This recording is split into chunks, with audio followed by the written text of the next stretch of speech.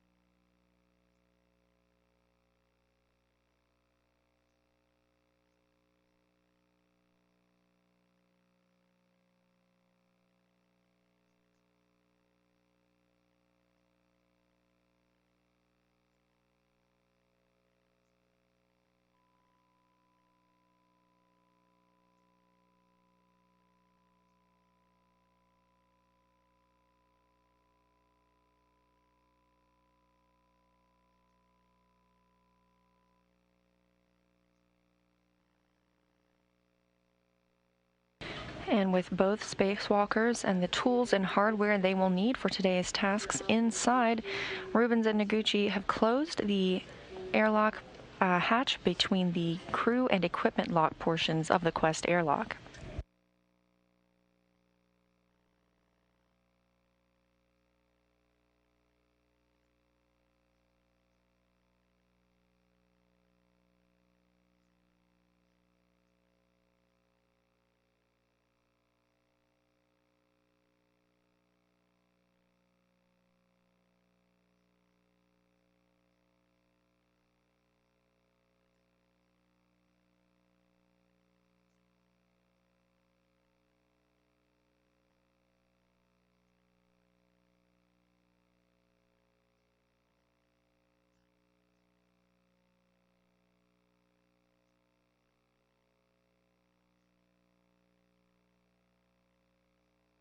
Houston Station, Space Ground 1 for the brief.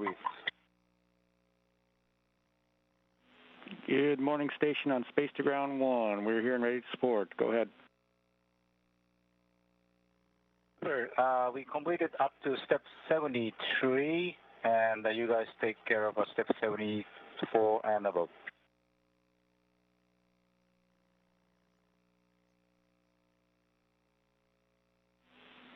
Station, we copy. You've completed 73, and we're in work for 74, 75, and 76, and stand by for hot mic for the EV crew.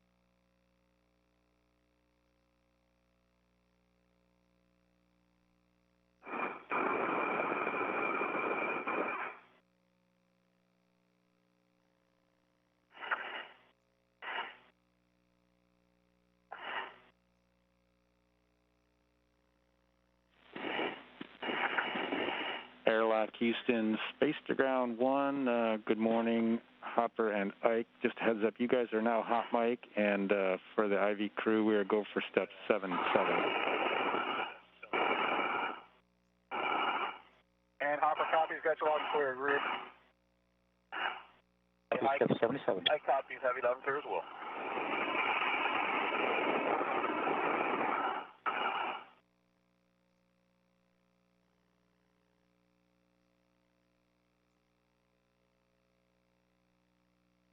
And Hopper, in UIA, check the depressed pump power OFF. Depressed pump power OFF.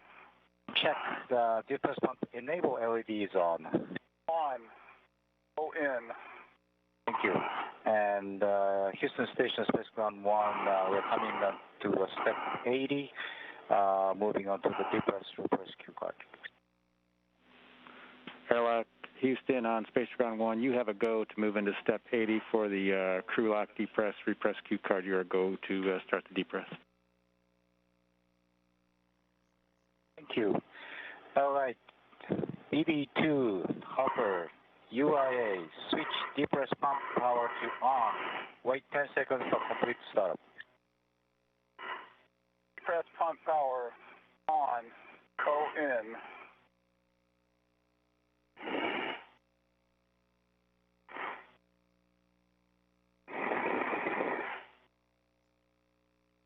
All right, step 2, EV2, depress pump manual ISO to open. EV, expect alert go. Open.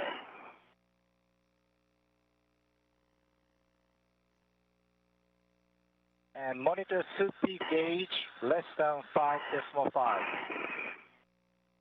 EV1. EV2.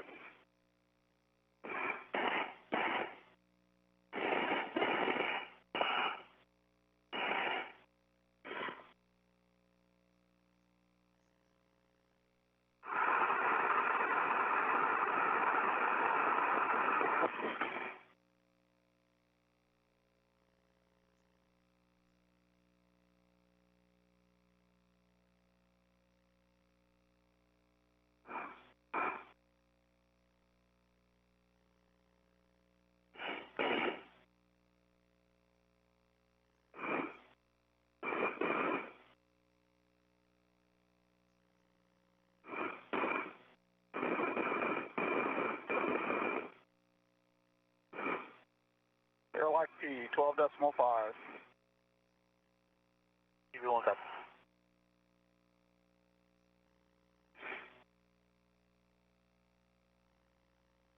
And Ike,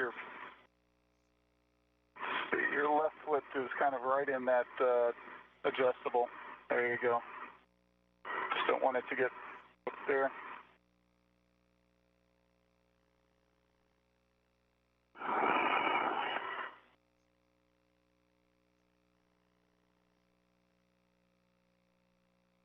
Is that your leg? Yeah. Can you move them to, is it possible to move right? Or are you all the way up against the wall? I'm pretty much up against the wall, but I can come forward. Okay, it's cool. I feel like this.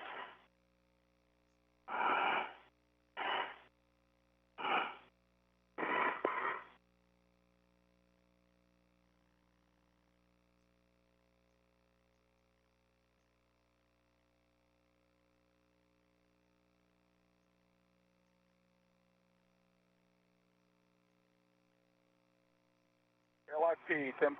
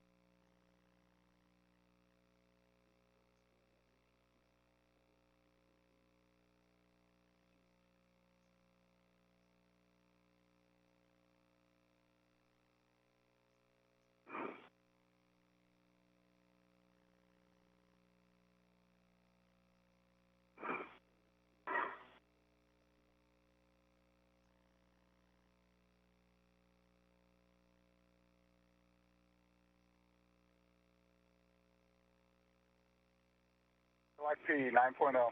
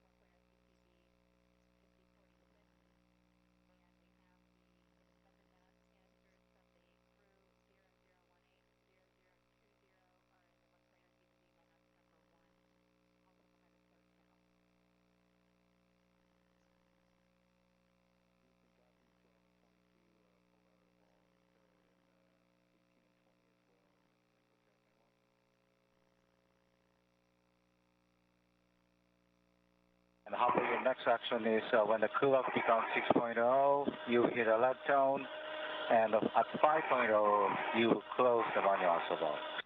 Copy. B2 copies, Hopper copies. Depressurization continues of the crew lock portion of the Quest airlock with Michael Hopkins and Victor Glover inside.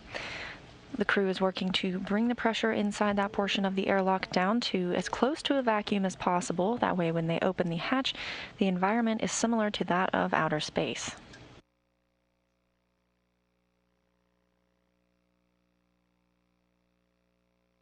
Another quick satellite handover of the tracking data and relay satellite systems, and this view in Mission Control Houston.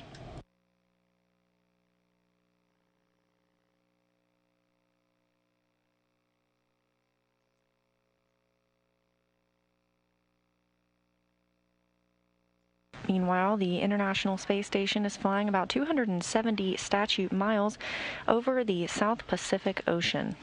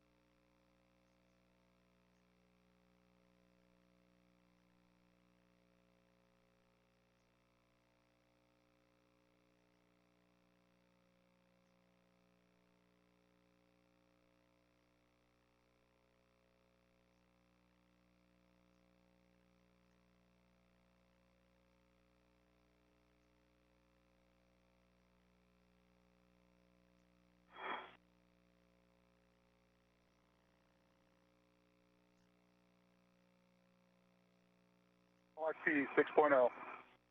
Copy 6.0.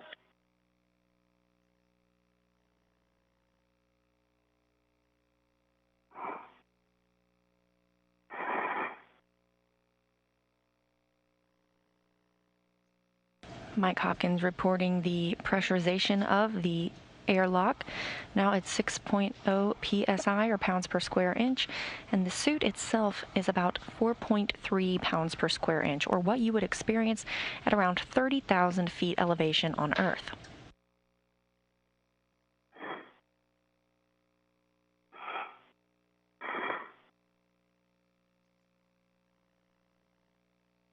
The atmospheric pressure we're used to on Earth is about 14.7 psi. That would be at sea level, and that's similar to the International Space Station. So the inside of the suit's pressure is much lower, and that allows for more flexibility. Copy 5.4. You will close the man ISO at 5.0. You too.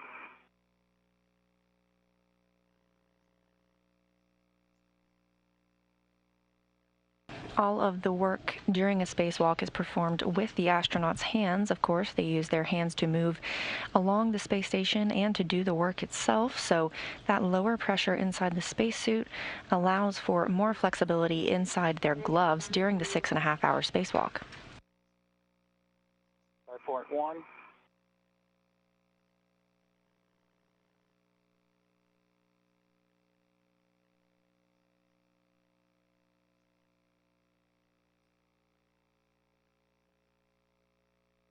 5.0, manual isolation valve is closed. Copy. EV1, EV2, display to status until leak check question mark displayed. EV1, 2. Okay, switch display to yes, hold for 2 seconds, follow displayed instructions. EV1, 2.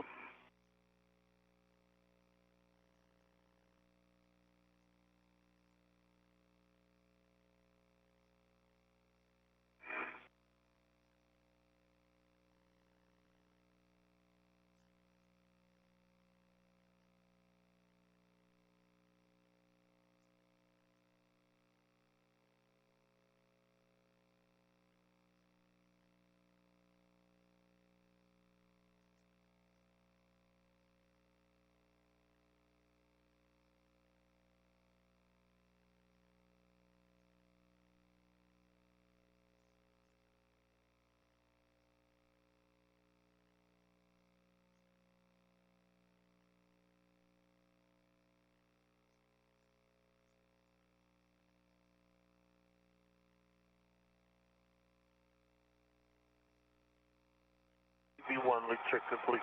EV2. Great. EV1, EV2, check O2 act EVA. In order.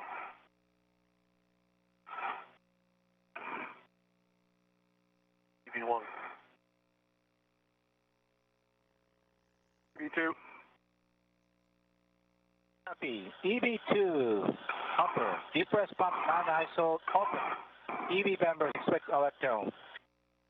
Okay, depress pump manual isolation valve is open.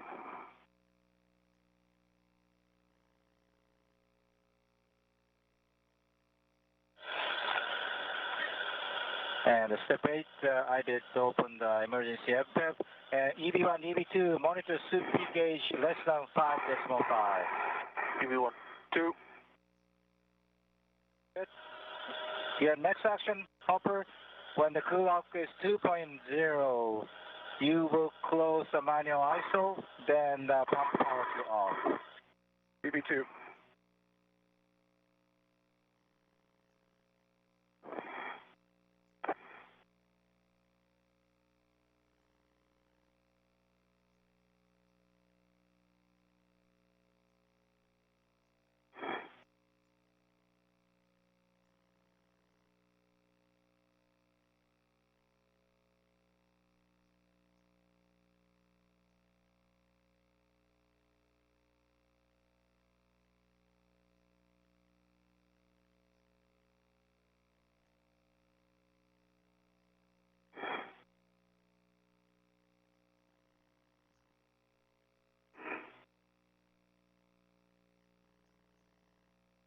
Some quick backflips from Japanese Exploration Aerospace Agency astronaut Soichi Noguchi, who is no stranger to being in space. He is actually one of only 3 people to have ever flown in 3 different spacecraft. That includes the Space Shuttle, the Soyuz, and most recently, SpaceX's Crew Dragon.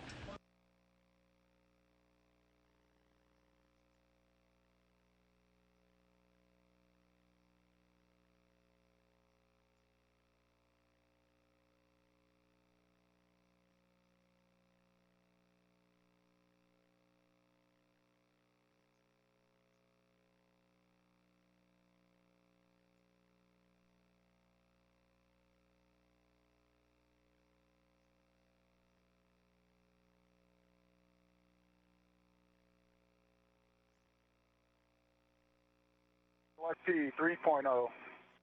Copy 3.0.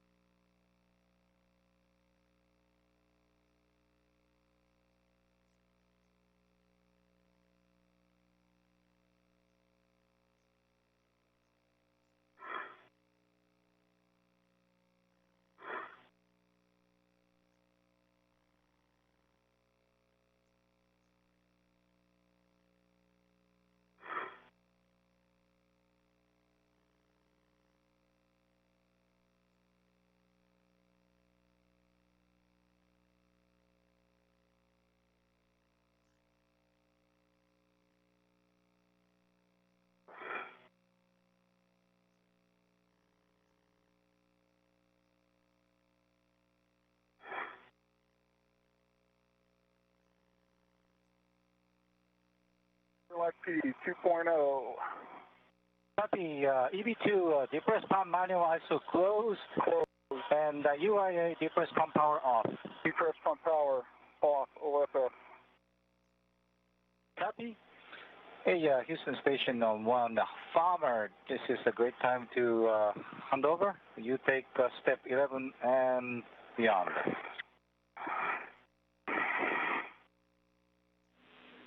And Houston, copy station. Got you loud and clear. Hopper and Ike, how do you read me?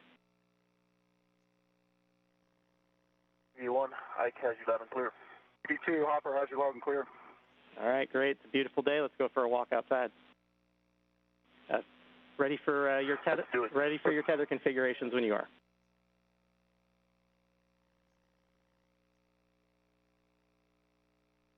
All right.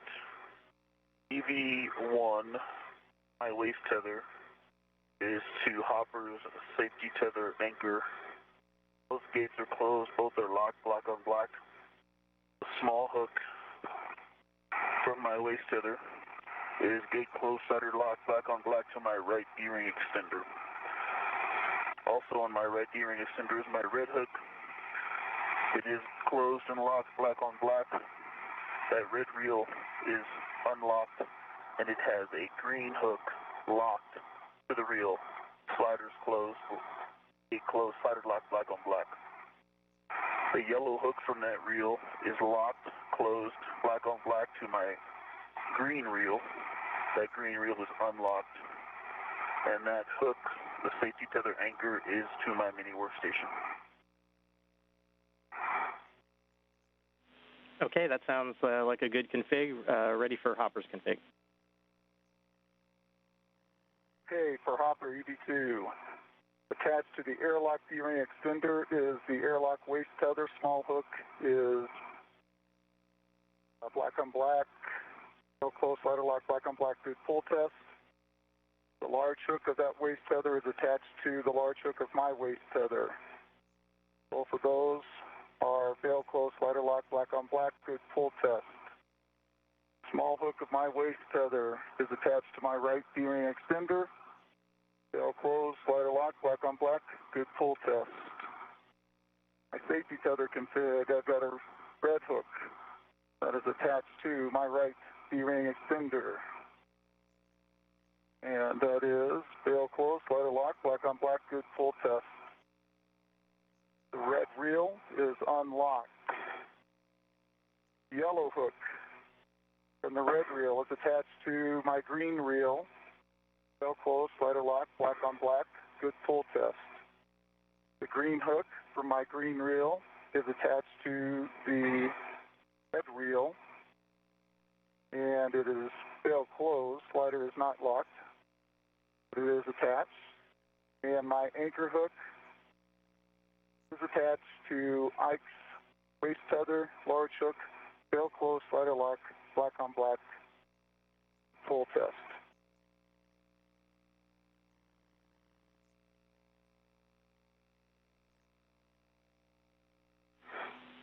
Okay, copy that. That's a good tether config. On your DCMs, when the DPDT is approximately 0, you guys can expect an alert tone. And then when the EV hatch is less than 0.5 psi, you can open the hatch. Happy Farmer currently shows 1.5. Roger that. And I got one more for you, Farmer. I've got a ret from my BRT to crew lock bag 2. And we copy. NASA astronauts Michael Hopkins and Victor Glover reporting their tether configurations as they are now inside the crew lock portion of the Quest airlock, continuing depressurization. And they were reporting down here to Houston and Mission Control. And astronaut Bob Hines, you may hear him referred to as Farmer, that is his call sign, and you may hear him referred to the astronauts as Hopper, that's Mike Hopkins, and Ike, or Victor Glover.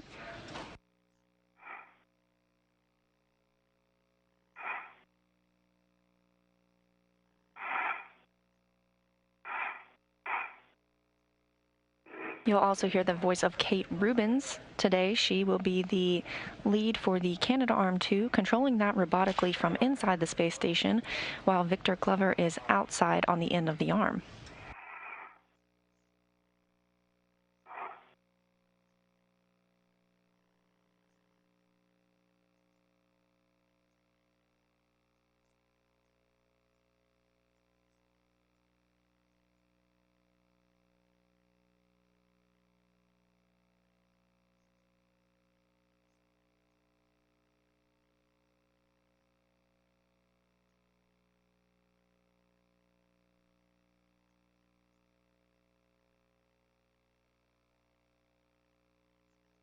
And Farmer from Hopper, I also have my BRT ret is to crew lock bag 1, and the small hook from that large small is to the D-ring extender as well. Okay, copy that. Good config.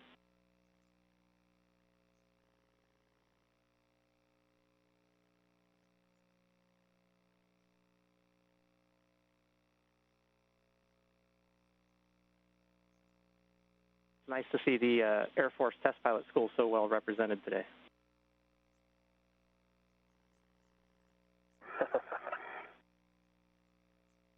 Nicely said. Fly Navy. Semper Supra.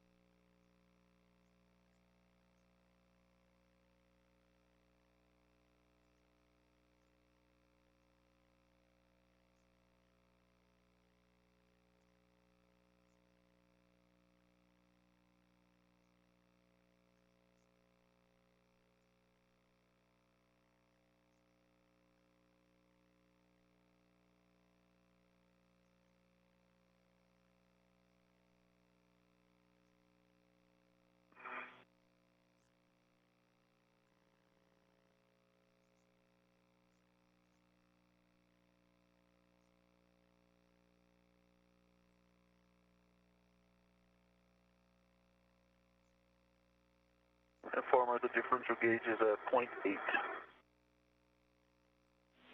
Copy that, Jack.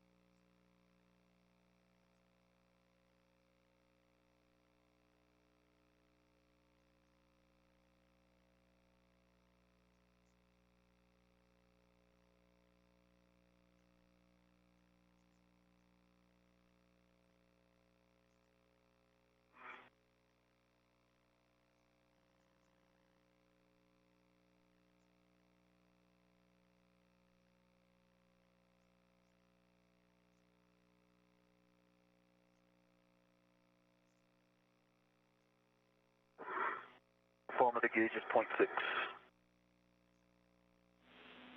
Copy that. Depressurization continues in the airlock ahead of today's spacewalk, and the International Space Station is now flying 260 miles off the east coast of Brazil.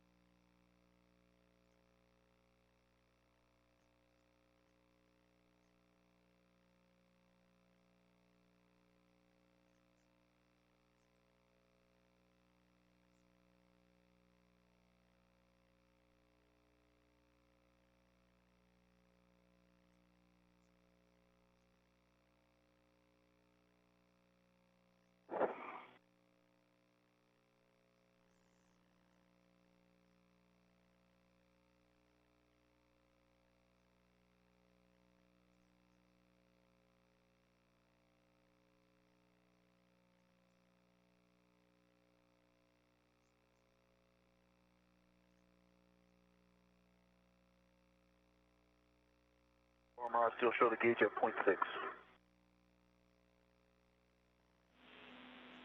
Copy that. We're showing a slow decrease. Okay.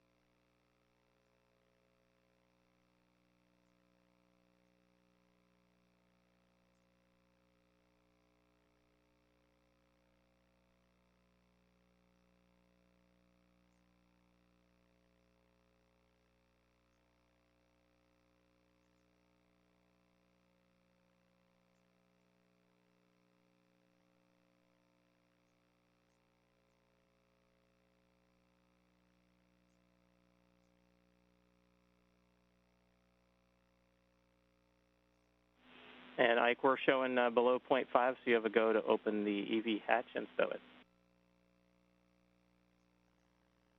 Okay, I copies and work. Need to come a little bit towards you, Hopper. Okay. Victor Glover has received the go to open the hatch to the outside of the International Space Station. However, the spacewalk won't officially begin until the spacesuits are turned onto internal battery power.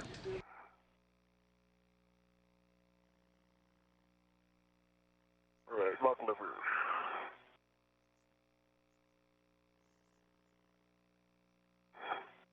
Locked. Clockwise to the latch.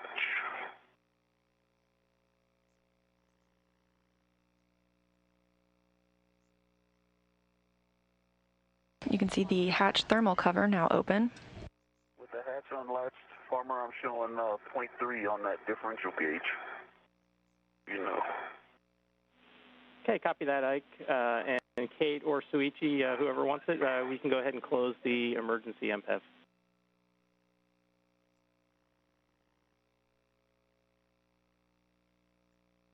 Farmer, MPEF is closed. Emergency MPEF is closed. Copy that, thanks. Ike and Hopper, both of you switch power to battery and stagger your switch throws. Expect a warning tone. Okay, I'm still opening the hatch.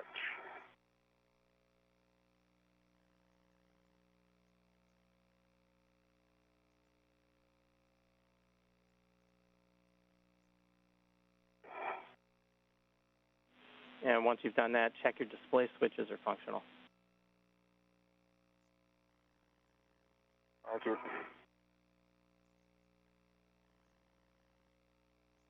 Okay, hatch is open.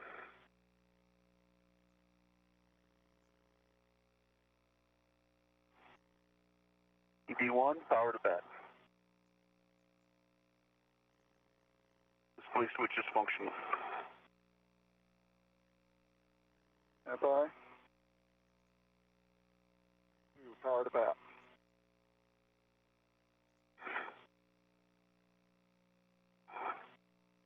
switch is functional. Copy that. Hopper on the UIA, switch power for both EV1 and EV2 to off and verify all 4 LEDs are off.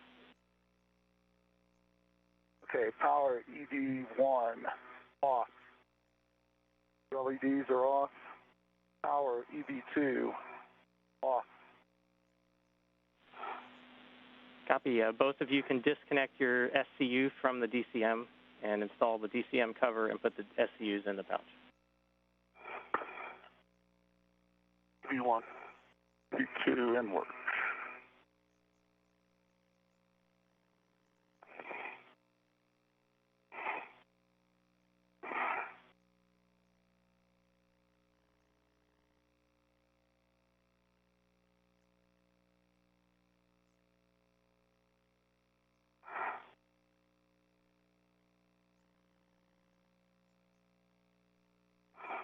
V1 SCU in the pouch. V2 SCUs in the pouch. Copy that. Hopper, check the depress pump man ISO valve is closed. Closed. Put your temperature control valves to max hot. In work. In work.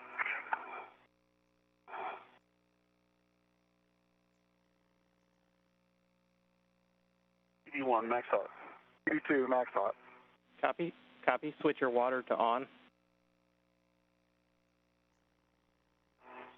V1 water on. EV2 water on. Check your DCM's blank and the bite is off. V1 blank bite off. EV2 blank bite off.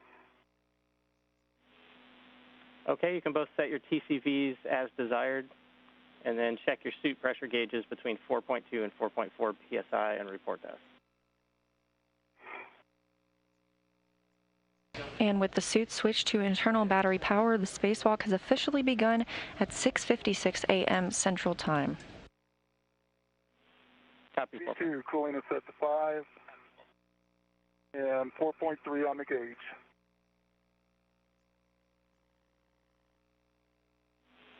Okay, copy the pressures. That all sounds good. You guys are in a day pass. I'm sure, Ike, you can see it. So visors as desired.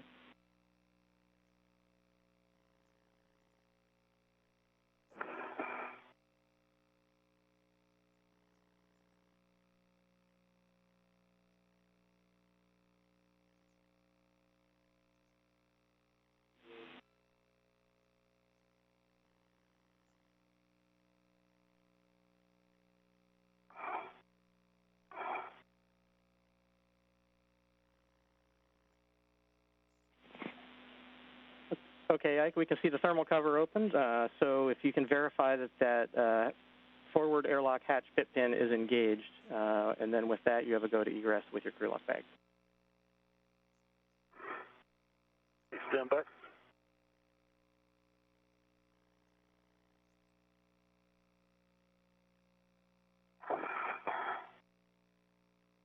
As the astronauts prepare to egress and start today's tasks, the International Space Station is flying 261 statute miles over the border between Morocco and Algeria. Okay, they're on the forward hinge. There's a forward and an aft, and the forward and aft pins are both engaged. Copy that. Good words, and you have a go to egress. V1.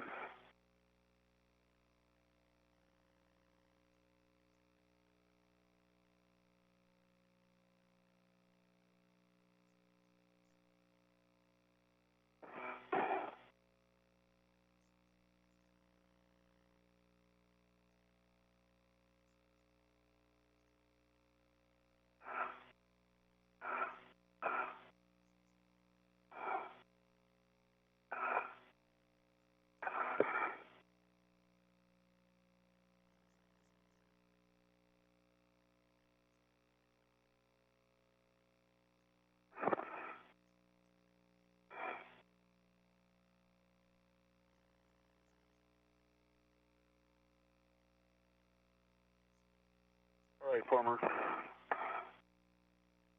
Ike, face each other.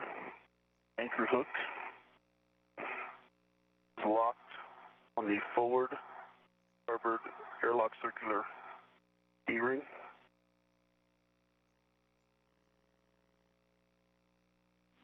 Copy that. You said gates closed and hook locked on that? Gate closed. It's locked black on black. A good full test. Copy. Good words. And then Hoppers is going over on handrail 554. Work.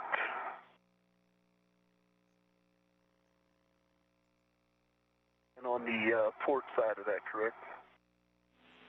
A-firm. Good words.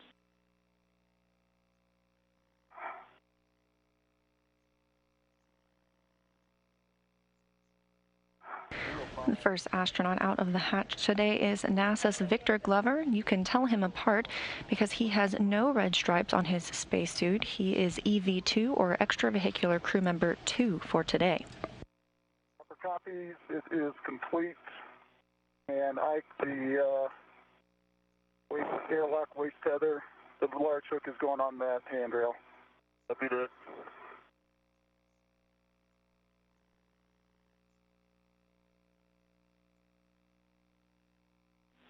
Yeah, and we copy all that. Sounds like a good tether config. And Hopper, when ready, you got to go to egress with your crew lock bag as well. Ike, you ready? I'm aft, and you have a go. Roger, coming out.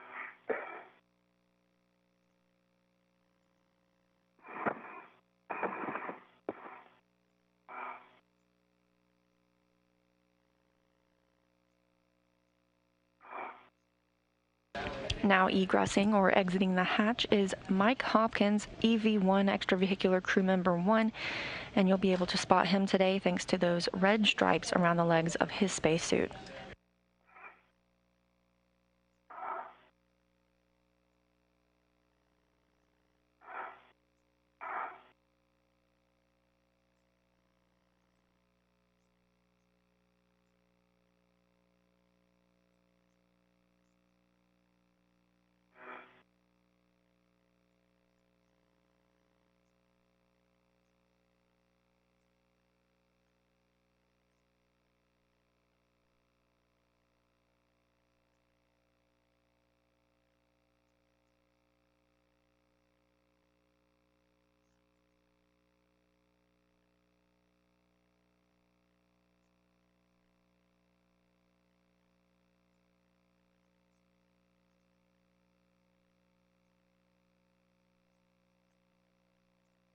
Okay. Is now going with EV1. And for 1, 2. 3 tabs are up.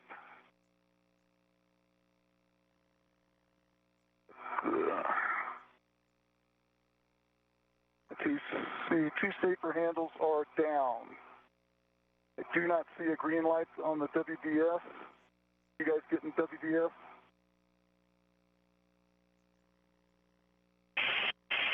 Yeah, negative. We are not getting WVS, so if you can double check that the button is on. Yeah, for both of us? Yeah, I'm a good green light, Hopper. Yep, okay. Okay, I have a good green light now. Roger that. Okay, I'm looking at, and I see a green light.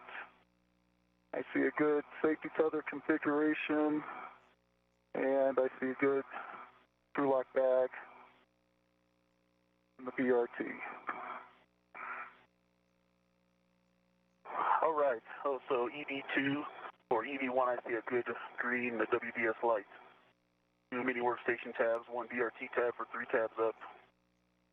See your left safer handle is down, your right safer handle is down, and your hand control module door is closed. Your safety tether config from the anchor all the way to your load alleviating strap looks good. Got 2 reels unlocked. Okay. Good crew lock bag on your BRT. MRI show us in a good config. Yeah, it sounds like a good config down here. If we can get a baseline glove and hap check from both of you. DB1, app is dry.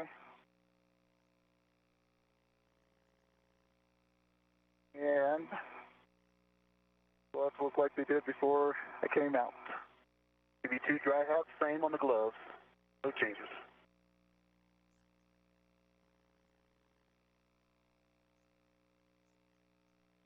You heard the astronauts discussing their WVS, that stands for Wireless Video System. Today we should expect to see some views from the astronauts' helmets themselves. Those are their helmet cameras. Fair lead as you go. Mike Hopkins is wearing helmet camera number 18, and Victor Glover is wearing helmet camera number 20.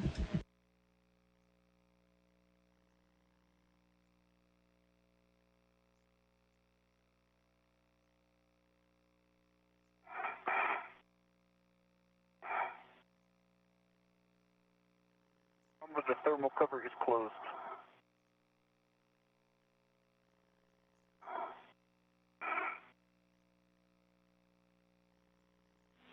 And one more reminder for both of you, when you get up to phase 1, avoid contact with the TUS cable.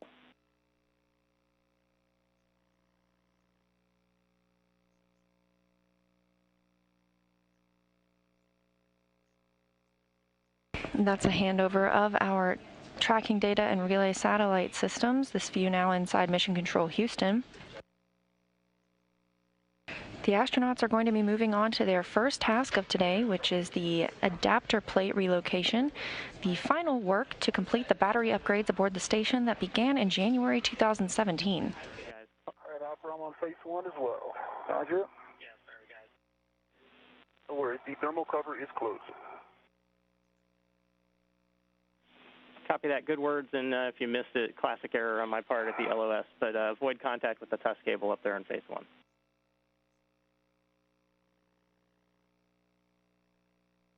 B1. B2.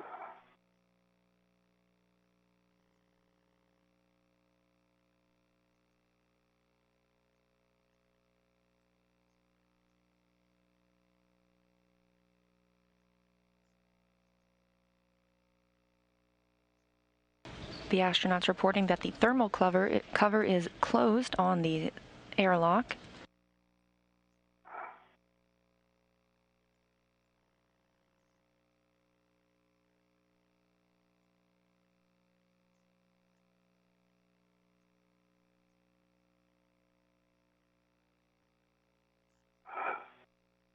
The hatch itself stays open after the astronauts egress in case they need to quickly re-enter the space station in event of emergency.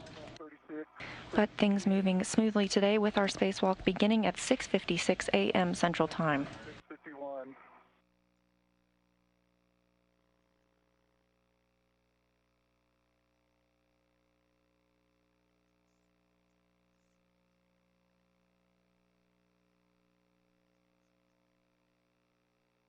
The astronauts will both revisit the airlock later today following their first task.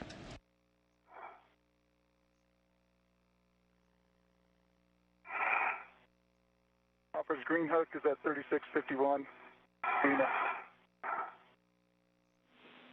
Okay, copy that.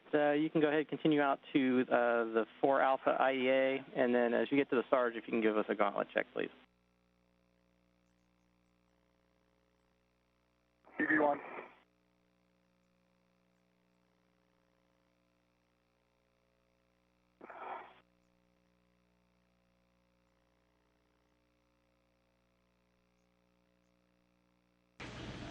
Astronauts now moving out to their first work site of the day, the 4A IEA, that's the Integrated Electronics Assembly, to begin adapter plate relocation.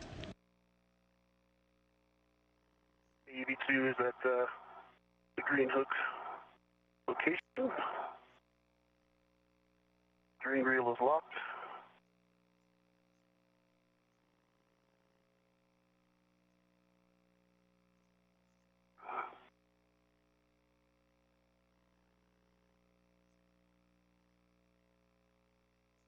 The number 18 in the bottom right-hand view of your screen denotes that this is helmet cam number 18 belonging to Michael Hopkins today.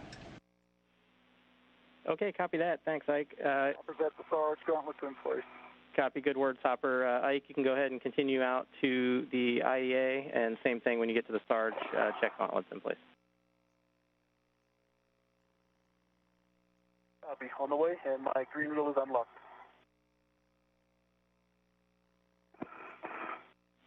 Copy the green reel, and reminder at the IEA, mostly applicable to Hopper since it's on your side, just avoid contact with the radiator out there.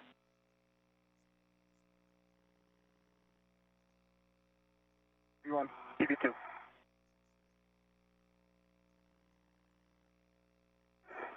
EV2's gauntlets are in place.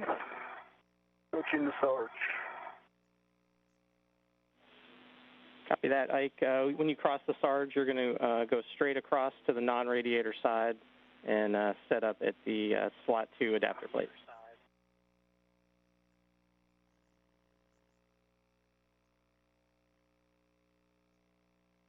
EV2. Hopper, you're going to head 5124, putting my...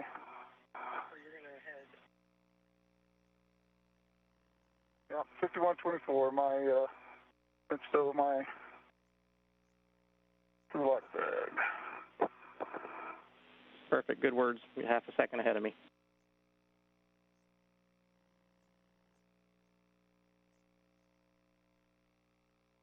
A good look at those batteries from the helmet camera of Mike Hopkins. As you heard, on their way out to this work site, they passed the Sarge. That's the solar array rotary joint.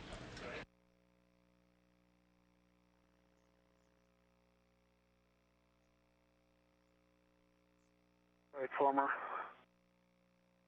Right next to the adapter plates.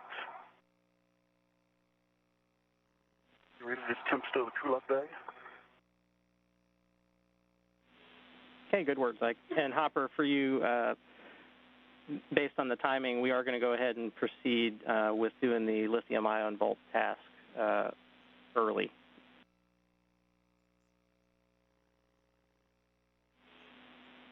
So, okay, copy. So your next step, Hopper, is to retrieve the square scoop and install it on the DCSU.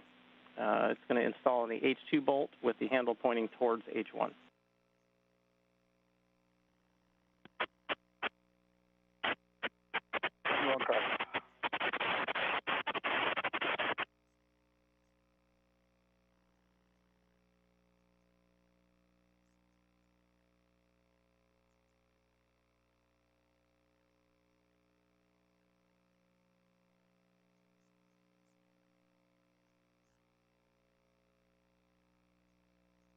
Mike Hopkins has received the go to install a scoop, which is a handling aid, on the lithium-ion battery.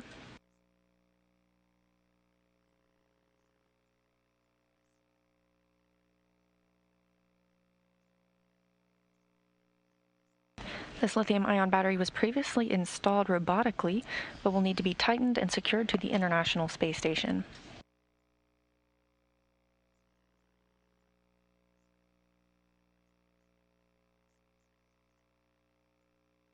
Farmer, the true lock bag is on the adapter plate. Okay, copy that. It's in 2 locations. Copy that. Then you can stow your PGT on the bagret. This should be the one that was on the door handle.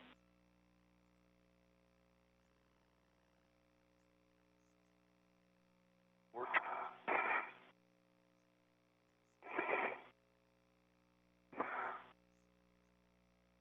You've now got 2 astronauts' eye views. On the left side, that's helmet camera number 18 and Mike Hopkins, and on the right side is helmet camera number 20, Victor Glover.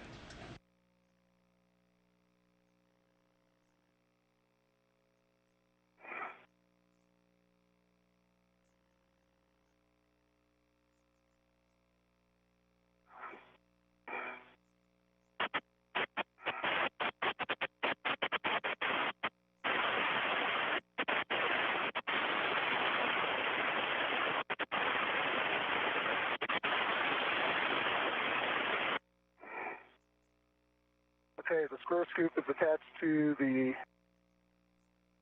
DCSU, and it's in the lock position. I'm removing my rat.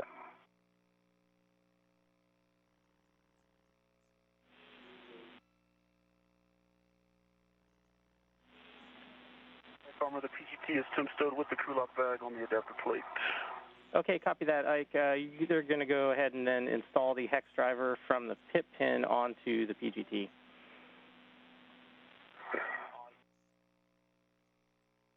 Work. And Hopper, copy the scoop installed. You can go ahead and translate over to the battery and get ready to drive that bolt.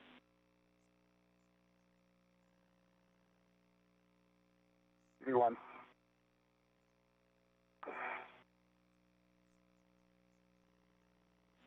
So Hopper, when we get over there, it'll be it's slot 5, and we're going to be driving H1 when you're ready for PGT settings.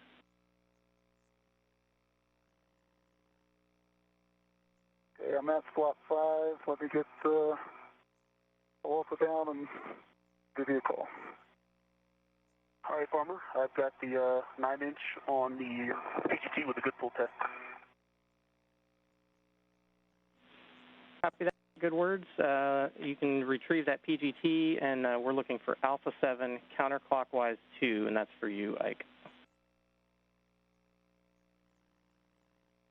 Happy.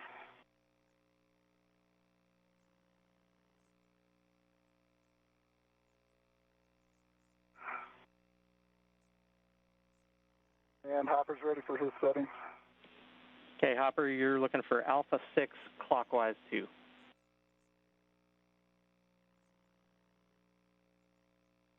Alpha 6, clockwise 2, copy.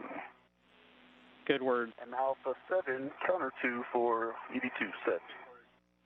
Okay, good words for both of you. Hopper, you're going to drive the H1 bolt to torque. Should be approximately 4 to 5.5 turns. EV1.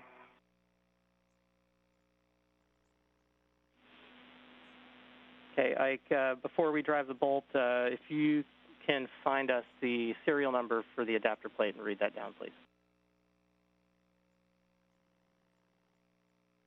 Work. Serial number 00.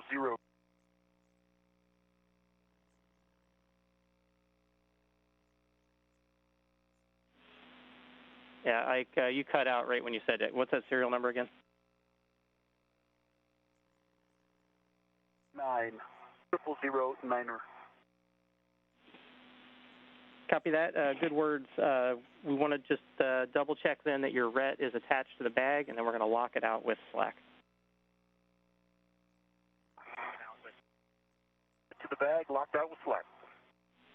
Okay, install the hex driver into the H1 bolt. Verify one line is visible and flush, and then we're going to fully release H1. It should be about 8 turns.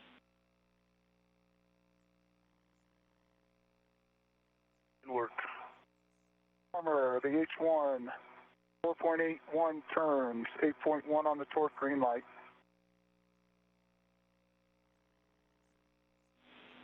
Okay, that's a good bolt, and verify the status indicator is locked. Hopper.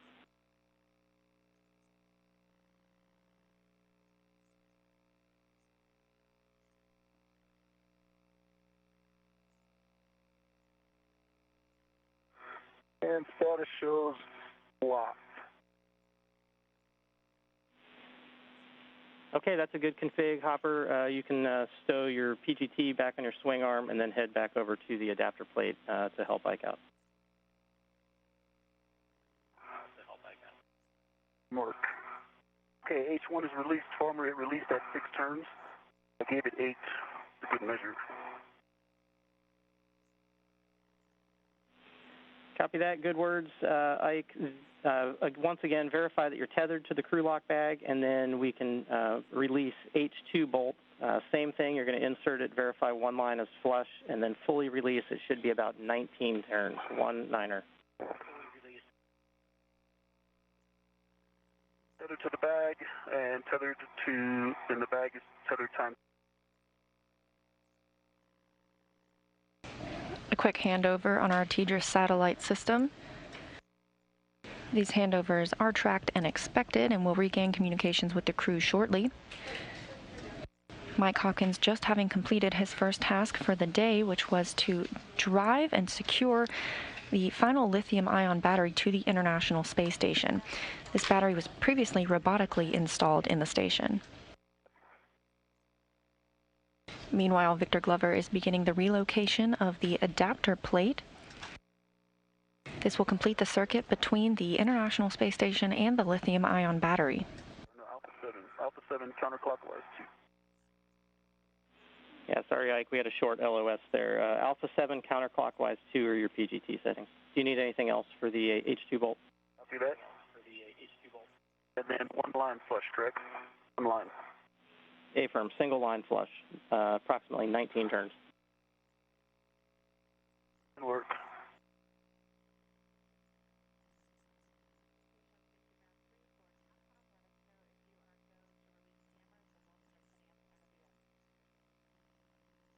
I'm on H2. Mike Hopkins and Victor Glover both using the PGT, or the pistol grip tool, that drill that allows them to install and remove bolts.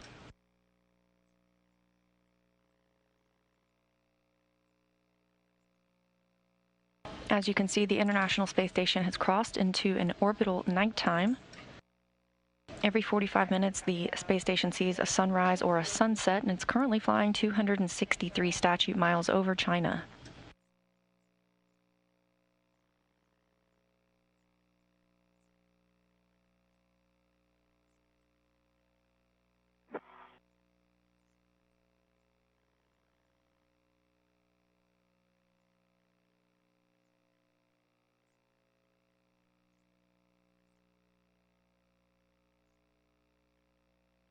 I don't think I was engaged.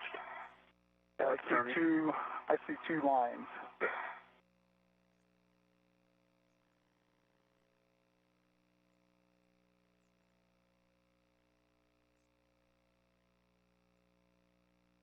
And it looks like it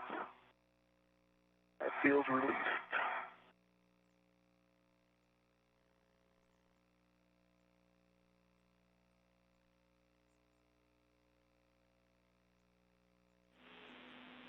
Yeah, and just to clarify for you guys, once the bolt is released, you will probably see two lines on the PGT. Yeah, I don't think.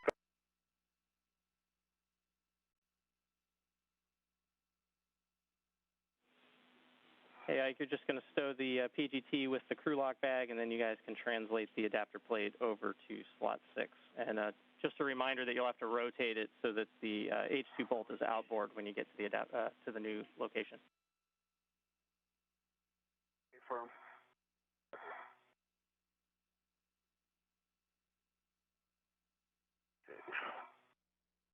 Get down a little bit, and then I can take it through my 13.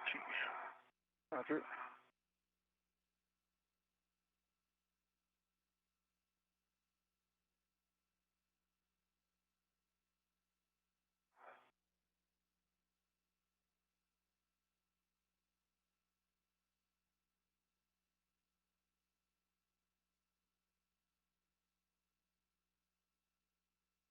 Ready to pull out? All right, ready? Ready. Not be released. Oh, there it is. You bet it is. Okay, I have control. Okay, you've got control. And if you can, let me spin it. Roger. You lower it back down to the IEA a little bit. Thank you.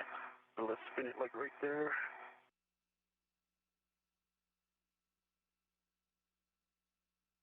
Okay, I've got it if you want to change hand position. You have control? I've got control. You want to do the full 180 now? Yeah. Okay. I need the handle. Roger.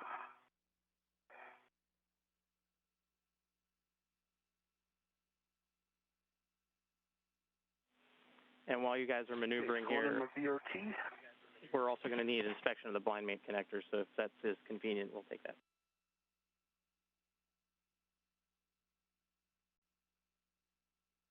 Not right now.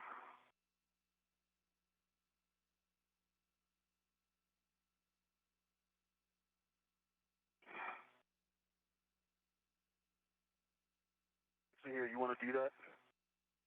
Yeah. Oh, they're on my side. No, the blind mate connectors are good, and there's a good EMI band. That's on my side. And I've got some down here too. On the structure side?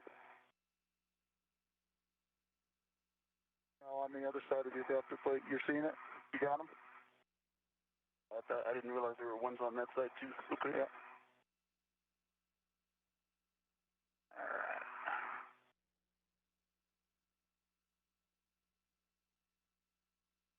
Do you have control?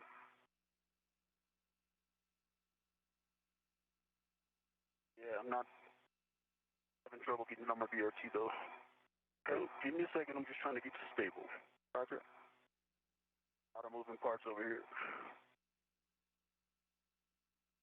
After releasing 2 bolts and removing the adapter plate from soft dock, Hopkins and Glover are now moving the adapter plate to slot 6. There they will each drive 1 bolt to install it.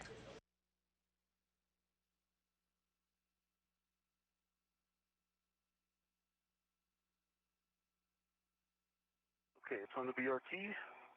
Okay. I'll meet you at the... And did you inspect the blind mates on your side? No, you got too high for me, so I'll get them when we get to the work site. Okay.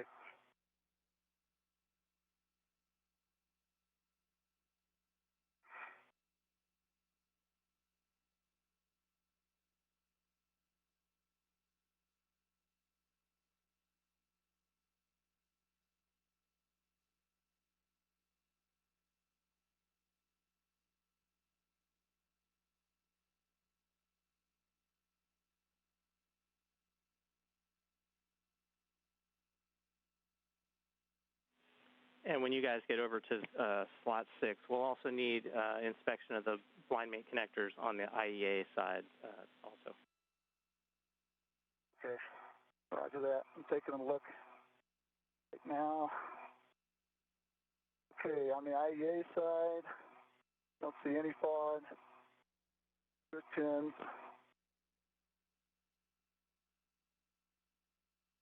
VMI band.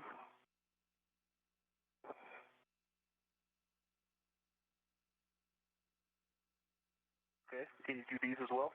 Yeah, stand by.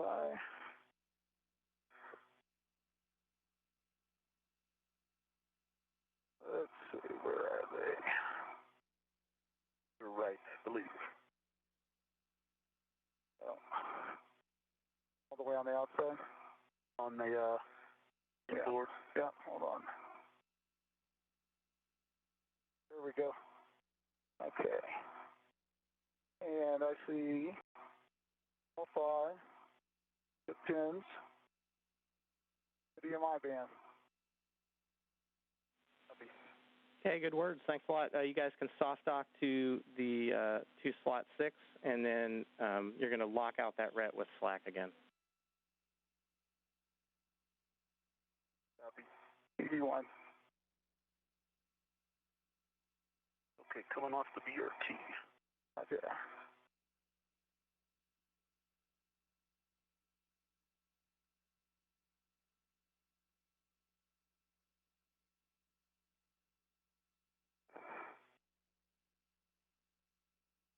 Can you hold it for a second? Yep, I have control. Got it.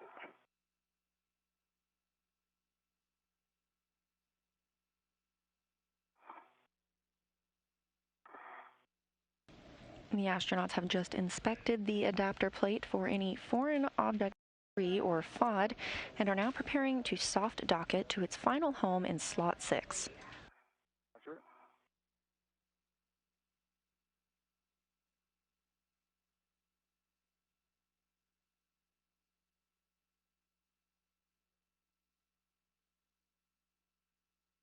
All right, that red is locked out. Okay.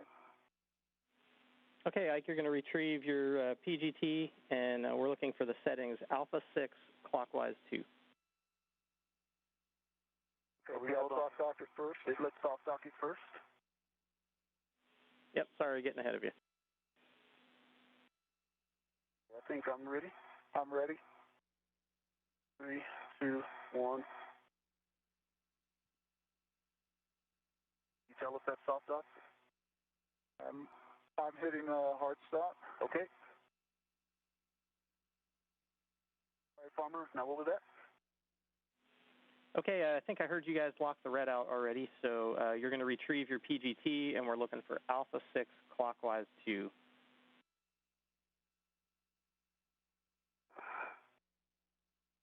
Copy.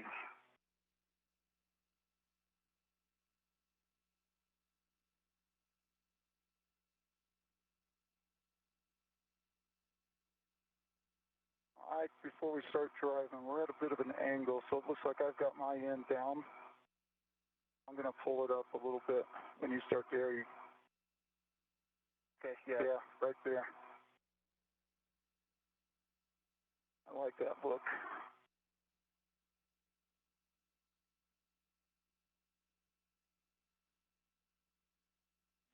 And just for awareness for you guys, we don't have either one of your WVS video right now, so we're in the blind. Alpha 6 clockwise 2 is set. Once I get it in, then we can make sure it's flush before I drive. Okay.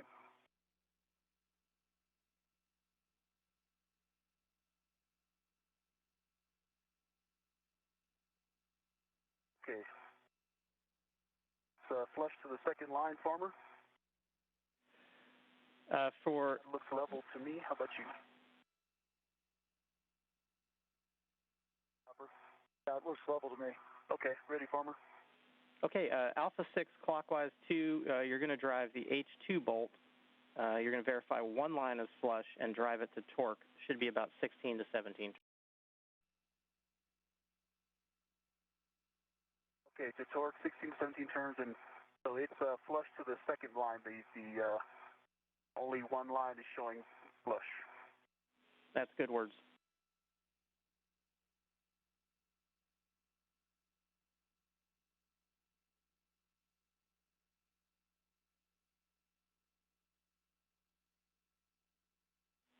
And I see movement.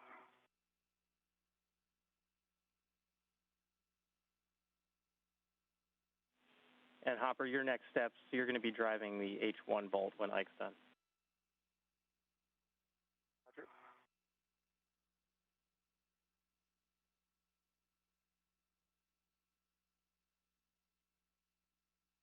To torque.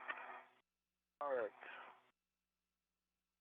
And that is to torque 16 turns. I mean, 8.7 pounds actual torque. So here, let me, bag is a little twisted. Ready for it? Ready.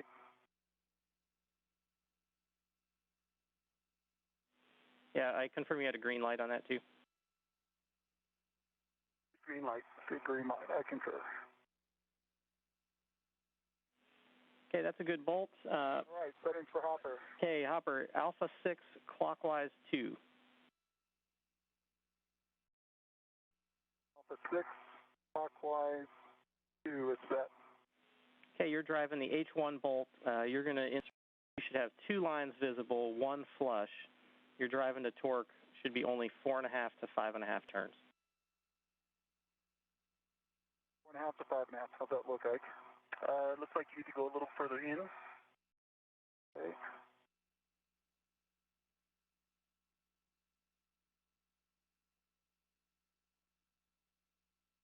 Interesting. There we go. A bit further in. Okay, you ready? Ready. Turning.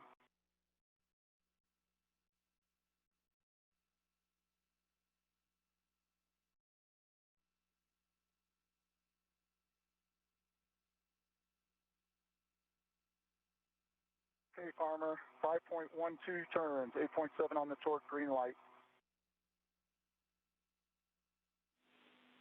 Okay, copy that. You can give the hex driver back to Ike. Ike, you can go ahead and remove the 9-inch socket and stow it on the crew lock bag tip pin. The tip pin, copy, it worked. And you can also unlock and release the ret off the adapter plate, or off the bag. Will do. With those two bolts driven, that completes the installation of the final adapter plate aboard the International Space Station. Hex drivers on the 6 pin with a good bolt test.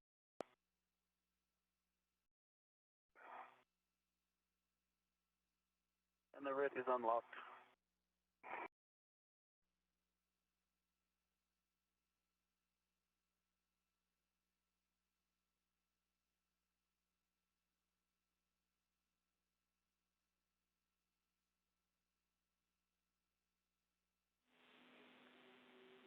And Ike, you can, once you're done with that, then put the T on your swing arm, and then we're going to retrieve the ratchet wrench out of crew lock bag number 2.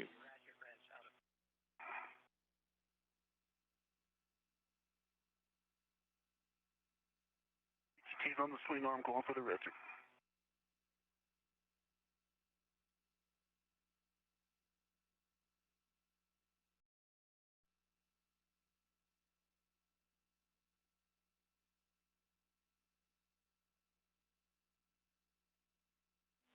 So big picture here, Ike, you're going to break torque on the DCSU, and then Hopper, you're going to hand him the your PGT, and he'll use that to drive the bolt. You want 2.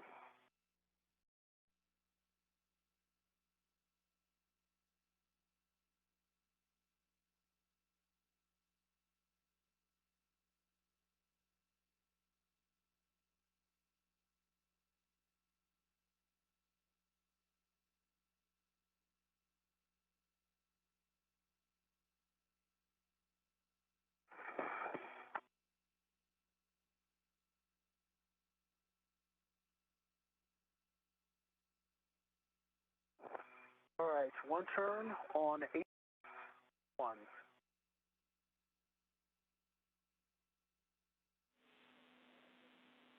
Copy that. Once the one turn's done, you can tend that back to the crew lock bag or hand it off, and then you're going to get the PGT from Hopper.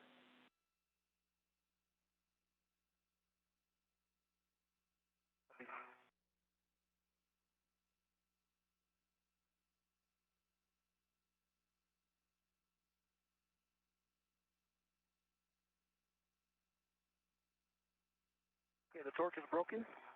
1.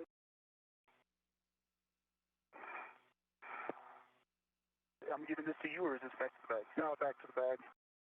Giving you my PGT. Okay.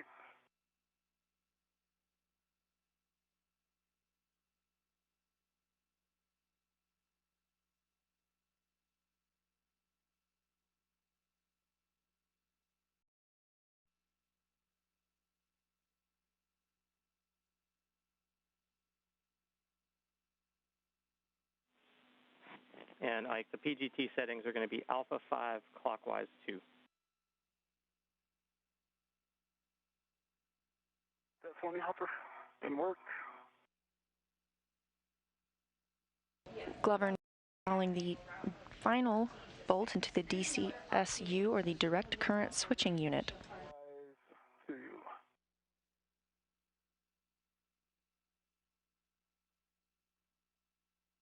Got it. That's it.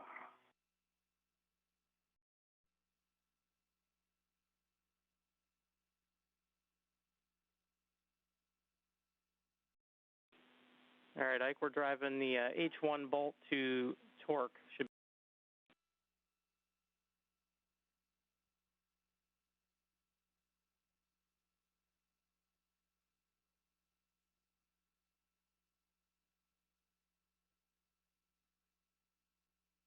I did not get a good green light. Got an error on.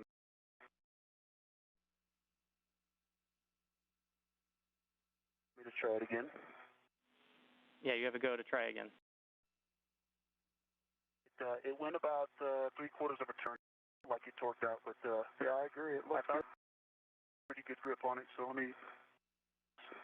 I had a. Looks good.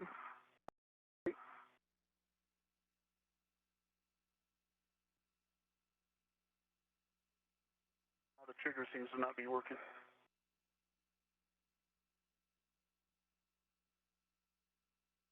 Collar error. Give that back to you. Working with one hand over here.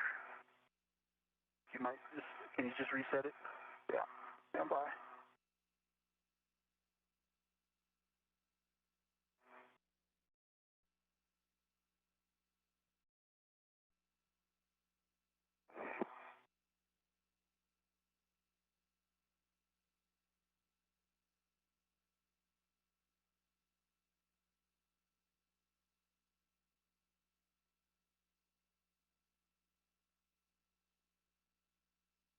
Okay.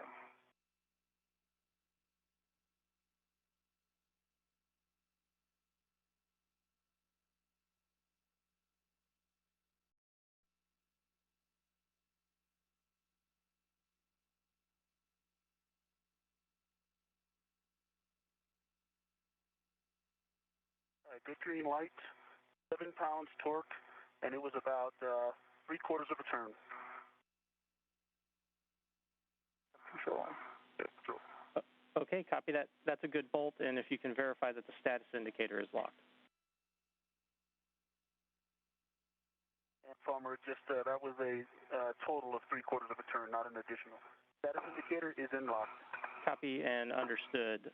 You can hand that PGT back to Hopper. Hopper, you can put it on your swing arm, and then we'll take a glove and a gauntlet check when able.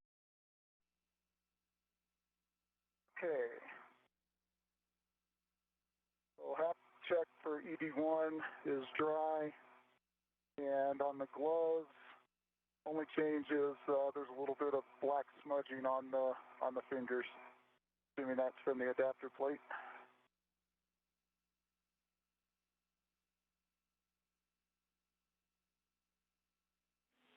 Copy that. E2 dry HAP. Black smudge is expected from the adapter plate. Smudging on the right hand and the left hand. Smudging on the right hand and the left hand. HAP. Okay, copy those words, and if both of you can check your gauntlets as well. You want gauntlets are in place. E2 gauntlets in place.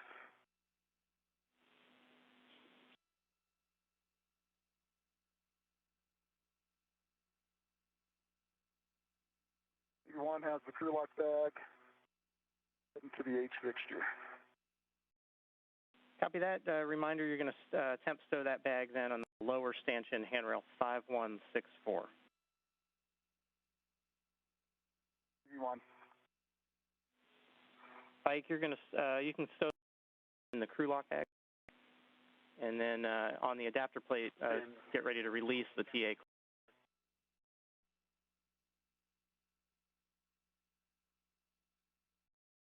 E2.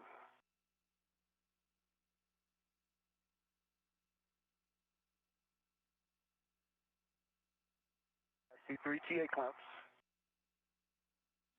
Copy, you got to go to release those and remove the cable, and then you can demate the NZGL connector P4.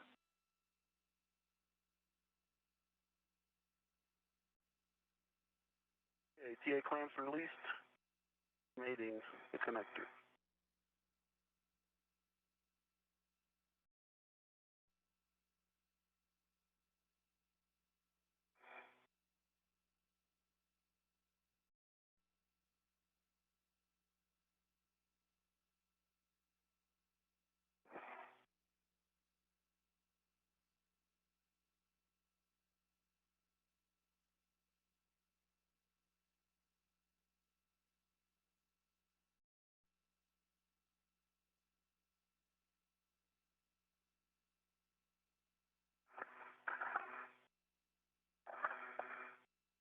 "50 minutes into today's spacewalk, and the astronauts are moving smoothly through tasks. Up next for NASA astronaut Victor Glover, whose helmet camera you're looking through right now, will be the demating and remating of some cables on the adapter plate that was just installed.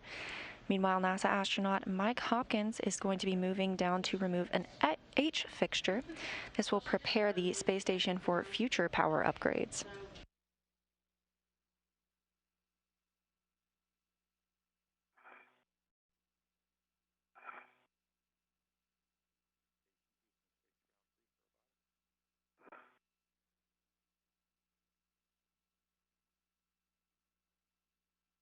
All Hi, Farmer. E4J4 is demated. Got a good EMI band. Odd. Copy, good words. You can close those TA clamps, and then you're going to ret to and remove the cap from the battery connector.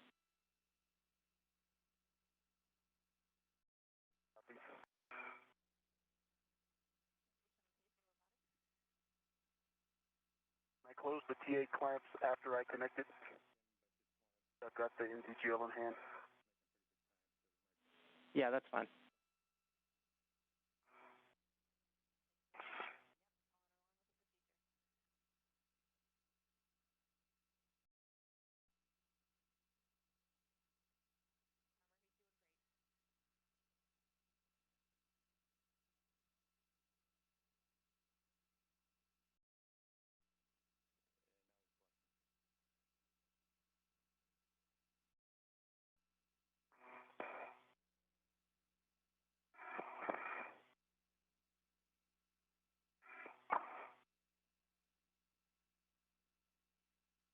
Okay, the cap is off to my mini workstation.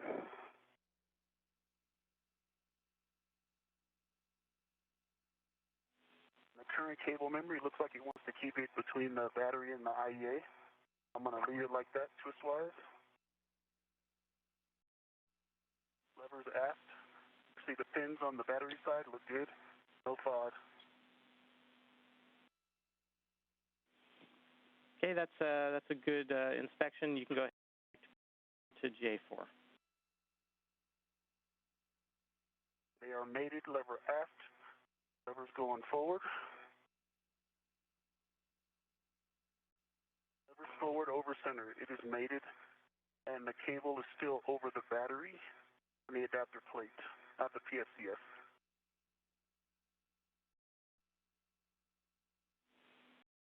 Copy. That sounds like a good config as long as the PFCS is clear. If you're good with it, we'll go ahead and perform a checkout on the battery.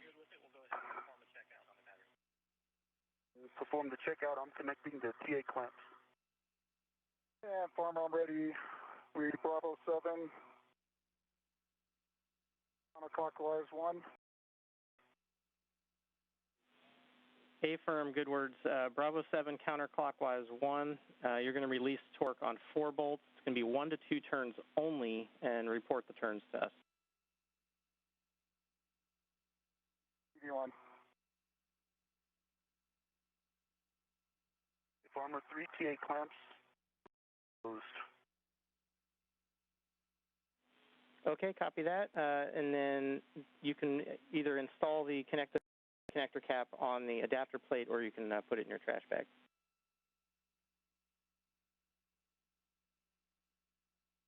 It is on the adapter plate. NASA astronaut. The scoop that's on the SU, you can put it back in the crew lock bag, and we'll get ready for a bag inventory when you're ready. Copy.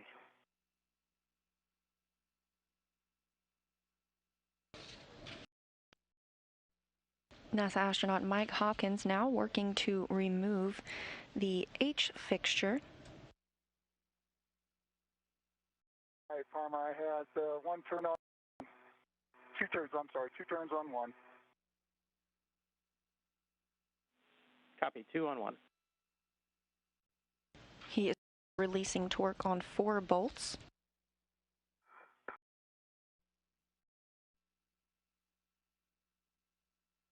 On 2.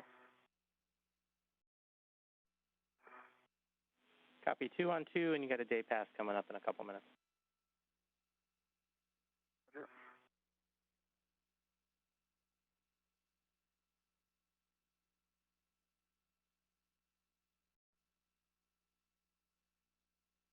On 3. 2 on 3, got it.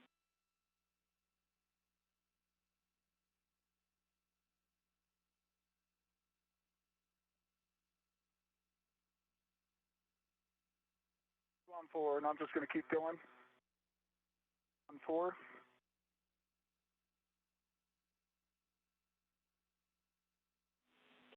2 on 4, and just confirm that we are redded to the H fixture before we continue any further.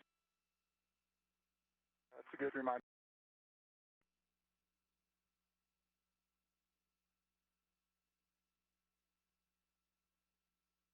Hopkins has broken torque on the 4 bolts on the H fixture, confirming that he is redded. He has his retractable equipment tether connected to the fixture before fully releasing those 4 bolts.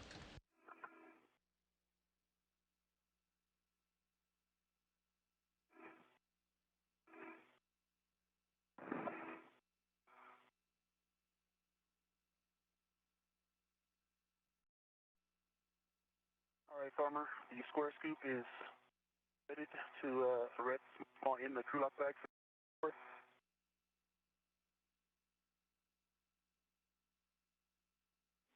Okay, copy, standby 1, Ike. Hopper, your next steps once you're redded, you're going to drive all 4 bolts 10 additional turns only, so make sure we stop at the expected turns. So 10 additional turns on each bolt, any order.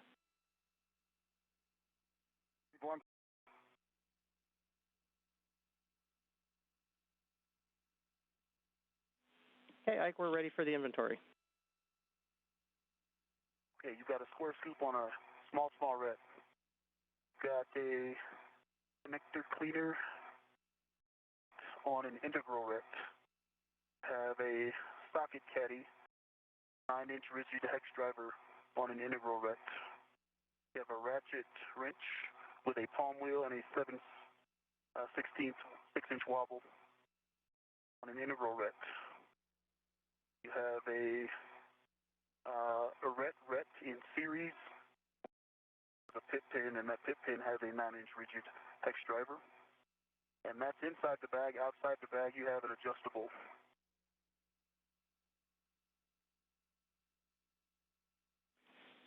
Okay, thanks, Ike. That's a good inventory. You can go ahead and button that up, put it on your BRT, and then check your tethers and tools, clear the work site.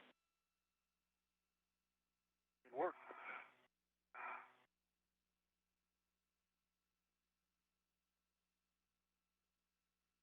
Victor Glover performing an inventory of his tool bag, having completed the adapter plate to the lithium-ion battery in slot 5. That completes the circuit for the 4A3 power channel. Can you say that one more time, Hopper, please? Yeah, bolt 1, 8 turns. Copy that.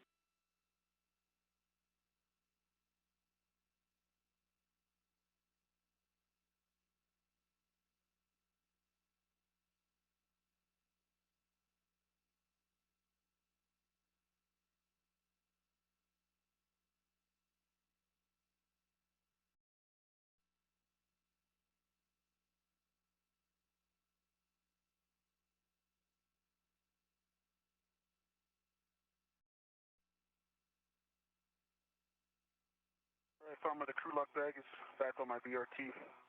A good red to it. Picking up my waist tether. I'm ready to get moving. The work site is green. Are you still not getting WBS?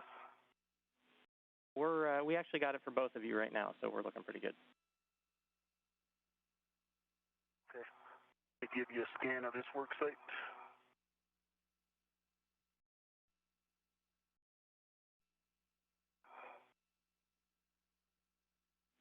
And we got a good the battery and the cable. We got a good checkout on the battery, so good install, guys. Nice job. Copy. You got a good visual. You see that? Yep, looks good from here.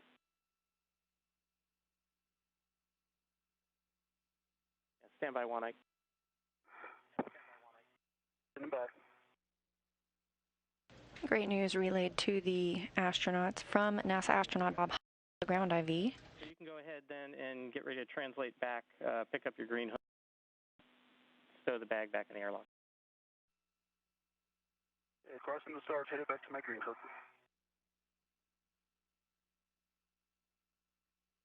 Now 1 hour into today's spacewalk, and we have confirmation that the final lithium-ion battery installed has a good configuration.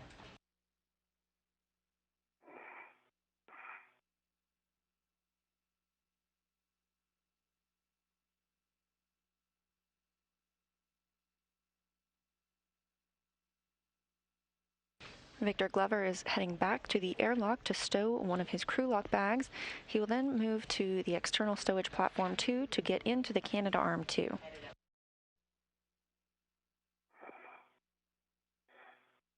Mike Hopkins continues working to release the H fixture.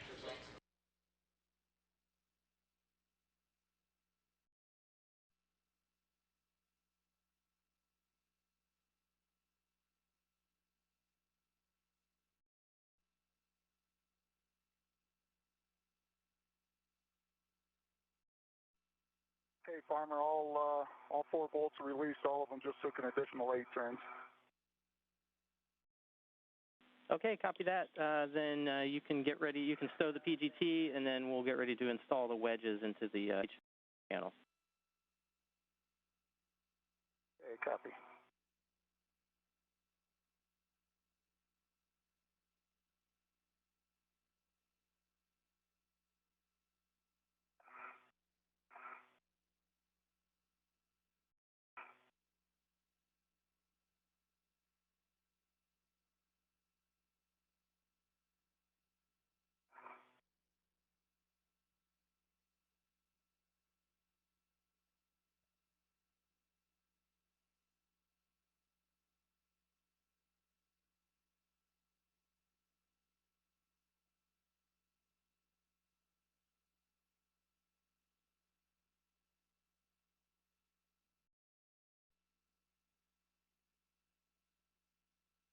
Farmer, I've got my green hook. This back to my rig reel.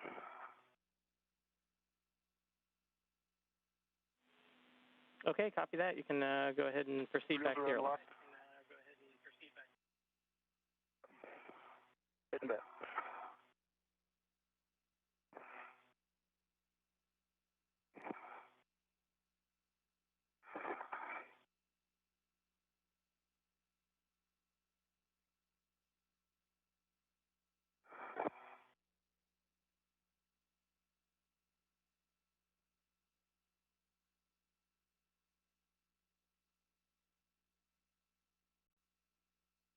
How's it going, Hopper?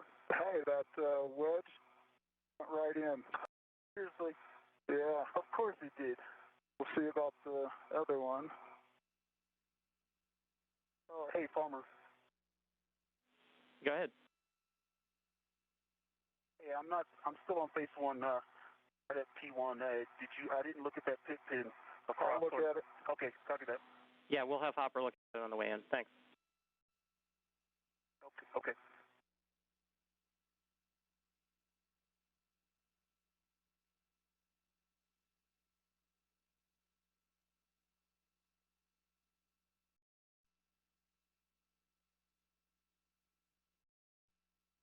Oh my gosh.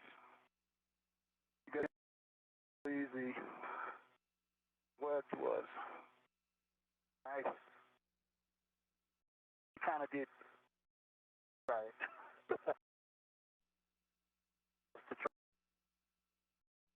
I'm surprised though.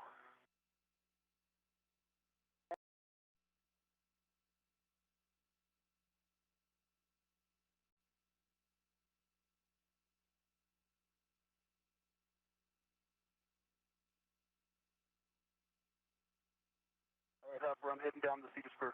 Roger.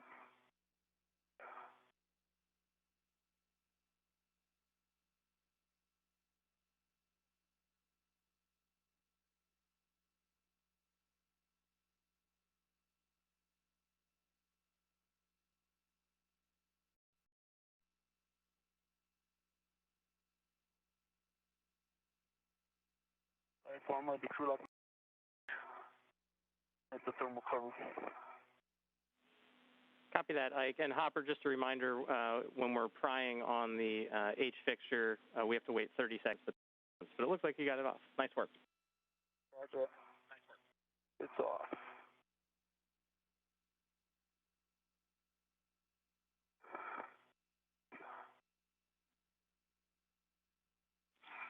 That's a great data point on the wedges. Your team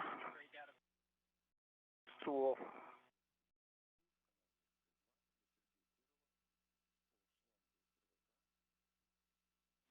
All right, Hopper, as you stow the H fixture, if you moved any of the ML on the BGA, make sure you reinstall that, and then take some imagery of the GSE pad when you're done.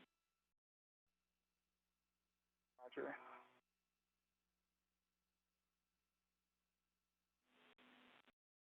You open the thermal cover. Copy that. You have a go. You're going to put crew lock bag 2 in the air, the CP13 bag. Copy the EHDC bag. Will do. Hey, Farmer, you need inventory here? A-Farm, we're ready. All right, I got a small ret with an adjustable. One end's got an H-fix, other combo wrench. Got an integral ret that's got the wedge assembly. Got a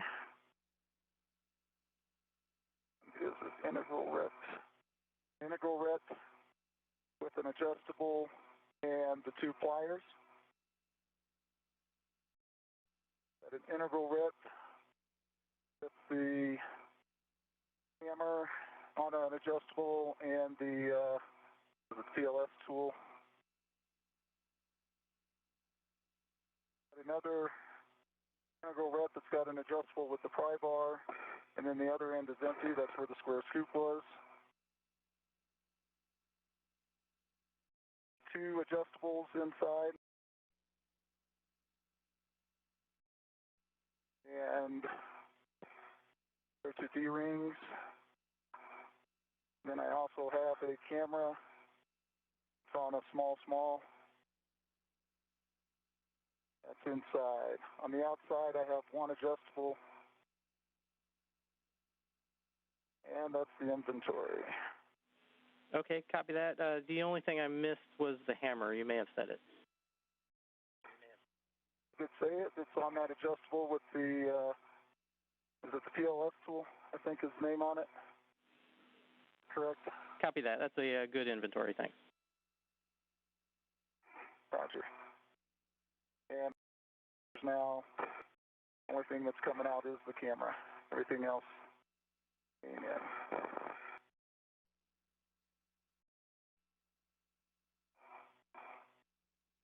That was NASA astronaut Mike Hopkins after having completed removal of the H fixture necessary for future power upgrades. He's taking some photos of the work site, and this camera view is that of the helmet of Victor Glover. As you can see, he's back at the airlock, stowing a crew lock bag and picking up the camera to be installed later on the Destiny module. Camera's going back in the bag.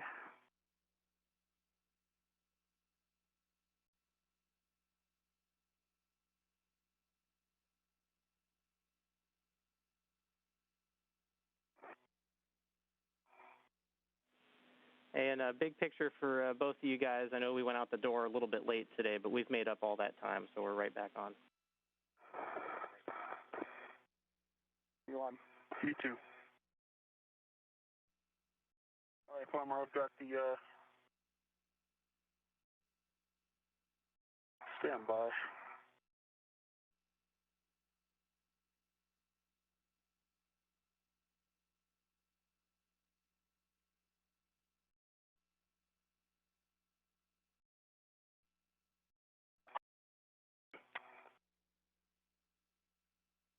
We have the wrong ORU bag.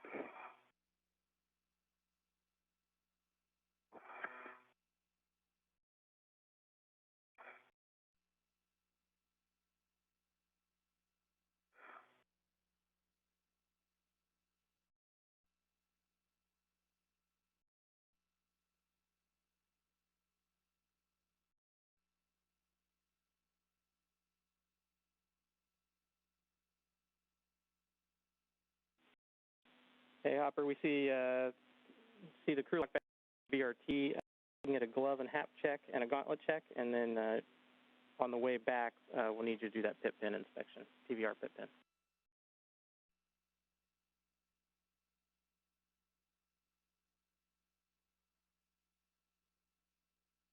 quick satellite handover coming as NASA astronaut Bob Hines, today's Grand IV, was relaying next steps to our astronauts. That's his task throughout the day.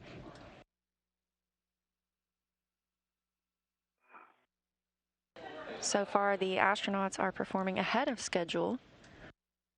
They have secured the final lithium-ion battery to the International Space Station and installed a final adapter plate, completing the battery upgrades that began in January 2017.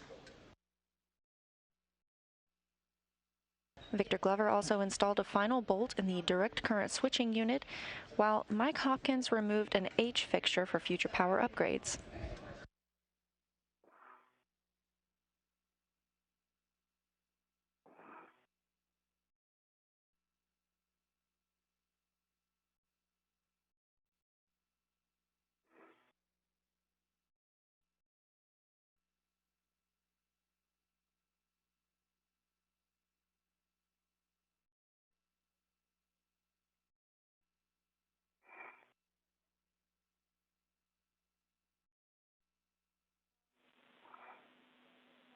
Hey guys, we're back with you. Hopper didn't get a chance to pass it to you before the we're looking for that PVR pit pin inspection on the way back. We'll get it to you.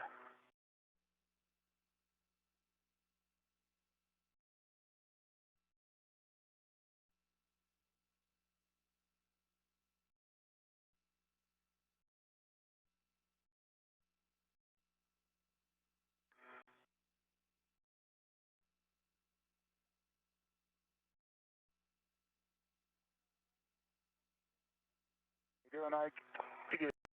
I've got my RU bag.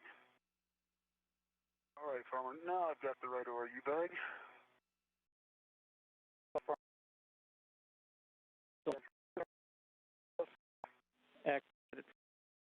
But looks good to us. You can go ahead and head back to the airlock and pick up your green hook on the way. Roger.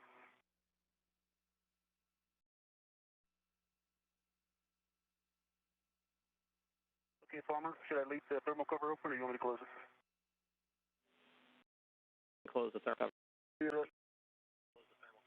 Go ahead and work.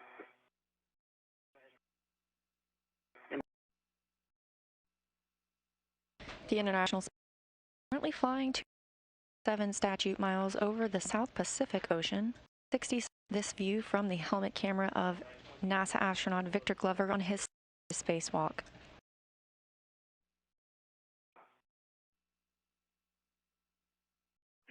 Glover is now going to be moving out to the Canada will ingress or in PFR. That's where he's articulating portable foot restraint.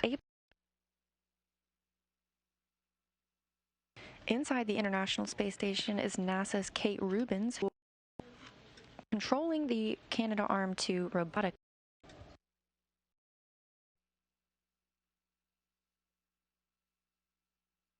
My hand control module.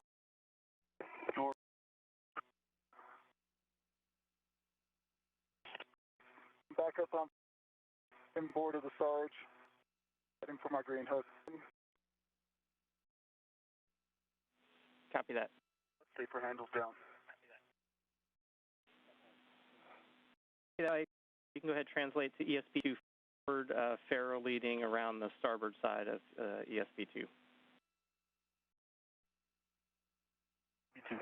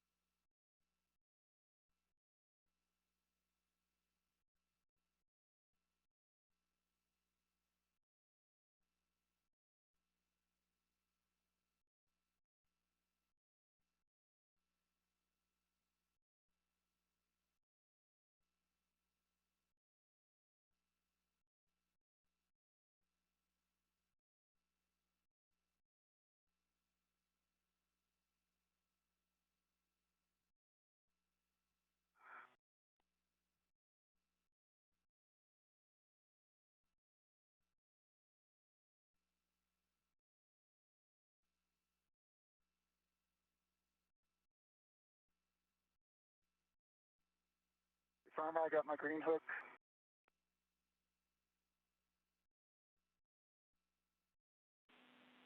Copy that.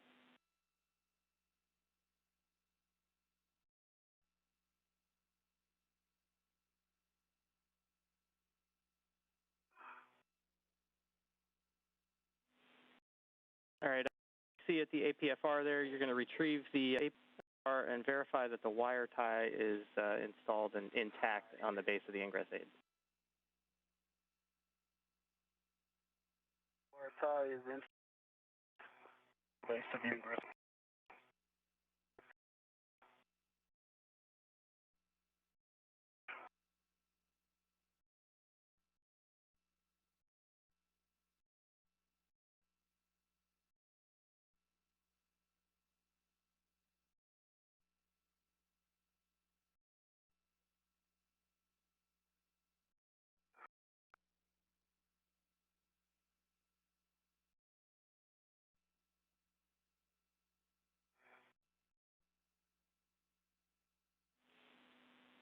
All right, Ike, once you've got this into the APFR, arm on the ingress.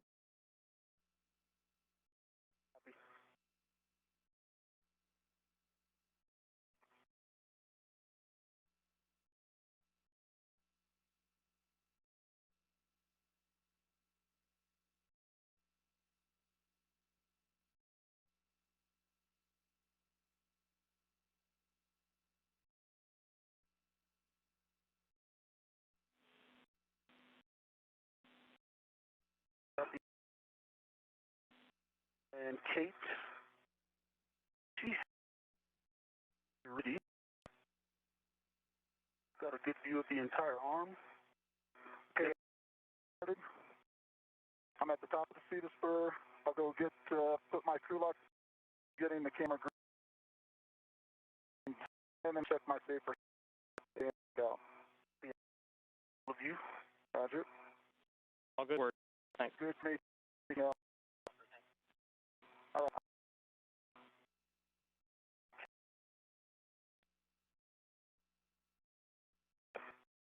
Go to me. Had a good. Great to hear you. You guys are doing great. We copy. You are go for DA to publish APFR installation. Copy. Go for.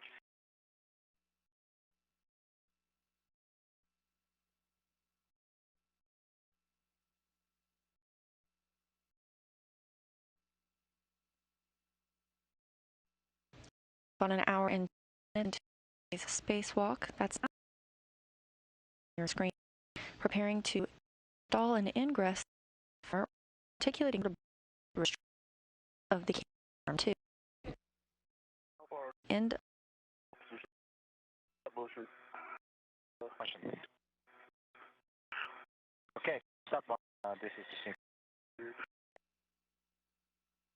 Brakes on. Go for the apron and the egress.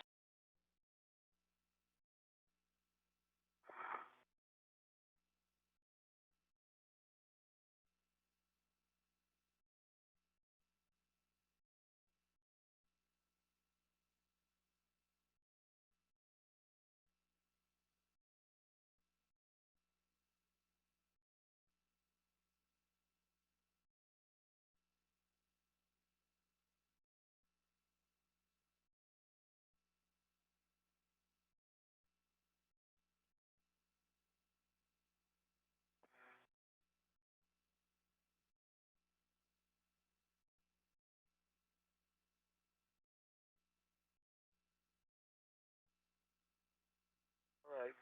Installed.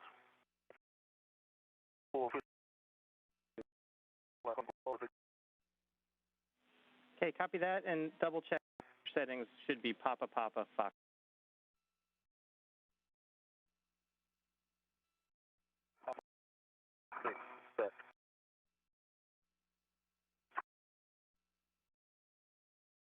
Okay. Tether swap up if you want me to walk you through that. I've got it. And that didn't work now.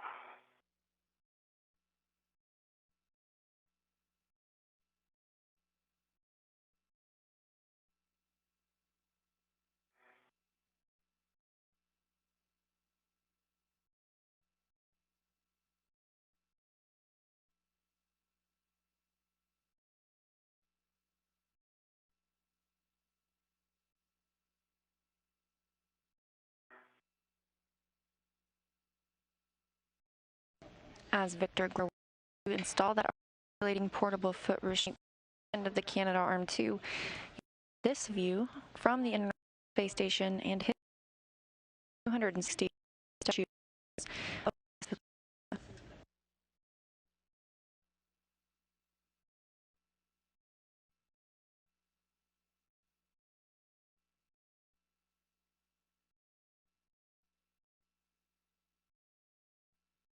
My yellow hook is to the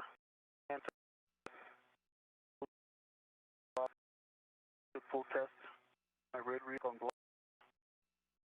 hook is cut off. Is stopped. Copy that.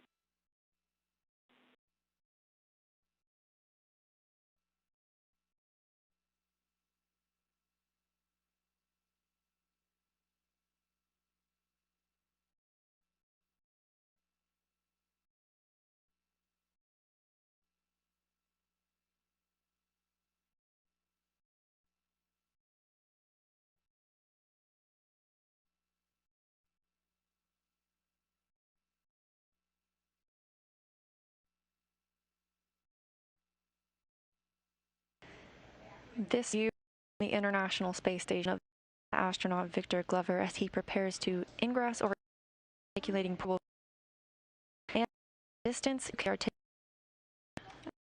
space and 6 international over we are 20 minutes in space per hour. Every smooth. Astronaut Mike Hopkins is back at the airlock. Right. You to go later. About half an hour for ingress.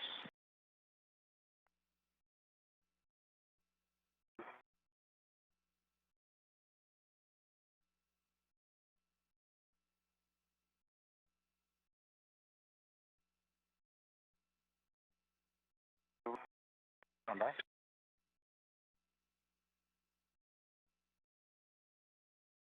His arm is coming, so later.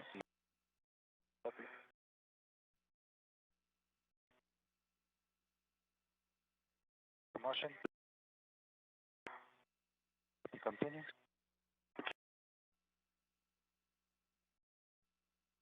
There's more. GCA complete. Stop motion. GCA complete. Brakes on. Go for it. Copy. Go.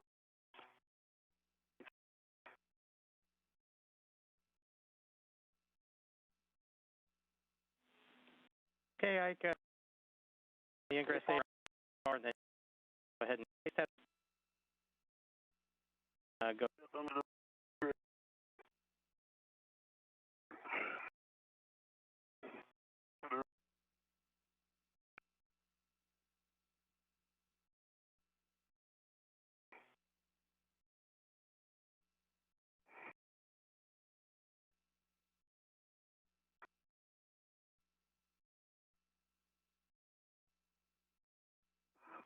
Hey, Palmer, I have the camera on my CRT.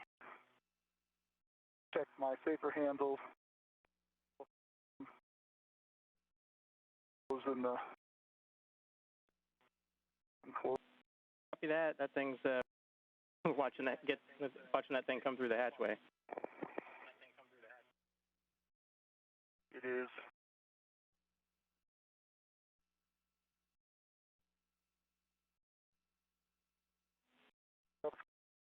See that cap check and cap translate up to the work site.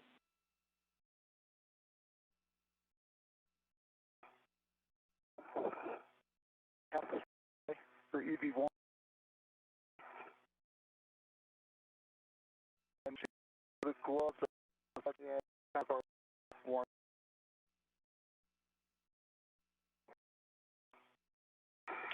See that thing?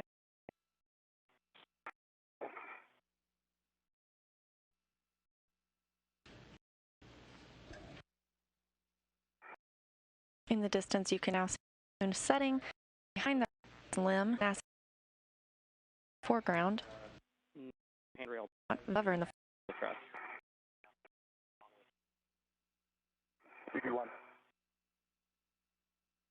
And just prior to that, you could Mike Hopkins starting the airlock. And depart. HAP stands for help absorption. Check that to leaking and that everything dry is leaking. Astronauts also regularly check damage during the spacewalk.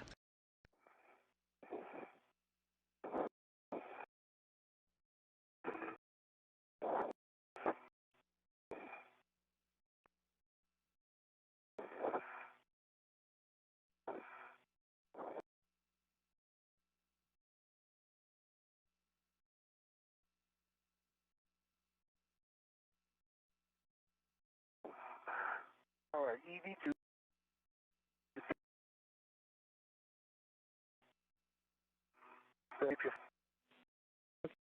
Nice work. Next is an arm mover to the back off position and then continue to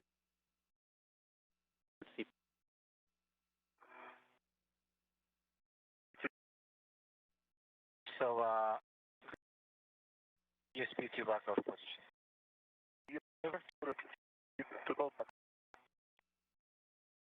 Submaneuver.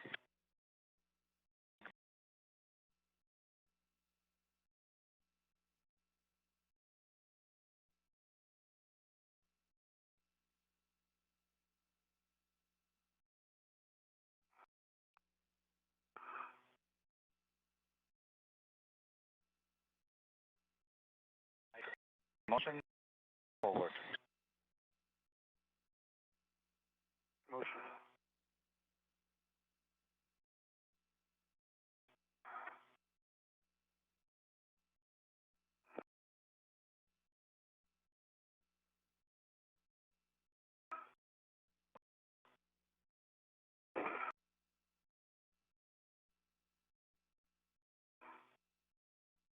Coming up on 1 minutes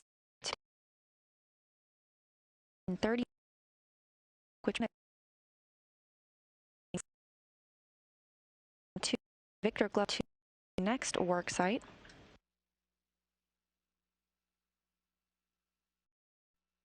The next task, Hopkins, remove place group starboard to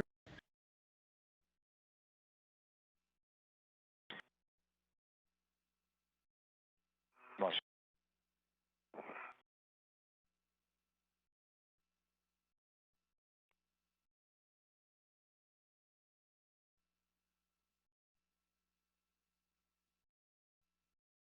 the new HD and replace the being wheel has failed and may have for public use if your breasts.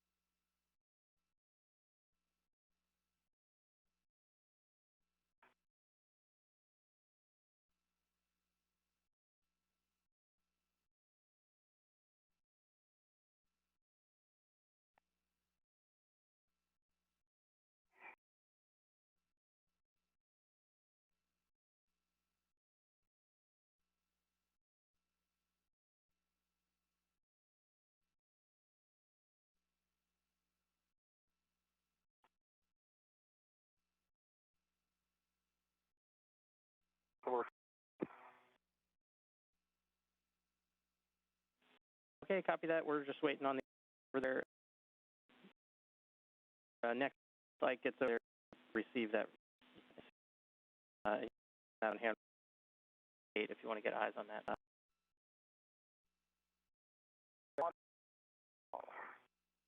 Motion. 5 minutes.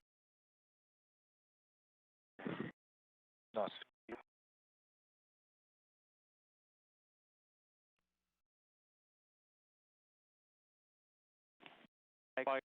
We got a for you.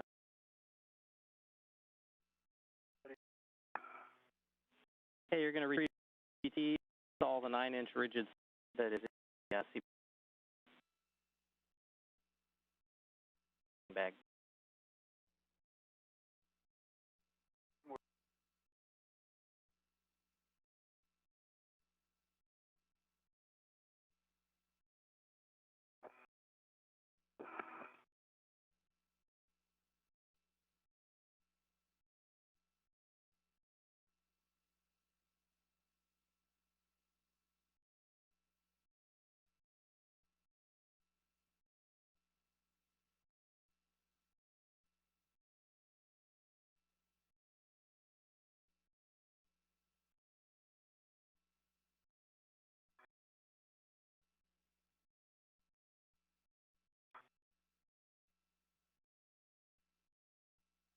Astronauts Kate Rubins and continue maneuvering the Canadarm2 with Gucci Glover, and below is the ocean statue. Exact.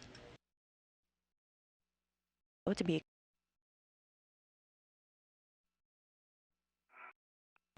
question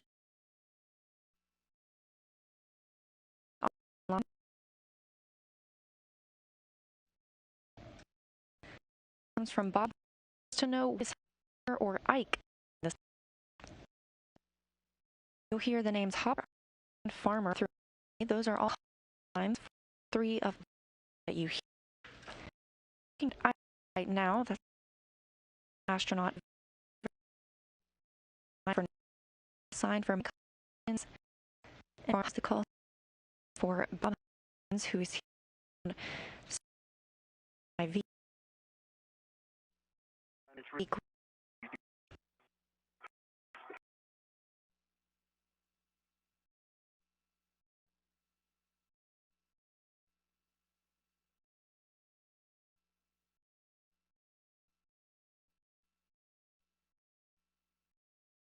And your place. On the That the one counterclockwise 2, and then you can put it back on the arm.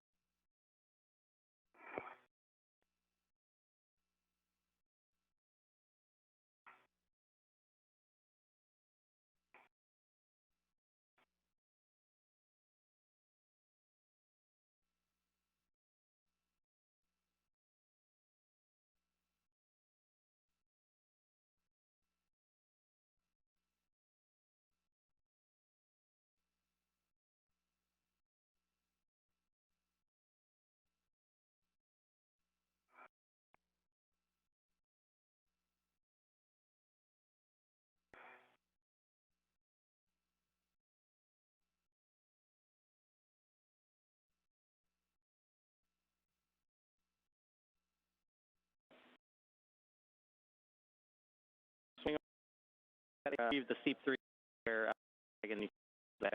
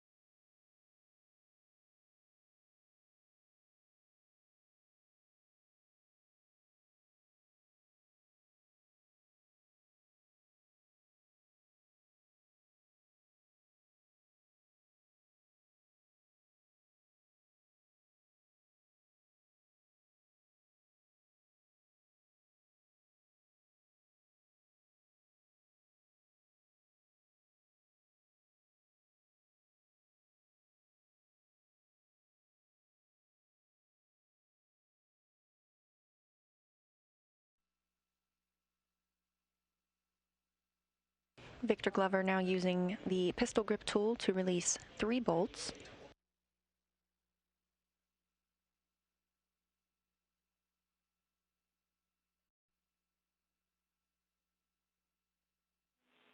And for 13.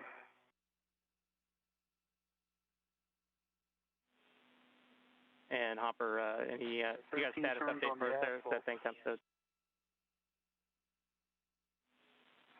I'm sorry, say again, Farmer? We were just looking for a status update from you.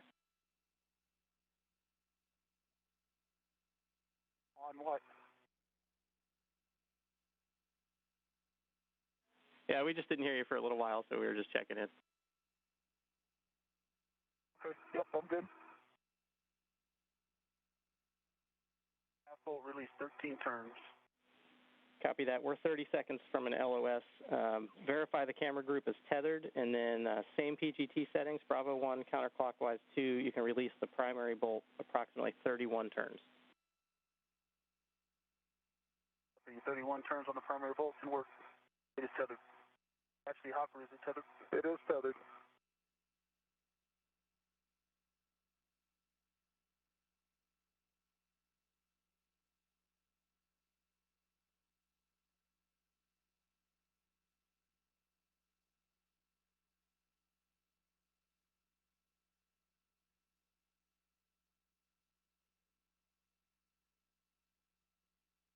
Currently in another satellite handover, and we will regain video communications with the International Space Station and astronauts shortly. Meanwhile, we are coming up on 1 hour and 50 minutes into today's spacewalk that began at 6:56 a.m. Central Time. Since that time, the astronauts have moved smoothly through their tasks, first securing the final lithium-ion battery into the International Space Station and installing the final adapter plate, connecting that battery and completing the power circuit. That completes the power work that began in January 2017, updating the batteries aboard the International Space Station from nickel hydrogen to lithium-ion.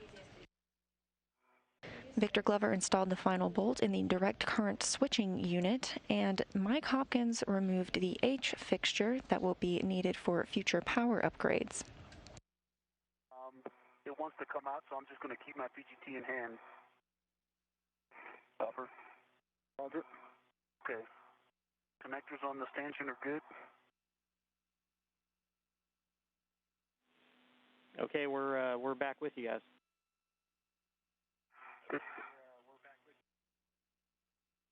The light, the camera group is removed. No FOD, no bent pins. Good. Engine and TVCG side. I'm handing it off to Hopper now. I have it. Got it.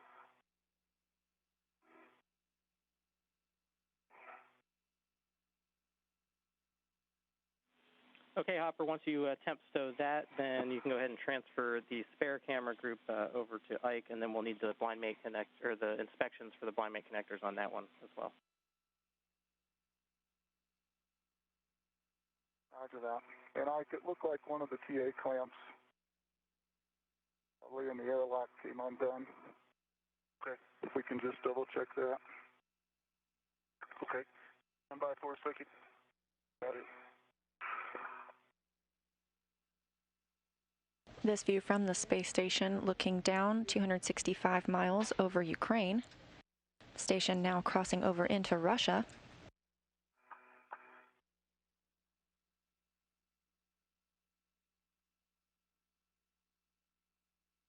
And in about 5 minutes, we will see the astronauts cross over into an orbital nighttime. This question from Daniel Bolnick, actually his 12-year-old daughter, who wants to know how cold it is outside the International Space Station and what the suits are made of to keep them warm or cool. In the sunlight, it can be 250 degrees, and without sunlight, it can be a negative 250 degrees Fahrenheit.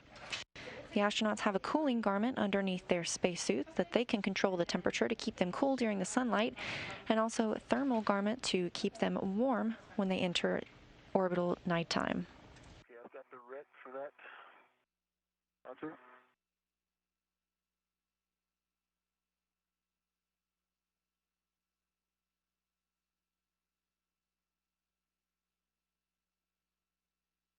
Can you lean back more? Say again? Can you lean back more? Absolutely. Yeah, if you want to just lean back, it's going to be right next to you. Okay.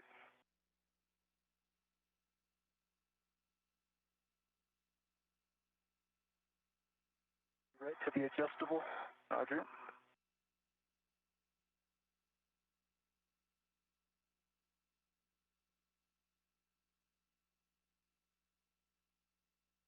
Perfect.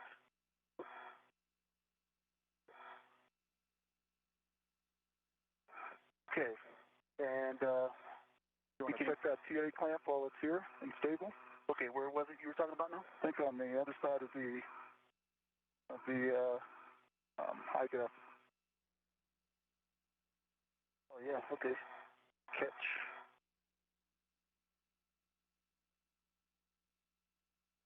They're luckily still in.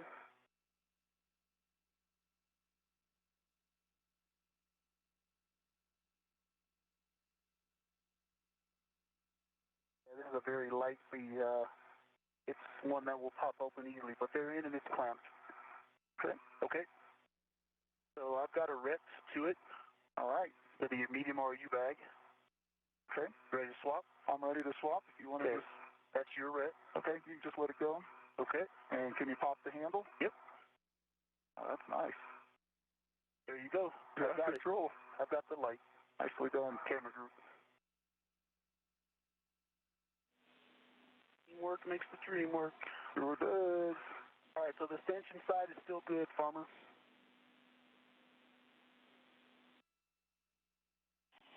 Got good connectors on the back of the TDCG, the spare. No fog, no bent pins.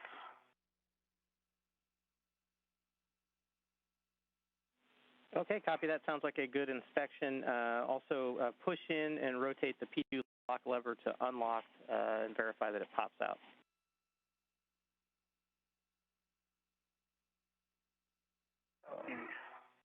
But then that It will works. Yep. on the PGT too, or the BRT. Copy. And Hopper, you're going to translate over to handrail. Unlocked and popped out. Handrail 3222 and release the Ethernet cable cap and put it in your trash bag. Good work. And I copy the PTU lever is popped out. Next, you're going to verify the NZG bales are fully mated and open.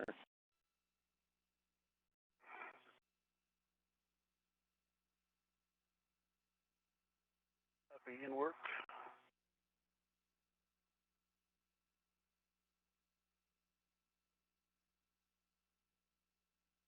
All of the NZGO bells are mated levers forward over center.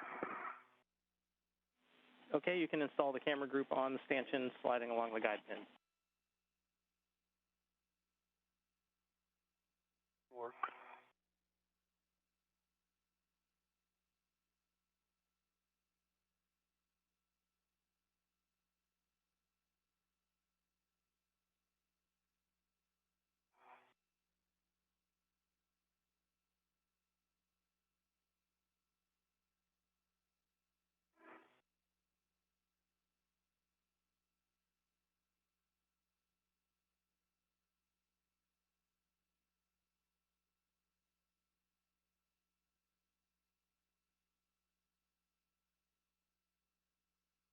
All right, it is soft docked.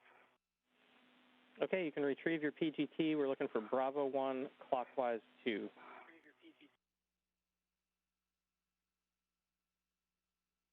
Bravo 1, clockwise 2.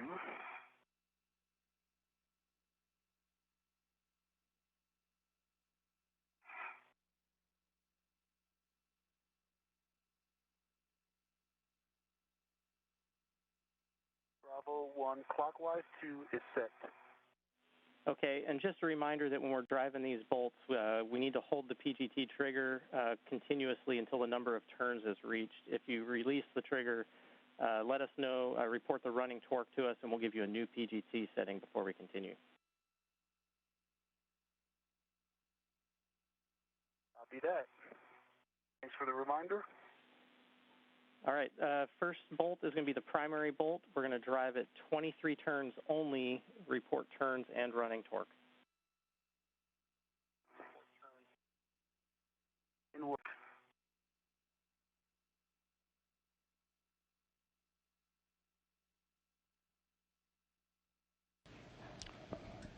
Victor Glover now driving the first of 3 bolts to install this new HD camera on the starboard truss, specifically the S1 lower outboard location.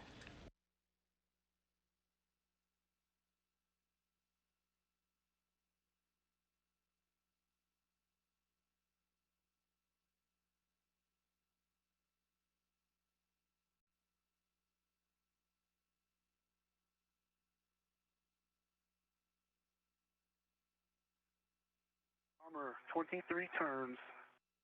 Actual torque, 0.8. Or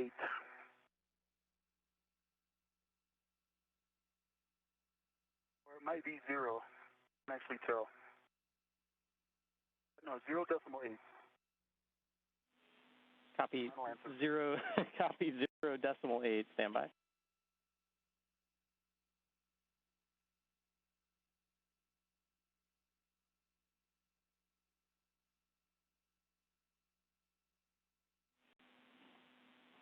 Okay, Ike, PGT settings now, Alpha 1, clockwise 2.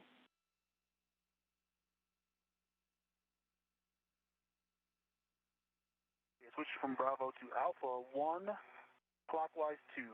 Set. Okay, good words. You're going to drive the primary bolt to torque. Should be at least 1.5 turns. Report torque, turns, and light. Copy.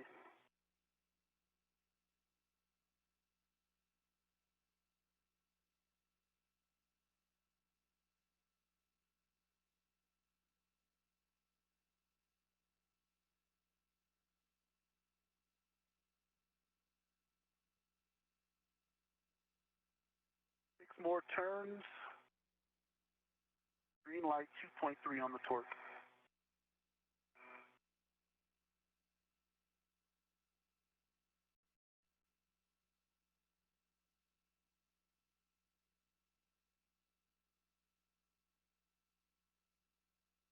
Okay, can you read that torque one more time? We thought it was lower than expected. 6. The torque was 2.3. Actual torque 2.3. That's for Alpha 1, clockwise 2. Program torque is 2.5. Okay, copy that. That's a good bolt. You can go ahead and hand off the WAP cable to Hopper if he doesn't have it already.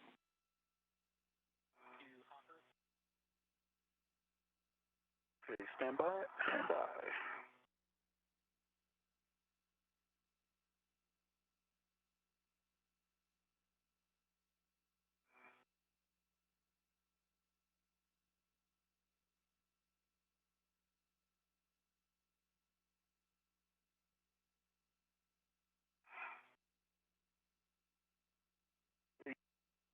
Quite. Okay.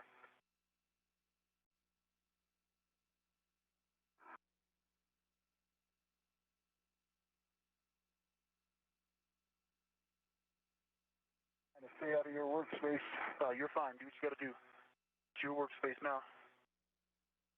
I can lean back some too if you need. The WAP cable's right here though, so when you need it, I can easily reach that. Okay. I can reach that too. Actually, if you want to just unwire tie that. Okay. You got this whole thing or this one? Just the one at the end.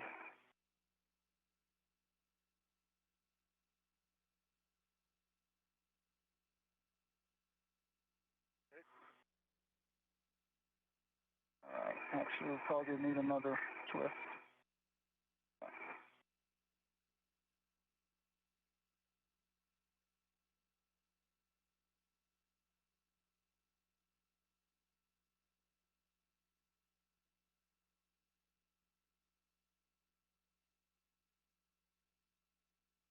Okay.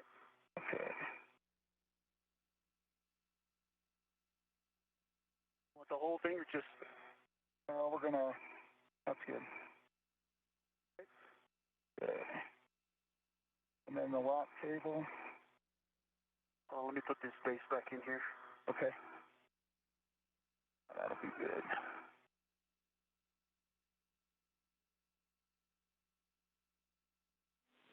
And Hopper, once you get the WAP cable, you're going to put the cap from the WAP side in your trash bag, and then you can mate the Ethernet cable to the WAP cable and stow the slack away back on the racetrack. Roger. So I think it needs to come behind the stanchion, yeah? What do you think? It's kind of on my side right now, but over on the other side? maybe underneath here to you. Back. Yeah. Yeah, I've got it. I got it. Caught on my wrist. Okay. Got it. As Glover continues driving the bolts to secure the new camera. Your French hook is parallel to the stanchion. Okay, I haven't, let me get connected here. Hopkins is routing an Ethernet cable routed on a previous spacewalk. He's mating that cable with the WAP cable, standing for a wireless access point that connects it to the new camera. Now 2 hours and 4 minutes into today's spacewalk.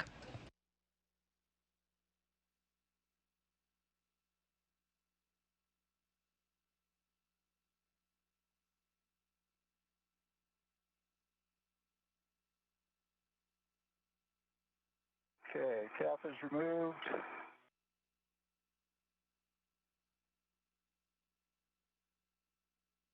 And I see no FOD.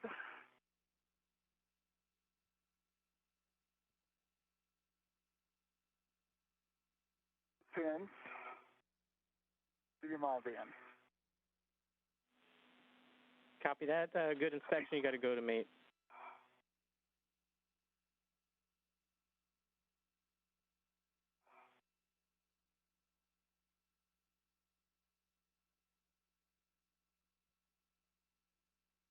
Okay, mated over center.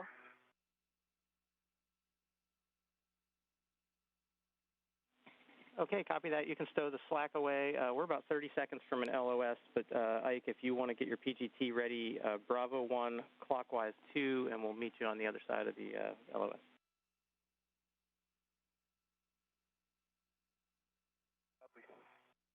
All right, Ike, I'm going to kind of gather this stuff up.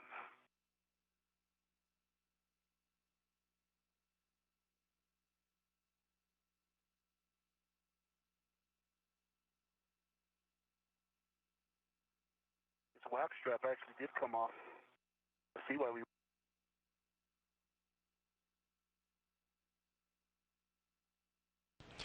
And we're currently in a brief handover period with our satellites aboard the International Space Station. We also have an Ask NASA question, this one from Justin, wondering if the suits have any kind of emergency propulsion system built in. If you get to watch the beginning of the spacewalk as the astronauts are suiting up, they put on something called the SAFER, or the Simplified Aid for EVA Rescue. This is a nitrogen compressed backpack that essentially, if need be, would allow the astronauts to maneuver back toward the station if they were to become detached for some reason. However, the astronauts are always tethered to the International Space Station, so we don't ever expect the SAFER to need to be used. However, it is there just in case. Bravo 1, clockwise 2. Okay, and we're going to drive the forward secondary bolt, 5 turns only, report turns and running torque.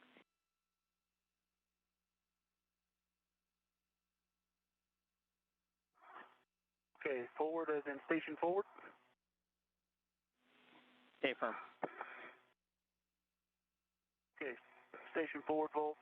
I've got Bravo 1, clockwise 2 set, 5 turns, and then you get running torque.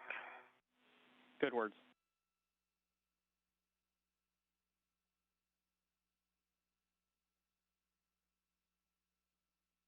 Work.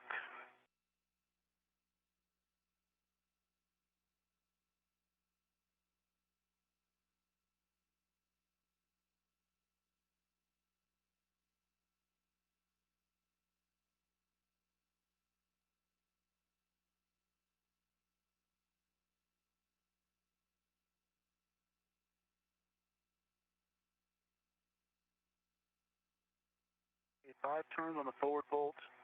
Does appear to be started. Running torque is 0.1.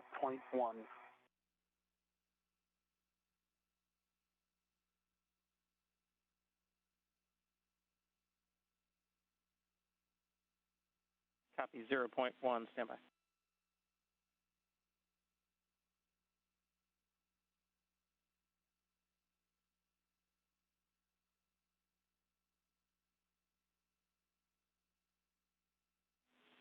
And Ike, did you say you thought you weren't sure if the bolt was actually turning or engaged? The bolt is engaged. It is engaged.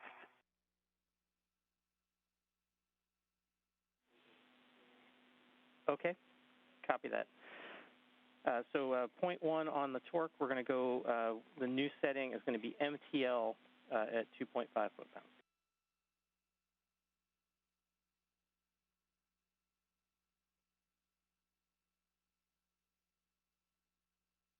Copy and work.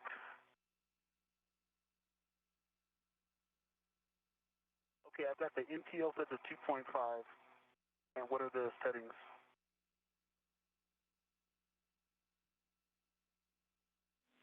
Standby 1.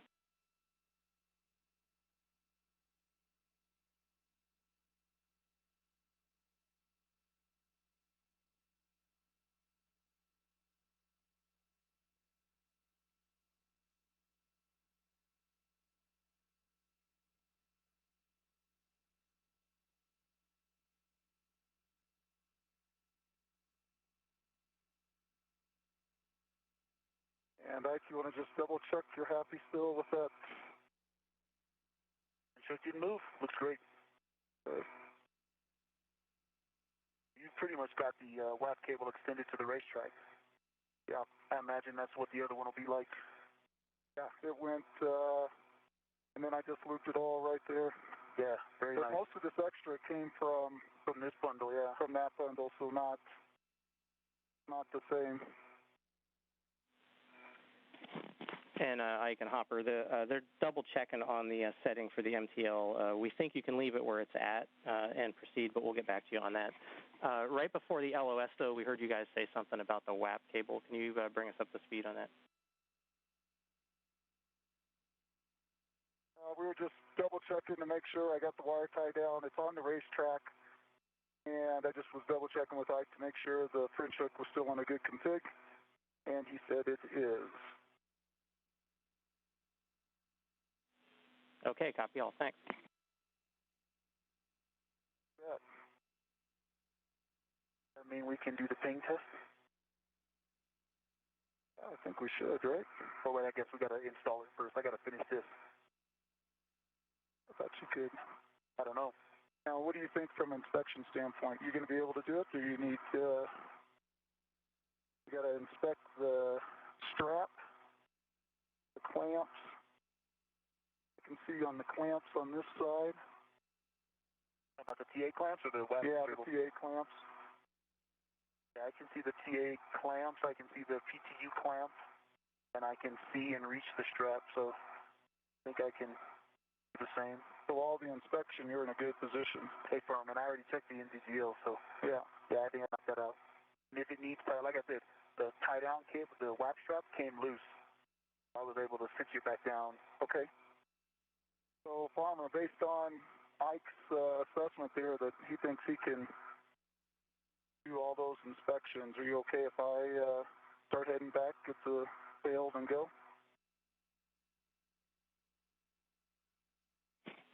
Yeah, hey, firm, Hopper, that sounds like a good plan. So you can take the old camera group with you back to the airlock. Okay. That didn't work.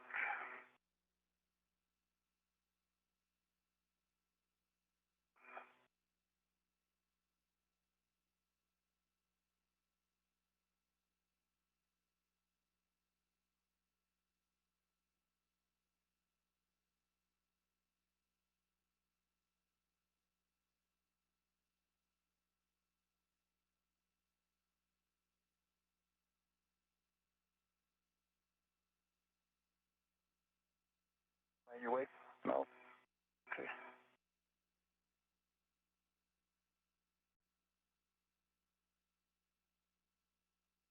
NASA astronaut Mike Hopkins. This view from his helmet camera. Now heading back to the airlock. Once again, he's going to stow the camera, the failed camera that was just removed, and he's going to retrieve the camera and equipment needed to install the new components for the Japanese robotic arms camera system outside the Cabot module.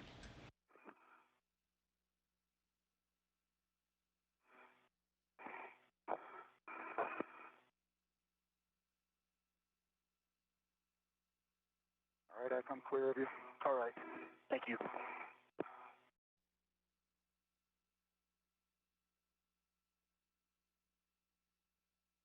We're 2 hours and 13 minutes into today's spacewalk with the International Space Station flying in an orbital nighttime, 261 statute miles over Indonesia.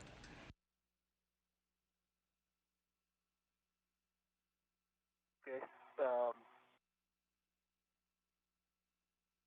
Okay, roger that. I'm in MTL of 2.5 like you told me. I'm not quite following, but tell me what you want me to do. Yeah, you're doing the right thing, and that's the setting that we were looking at. We're just having some other conversations to make sure. Anybody, any possibility you can do the ping test? We'll have to finish these steps first.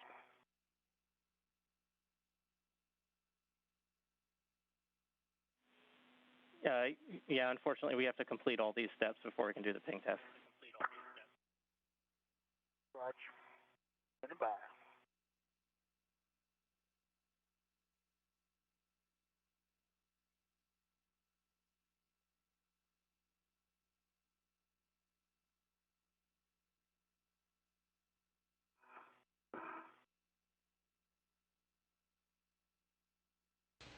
NASA astronaut Victor Glover continues work on the CP3 camera installation.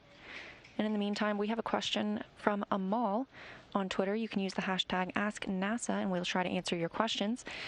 This question: what's the main objective for this spacewalk? We're watching one of them right now, and we've seen a few others happen. Today, we relocated the adapter plate, the final adapter plate needed for battery upgrades aboard the International Space Station, and also secured the final lithium-ion battery on the space station. There's a lot of camera work happening today as well, including the camera work that Victor Glover is conducting currently. That camera is replacing an external camera on the starboard truss. Another camera will be installed, HD, on the Destiny laboratory, as well as the Japanese robotic arms camera system will be updated outside of the Cabot module. Clockwise 2.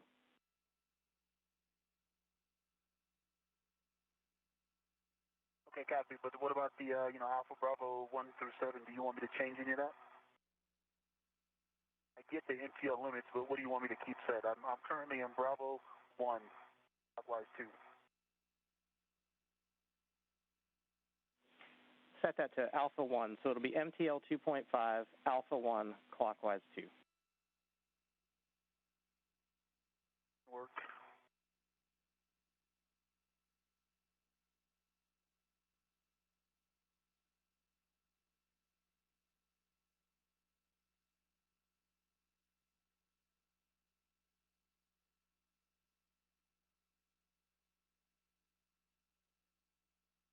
MTL 2.5, Alpha 1, clockwise 2. Is this the torque? A-firm, we're going to drive the forward bolt to torque. It should be at least 2 additional turns, and we're not expecting a green light necessarily on this one.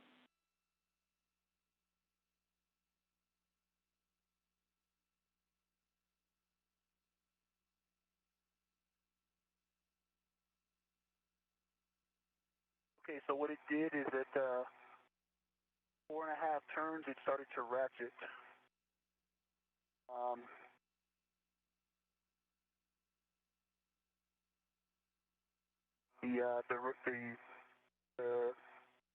The part that turns continued to turn, but the MTL was causing it to ratchet.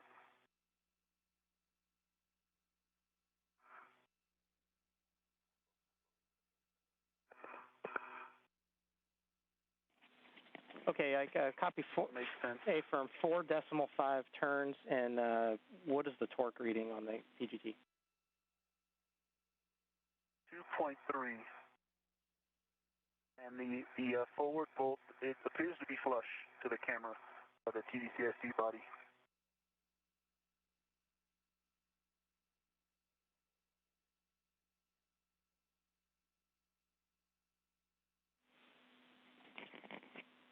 And we're double checking on that, but that sounds good for now, so stand by 1 second.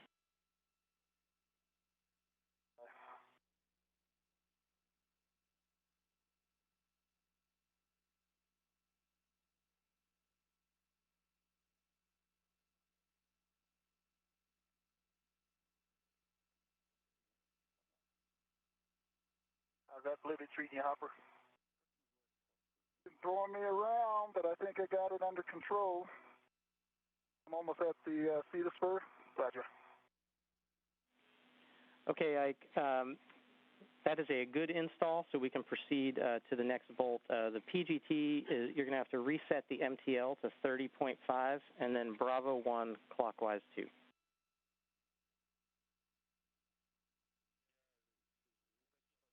Work.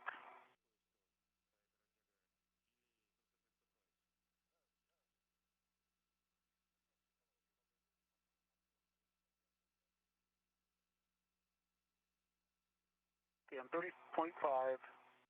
Bravo 1, clockwise 2, was it?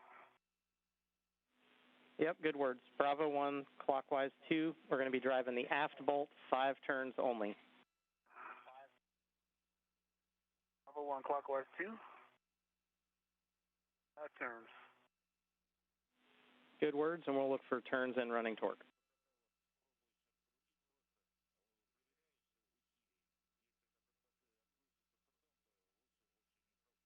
That turns on the aft bolt.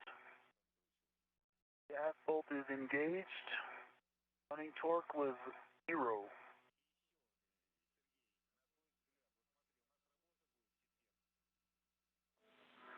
Copy 5 turns and understand 0.0. Is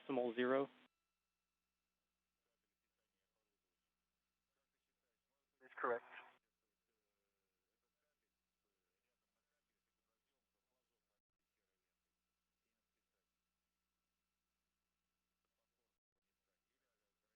Two hours and 20 minutes into today's spacewalk, NASA astronaut Victor Glover continues work on the CP3 cameras, ensuring they are properly installed. MTL to 2.5, and then Alpha 1 clockwise 2.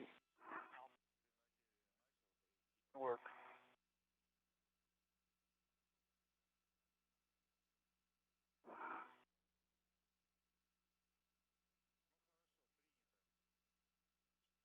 Meanwhile, NASA astronaut Mike Hopkins is back at the airlock installing the failed camera group.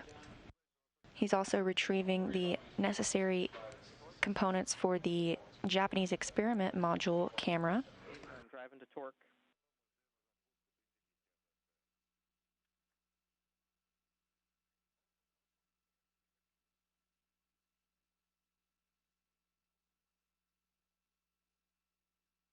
Okay, 7 turns. Torque is 2.1. That actually gave me a green light. Bolt is flush. Okay, great. That is a good install. You can go ahead and put your PGT on your swing arm, and we'll get ready for the inspection. Copy.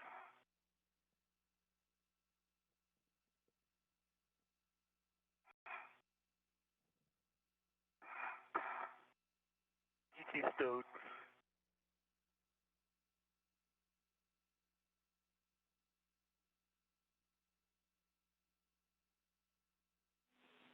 And Hopper, we see you putting the camera group into the airlock.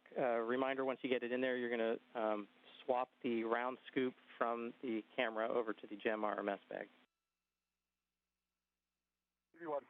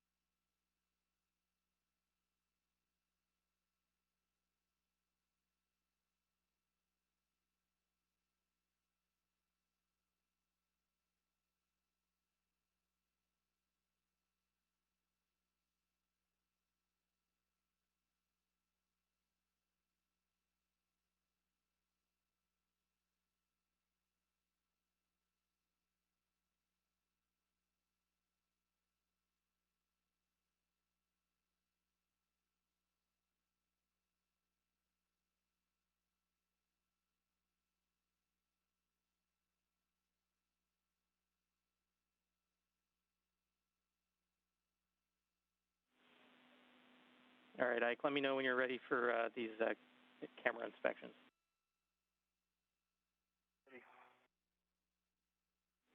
Okay, first thing we're going to look for is that the WAP strap is configured correctly and cinched down, and double check the French hook that you were looking at earlier. It is correct, cinched, and the French hook is parallel to the stanchion. Okay, verify the WAP and PTU cables go through the PTU cable restraint. They are through the restraint is closed. And verify that the cable clamp is configured correctly with both the TA clamps still closed.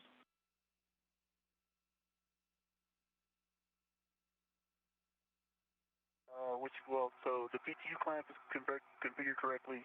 The high def camera TA clamp is correct. It's got two cables through it and it's closed.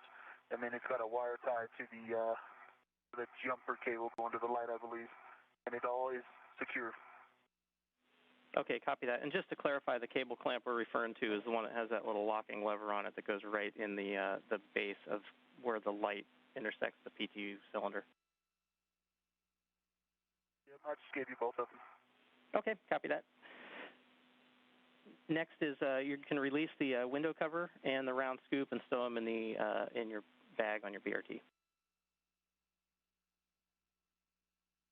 Work.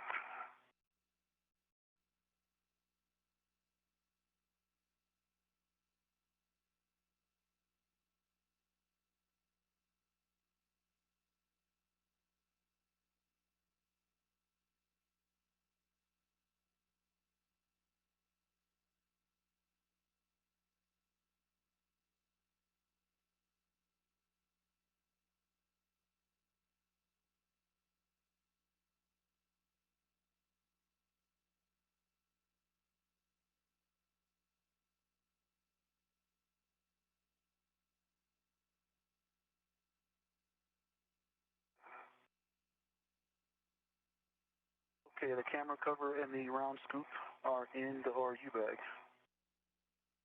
And the adjustable that they were connected to. Okay, copy that. And then verify that the SD camera hood is square to the camera. Square.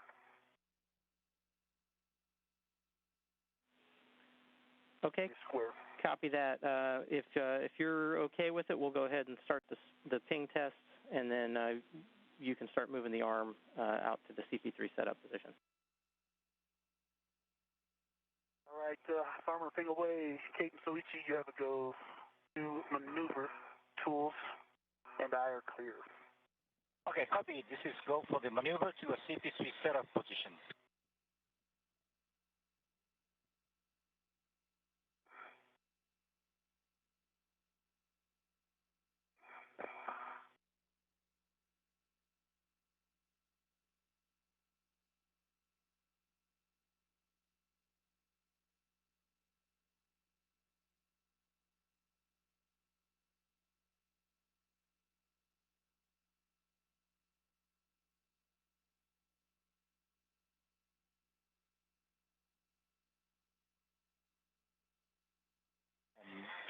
Do the body right first, then the body down. Arms in motion. Motion, continue. Copy, good motion.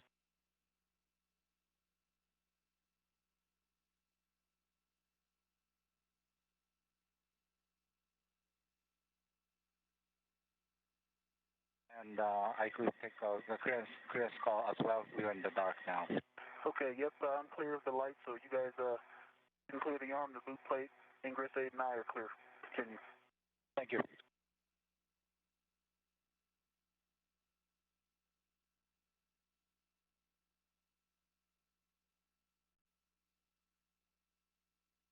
We're clear of the camera group.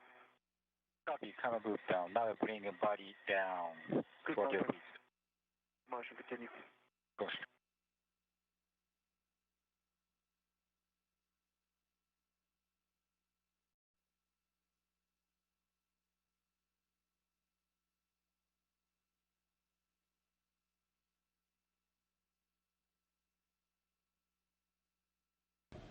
NASA astronaut Victor Glover has completed installation of the CP3 camera, replacing an external camera on the starboard truss. This is a new HD camera and replaces a pink-hued camera you might have previously seen in broadcast. Joke, yes, 3 minutes. And confirm we have a go to do that maneuver? Affirm. As you can see, Glover is still on the end of the Canadarm2, being controlled robotically from inside the space station by Kate Rubins and Soichi Noguchi.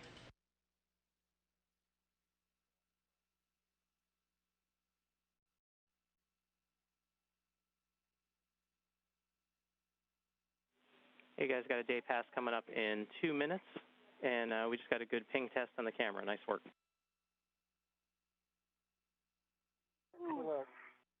Good news, thank you. Good news from ground IV Bob Hopkins, a NASA astronaut here in Mission Control Houston, relaying to the crew that the CP3 camera was properly installed and is getting good configuration and feedback. The ORU bag, I'm ready to it, and I'm coming out to the work site. We are 2 hours and 30 minutes into today's spacewalk. We'll get a safer check from you. Okay. The first task for today's spacewalkers was to secure the final lithium-ion battery to the space station and install the final adapter plate. Those were also reportedly in a good configuration, and that completes the battery work that began on the space station in 2017.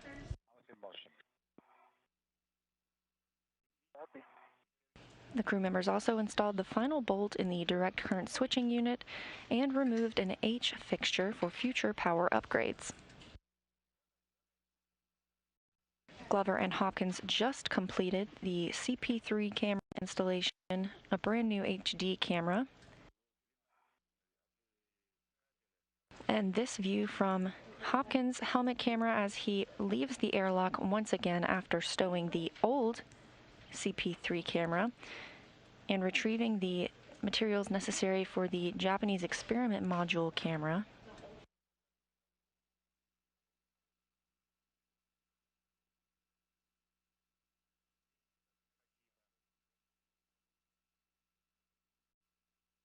Glover will be working on a separate camera, and that'll be on the Destiny laboratory, bringing in another new HD camera there.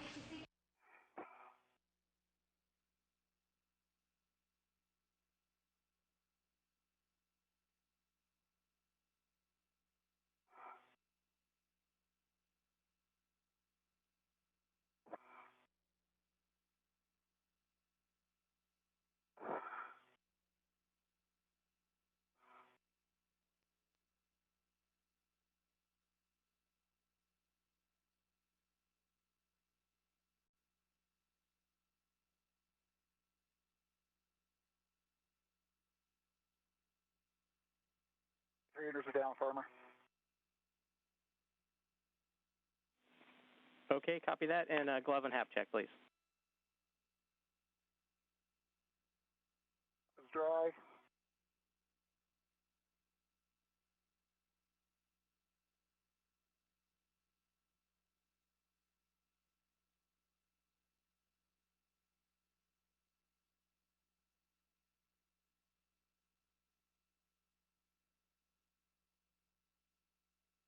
We're in a quick handover period. These are tracked and expected, and we will regain video with the International Space Station shortly.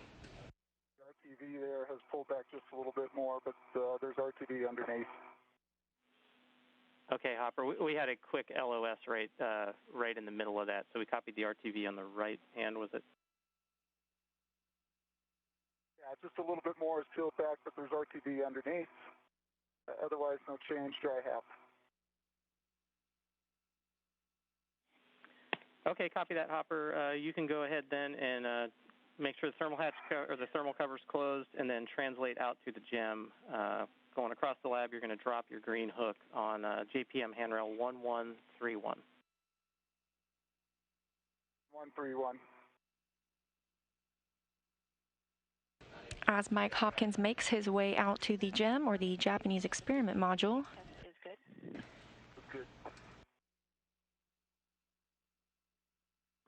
Yeah, on Space Ground 1, we got a good ping test. You go to continue.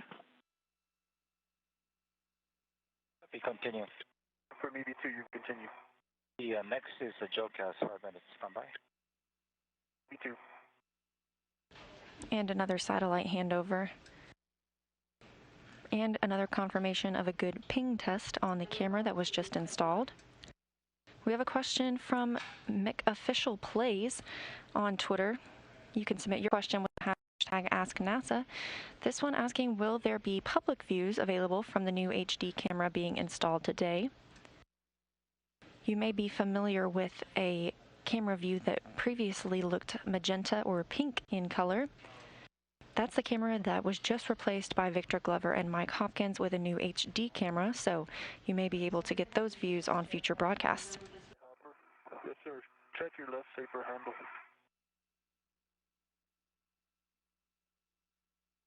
Okay. Thank you. No problem. And I'm on phase 1. You obviously know that. Good visual.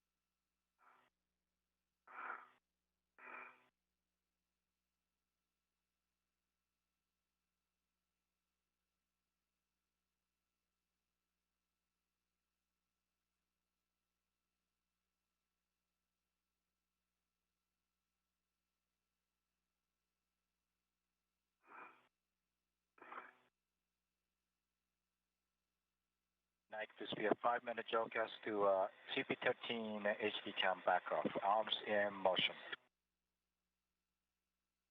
Copy. Good motion. Continue. Okay, good motion.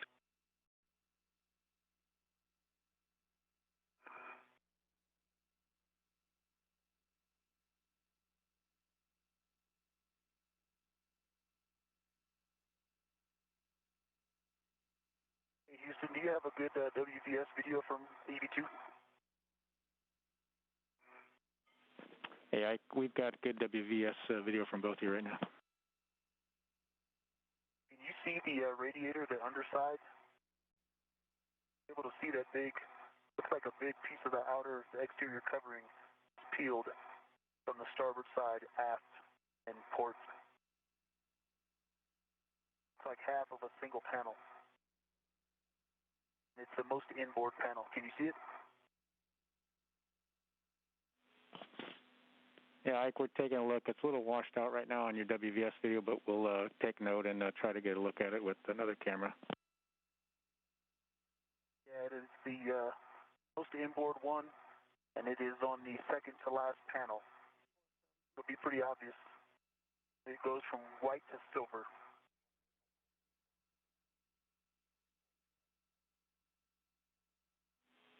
Thanks, Ike. Houston copies all. We'll take a look and make sure that's not something new.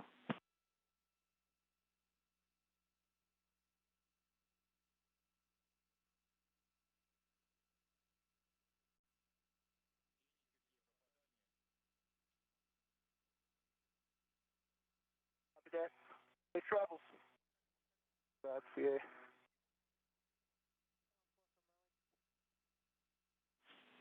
Yeah, Ike, just a heads up. That is the one we expect, and we know that condition exists already. Thanks. Okay. Good eye, Ike. I forgot about that. Huh. Maybe I never knew. I don't know. That is not new, though.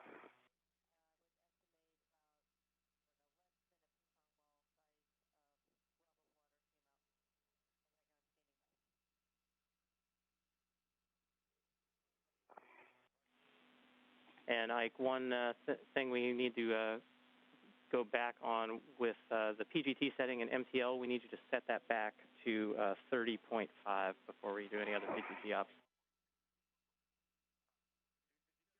Good reminder. Can work.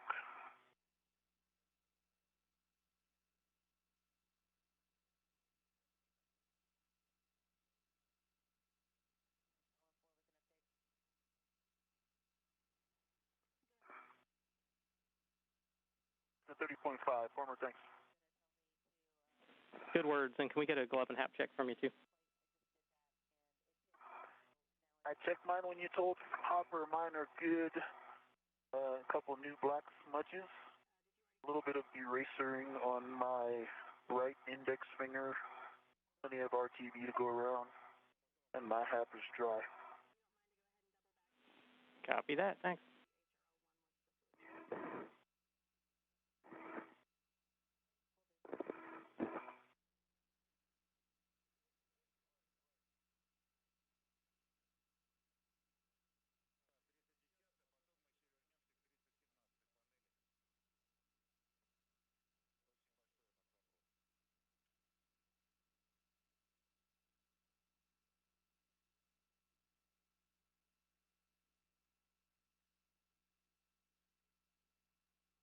All right, Farmer Green Hook, 1131.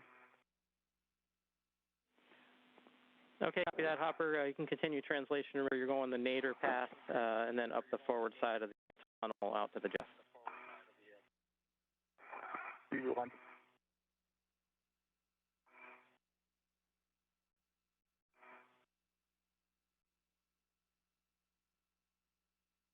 And Hopper, quick reminder on the to avoid all the yellow paint out on the jet. B1. Thank you. This view from the helmet camera of Mike Hopkins, or as you hear him referred to, Hopper, that's his call sign, heading out to the Japanese experiment module to conduct some camera work. Meanwhile, NASA astronaut Victor Glover is on his way to the U.S. lab module to conduct camera work there as well. Stations SSRS is clear of the CP3 pound tilt envelopes.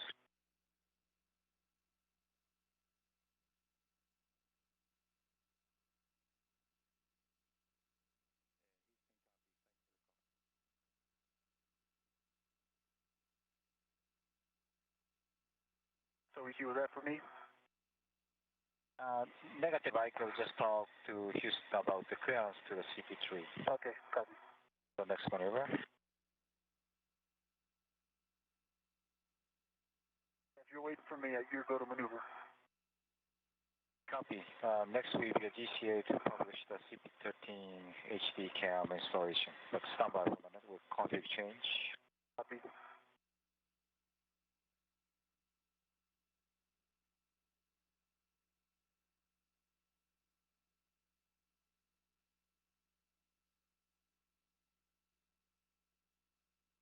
And this view live from NASA astronaut Victor Glover's helmet camera. He's currently on the end of the Canadarm2, and the other voices you hear speaking with him are those of the astronauts inside the space station, JAXA astronaut Soichi Noguchi and NASA astronaut Kate Rubins. They are robotically maneuvering the arm into place so Victor Glover can reach his next work site on the U.S. lab. The International Space Station is currently flying 270 statute miles over the South Pacific Ocean.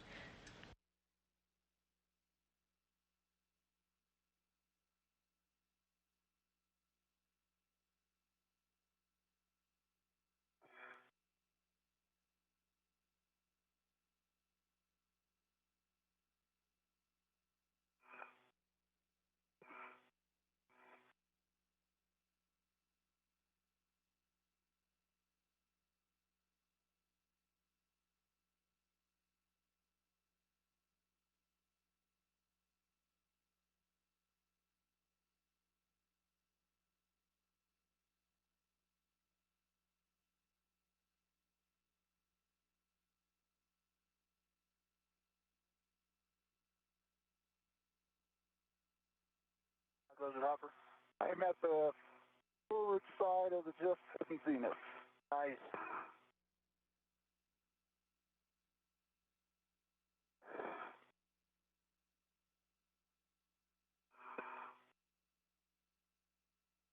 Look out the gym windows. You could look in.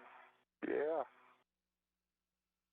And this is Soich here. We are ready for GCA to publish the CP13 HD camera solution. Hopper, you ready? I am ready. Go Hopper, ahead. you ready? A-firm, just a reminder, once you start going for the HD camera, don't touch the vent ports, and that's the only thing I want to get out of the way. Copy that. Kate, you have a go to GCA to publish. Copy, go for GCA to publish, starting body up. Copy. I've got good clearance for the lab. I'm leaning back, tools, tethers are tucked in, the ingress aid is collapsed.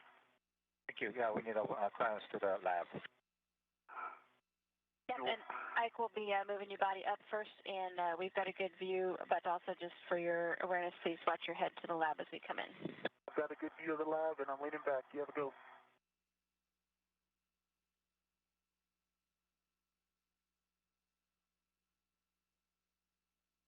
It's a motion. Body up. Good motion, continue. We continue.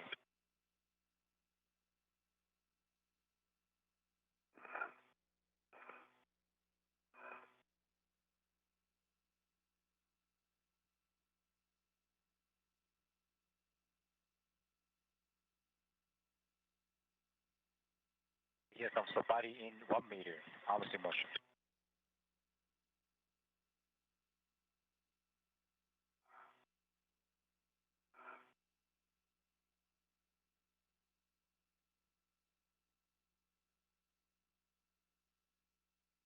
Ike moving body in.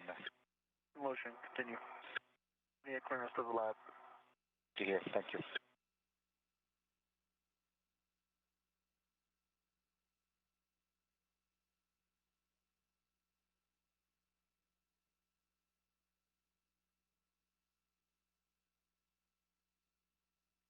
Ike, another 30 centimeters to go to publish. Continue. Continue.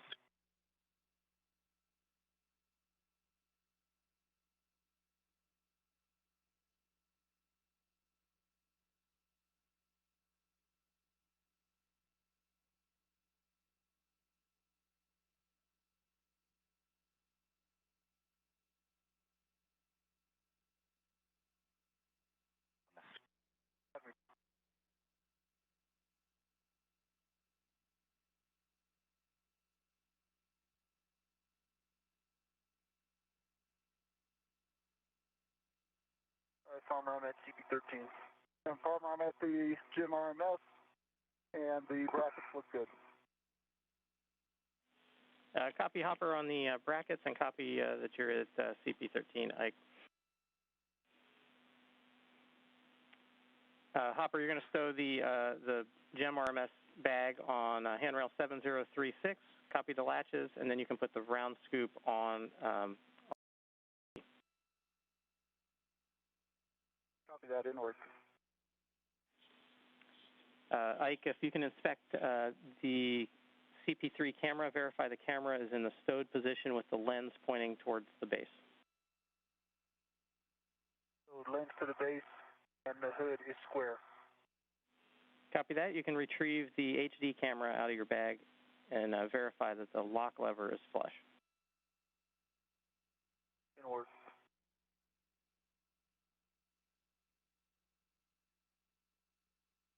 As you saw, we just had a brief satellite handover as the astronauts continue stepping through their tasks today. And in the meantime, we have an Ask NASA question, this one from Ben, age 5, who wants to know how the astronaut stops himself from floating away. As you can see in this image, that is NASA astronaut Victor Glover attached to the Canadarm2. However, he is always also tethered to the Canadarm2, as well as Mike Hopkins is tethered to the International Space Station. Astronauts never remove their tethers and always have a on the handrail or on the Canadarm2. You have a go to demate the WVE connector from the PTU J1. Roger. And if you need to, you can slide the MLI down. Roger, inward.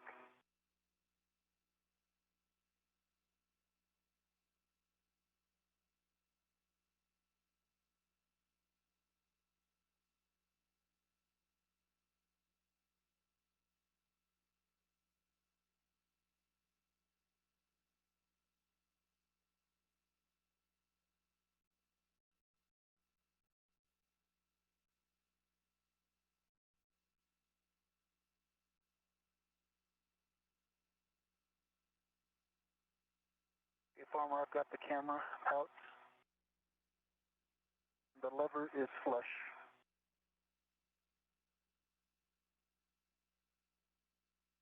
Copy that, Ike. You can position the HD camera for installation. Work.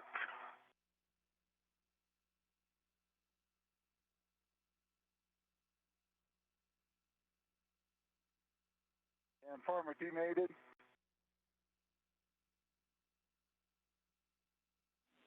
Okay, copy demated. Pins, no fog. City in my band. Good words. Next, you're going to retrieve your PGT settings. Bravo 7, counterclockwise 2. Bravo 7, counterclockwise.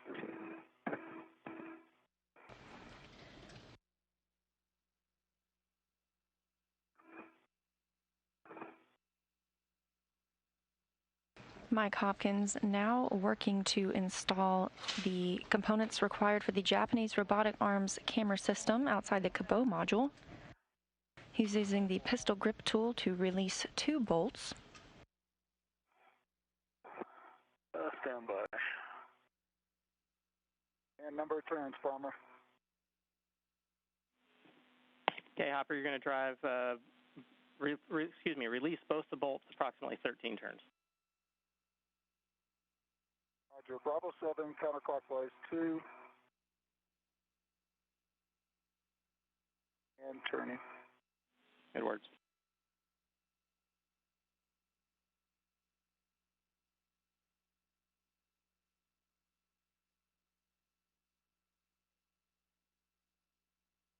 Farmer, it looks like it's completely seated to me, but the black line is not flush with the back of the SD camera.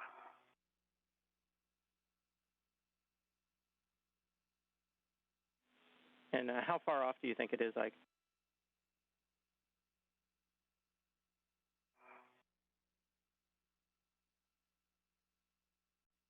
Stand by, it is going.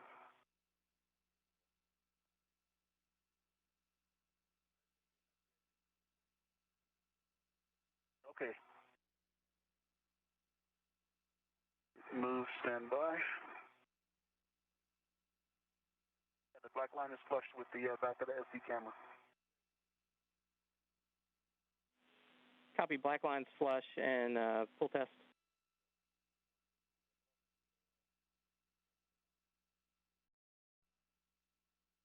Full test.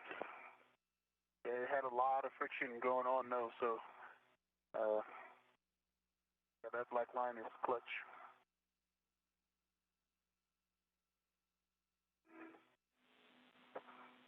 Okay, copy that. You can remove the round scoop and the window cover and put them in the CP13 bag. Okay, before I do that, so you think there's a possibility you're going to want me to get off the arm and do the WAP cable to the Ethernet cable? If so, I want to run an idea by you.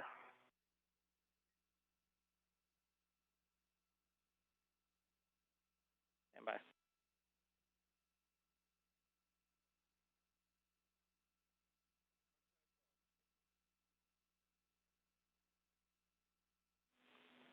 Okay, Ike, we don't necessarily need it, but we are really good on time. So if that's the way you want to go, we can certainly chat about it. Yeah, I was going to just take the round scoop off of the HD camera and put it on the TBCIC. Then get off the arm and go do it. If you're not worried about it, I think we can stick with the plan as written. I'm happy to do that too.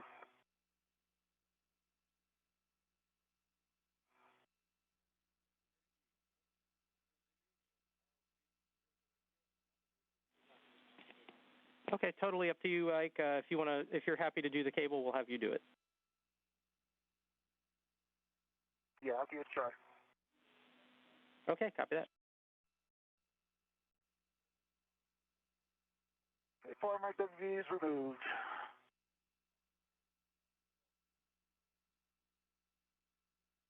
Copy that, Hopper.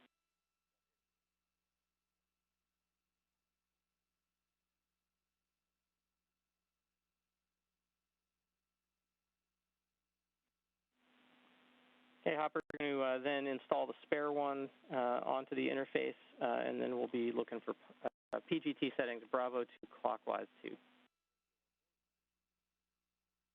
TV1.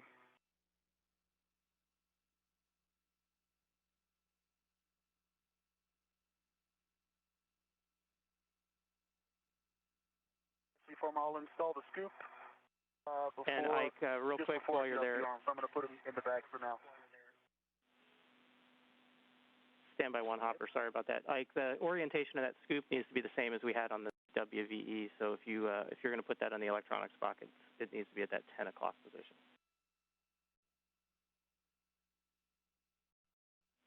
Standby. Okay, yeah. Standby 1. Copy.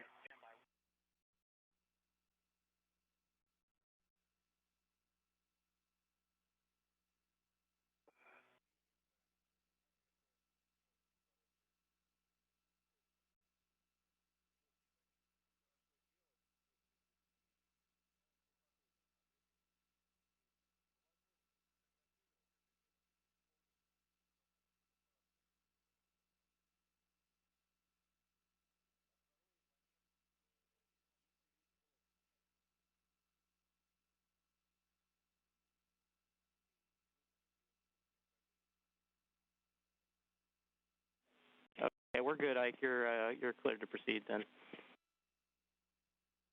Okay, so yeah, we'll do that at the end then. So I'm ready to go to the cables, I believe it is.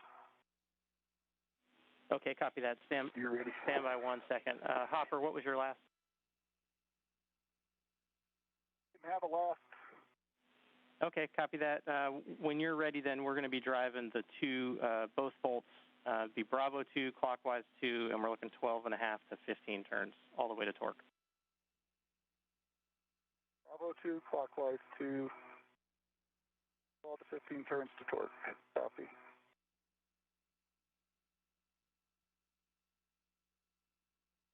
Can I maneuver while you're driving? Absolutely. Okay, Kate, you have a go to maneuver.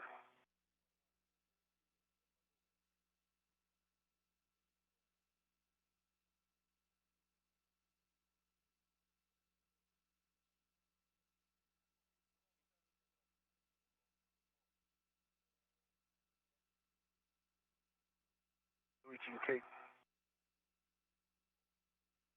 Sorry, I say again. You have a go-to maneuver. And we're not seeing the maneuver. See, are you going to get off the arm right now? Negative. Okay, copy. Understand your go-to maneuver. Just check your tools and tethers are clear. Clear.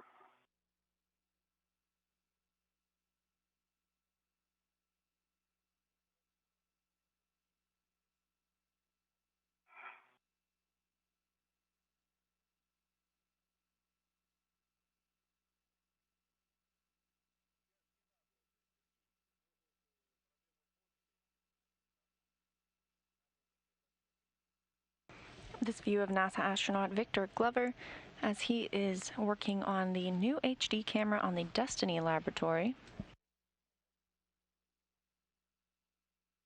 Ike, this is CP13 cam backup position, starting a body out from major. And now it's in motion. Motion, continue.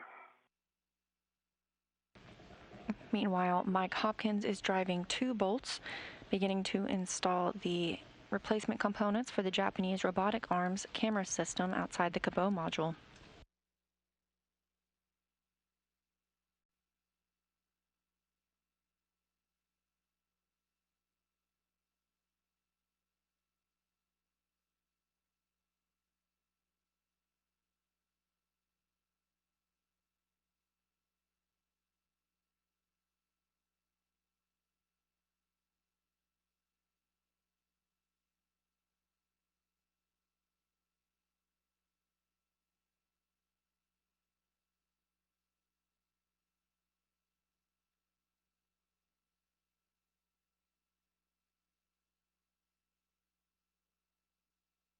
Ike, body next to the body down, away from the structure, 1 meter.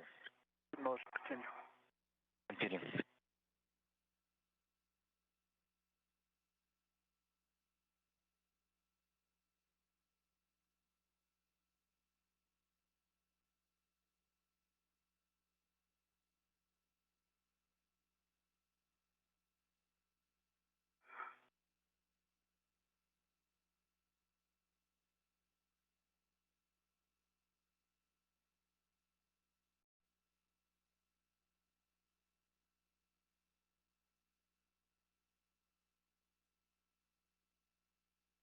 I just want to take a little bit back to the original position and 10 centimeters and stand by for the joke house. Copy.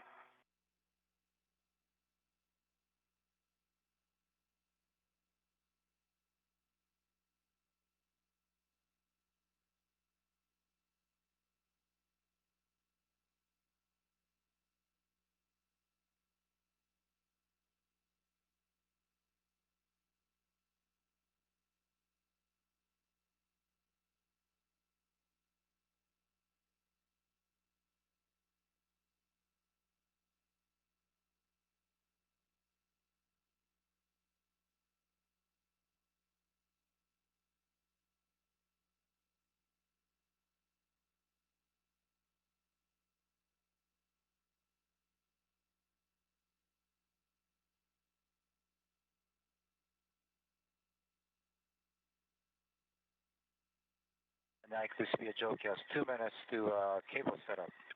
Ready? Here we go. If you go.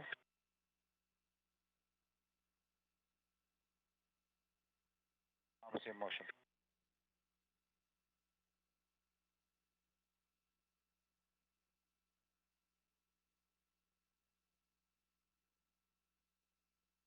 In motion. We're now 3 hours into today's spacewalk, which began at 6:56 a.m. Central Time this morning. The astronauts Mike Hopkins and Victor Glover are working separately right now, with Victor Glover on your screen at the end of the Canada Arm 2. Glover is currently working outside the Destiny laboratory, replacing an aging camera with an enhanced HD camera. Meanwhile, Hopkins is outside the Japanese experiment module, replacing components for that robotic arms camera system.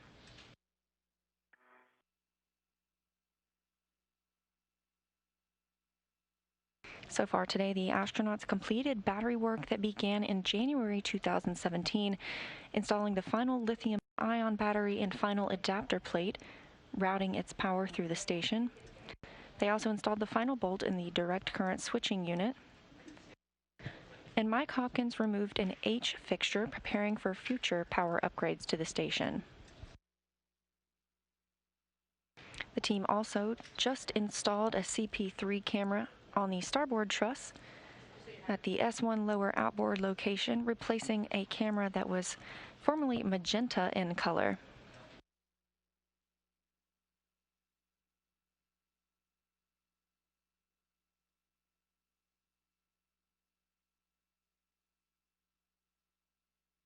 And that little patch of Earth you see below is 260 miles below the space station, and that is Columbia.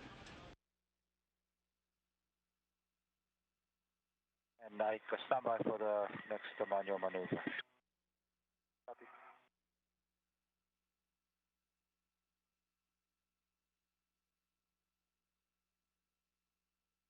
Arm on the zenith bolt. I only got 12 turns. Good torque though, good green light. Later one, it was 14 turns. Copy. 12 turns on the Zenith bolt and 14 turns on the Nadir bolt.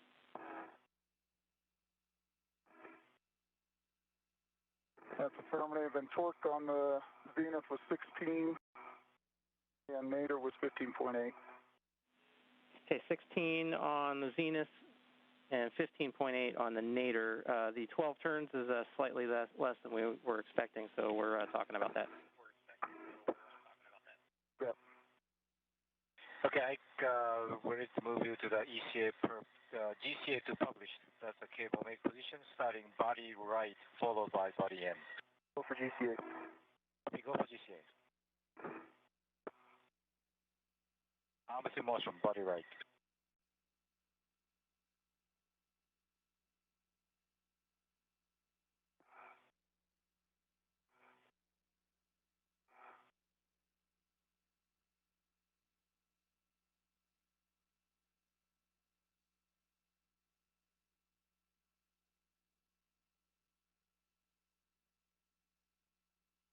Motion, continue. Stop the body right to continue body in 1 meter.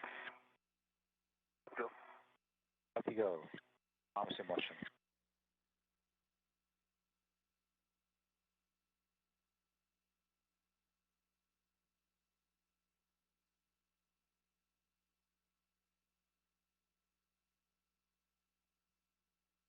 Good clearance to the light and ETBCG. Copy, good clearance. 60 centimeters to go, body in. Yep. Copy, continue. 50 centimeters.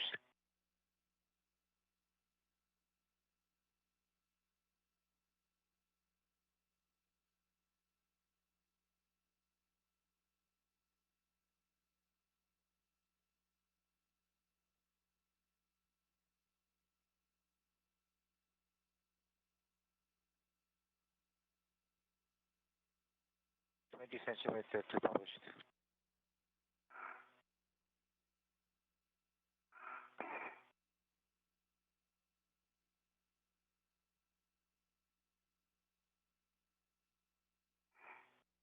And like this is published. Okay, and if you could take me 10 centimeters to my right. Copy, 10 centimeters body right. Motion. Motion, continue. Please stop motion. And if you could take me 10 centimeters toward my feet, down. Copy, 10 centimeters toward your feet. Good motion, continue. Motion. Good motion, continue. Continue. Continue. 20, okay, want to continue? Stop motion. ETA complete. Copy, GCA complete. Brakes on. Okay, copy the GCA complete. Not the cables. Ike, we're going to have you hold there for a second and let us talk to Hopper. Roger. Okay, Hopper, big picture with that bolt.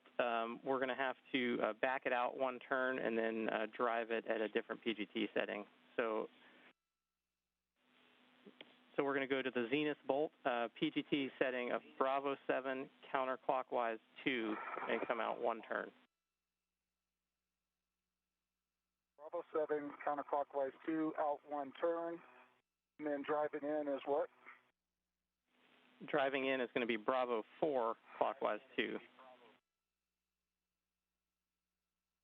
Okay, Bravo 7, one turn, and then Bravo 4.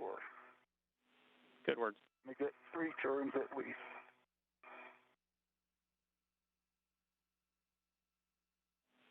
Yeah, not necessarily 3 turns going back in, just drive it to torque. 81.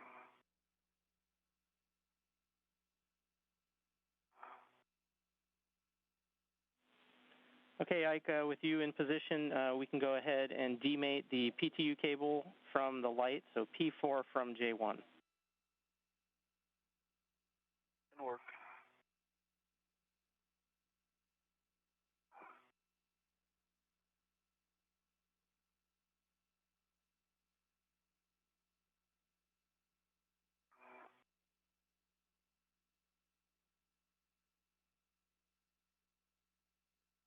Okay, levers aft over center is demated.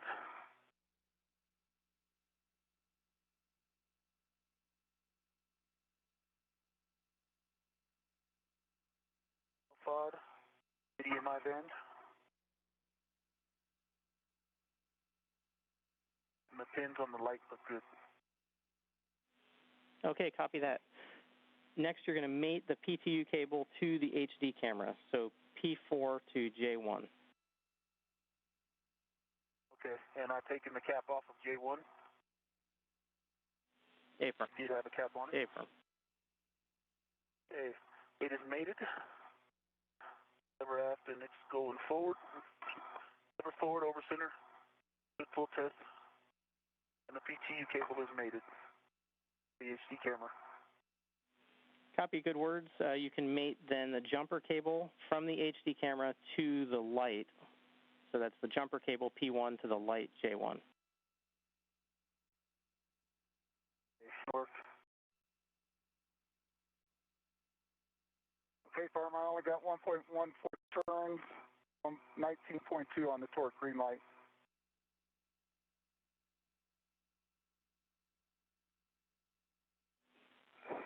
Okay, copy that. We're going to call that a good install then. Roger.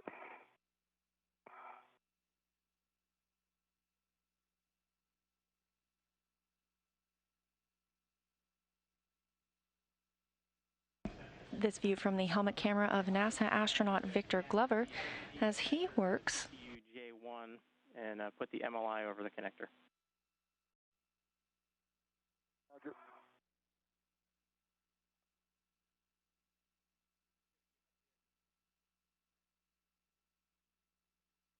Hey, farmer, the cap is off the jumper.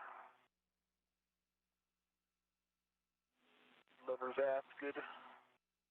Good connector, no FOD, good EMI band. Got a good inspection on the light side.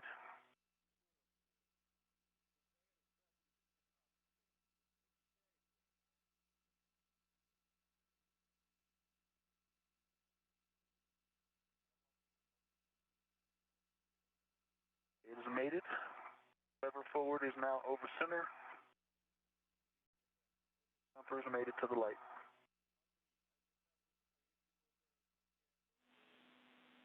Roger that. Next, we're going to route the PTU cable and the jumper cable through the TA clamp.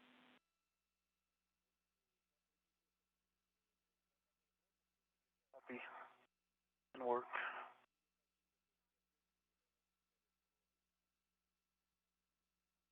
All right, farmer, I've got mated. Good pins, good no FOD, good EMI band. Over center. I'm reinstalling the wire tie and the MLI. Copy that. Glover has just mated 2 cables necessary for install of the new HD camera on the Destiny laboratory. Cable and the jumper cable are in the HD camera TA clamp.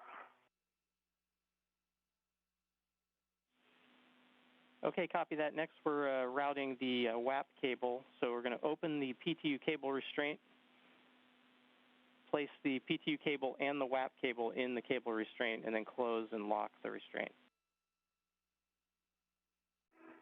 Okay, the PTU cable is already in there. I'm going to add the WAP cable. It's going to work.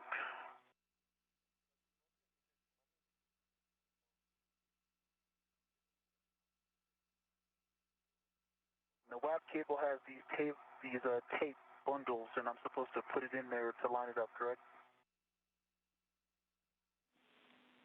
Yeah, those white marshmallow things. Is that what you're talking about? Yes. A-firm. The cable restraint should go between those.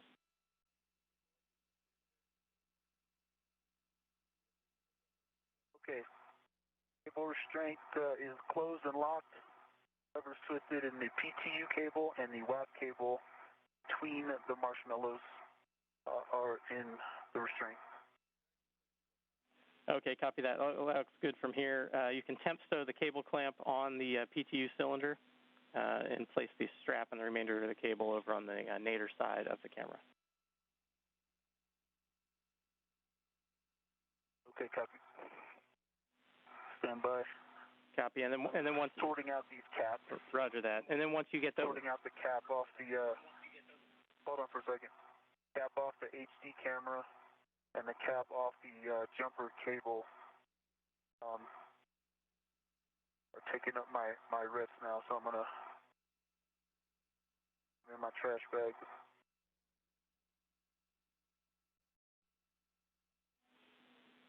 And we copy that plan, Ike.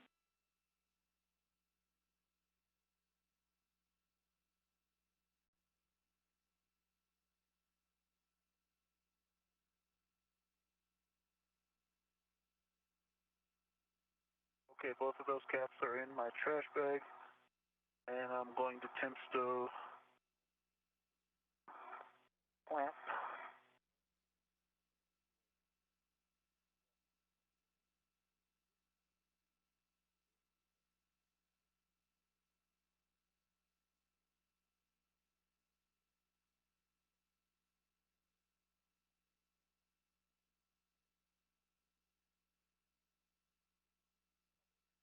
Certainly an office with a view for our spacewalkers today. This is a view from Victor Glover's helmet camera. The Zenith harness, WVE, it looked like there may have been some Kapton tape or something still on there. Can you take a look at those and see if you see any of that? Actually, there was Kapton tape that was over that white paint. And so I took that, it was the protective cover over it. And so I took that off and put it in my trash bag. And that was what they saw. Okay, that sounds good. As long as there's no more tape sitting out there, that's probably what we saw. I'll check, but I think that might be what you guys saw, but I'll double check. Okay, thanks. Yeah.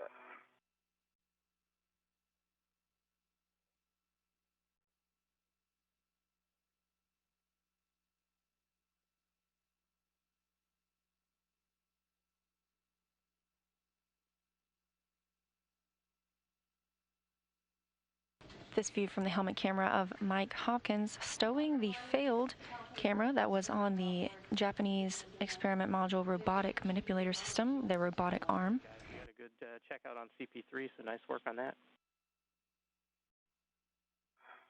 Excellent. Good news.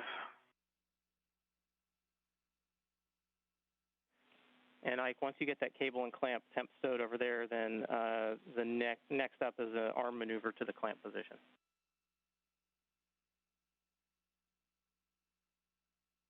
Okay, I have it temp stowed.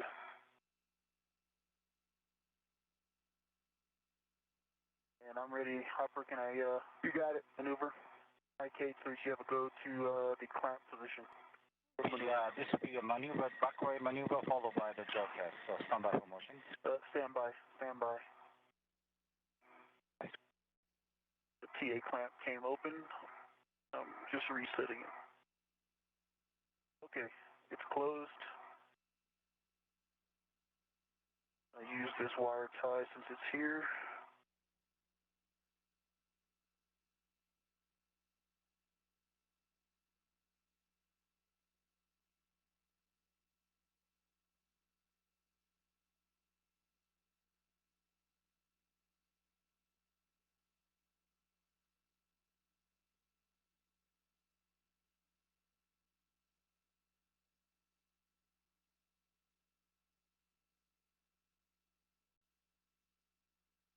Okay, the TA clamp is reclosed and I just threw the wire tie over it since it's already temp stowed there. Okay, K3, you have a go to maneuver. Copy, go for maneuver. Stand by for motion.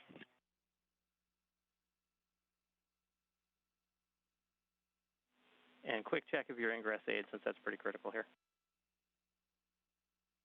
It is collapsed.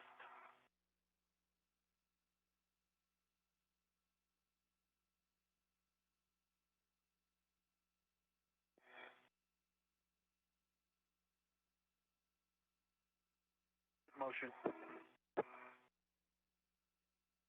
Maybe not. That was me. Now in motion, body down. Good motion. Good motion. Looking for 2 meters.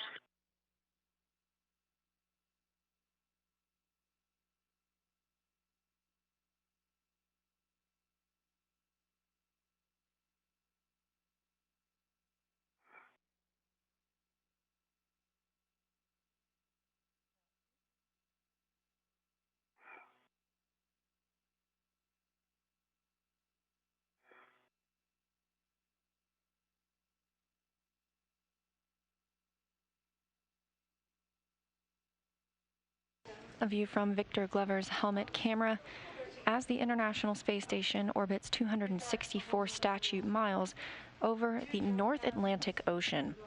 We're coming up on 3 hours and 20 minutes into today's spacewalk, both astronauts working separately to replace cameras outside of the International Space Station. So now it's a backward position. Stand by for the next jaw cast, 2.5 minutes. We'll go to maneuver. Go for maneuver. Stand by.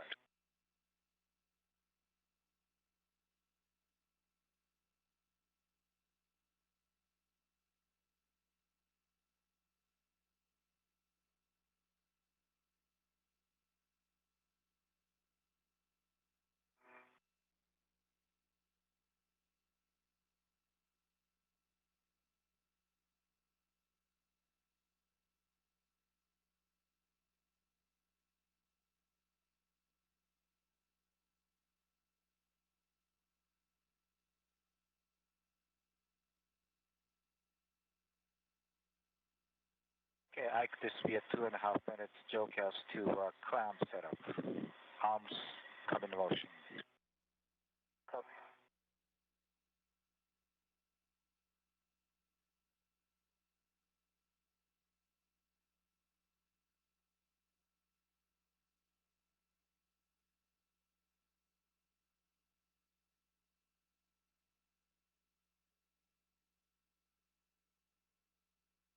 This helmet camera view from Victor Glover on the Canadarm2, and this one inside the International Space Station. You can see Kate Rubins, and to her left, Soichi Noguchi. They are controlling the Canadarm2 from inside, using robotic controls to maneuver the robotic arm and moving Victor Glover into place to complete his tasks on today's spacewalk.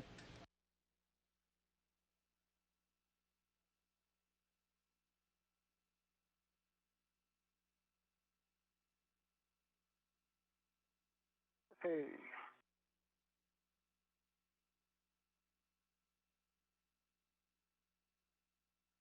Got it, Hopper, it's a JOCAS. It's a JOCAS? Okay, thanks. All right, partner, I took a double look. I don't see any caps on tape. Again, I think it was just this, was the cap over the top of this flight 93 thing. Okay, that sounds good. We're good with that inspection. Appreciate that. And then other just verification is you didn't see any flaking on the white paint when you were putting a WVE in the bag. I did not see any flaking.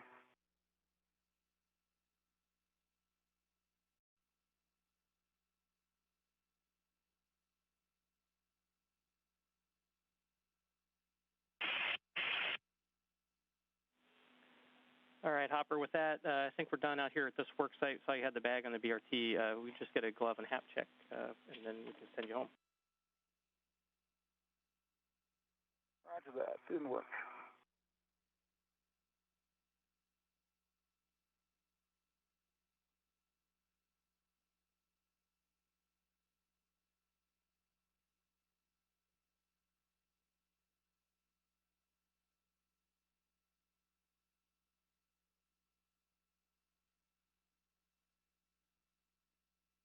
Okay, dry hat. And the right glove just has some smudges on it on the pinky and the ring finger.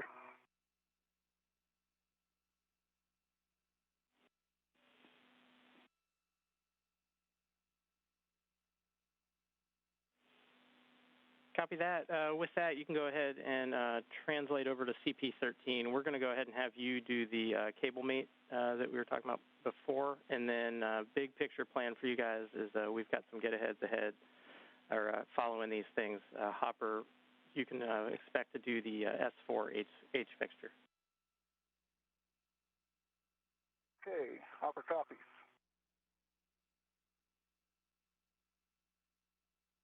You copy.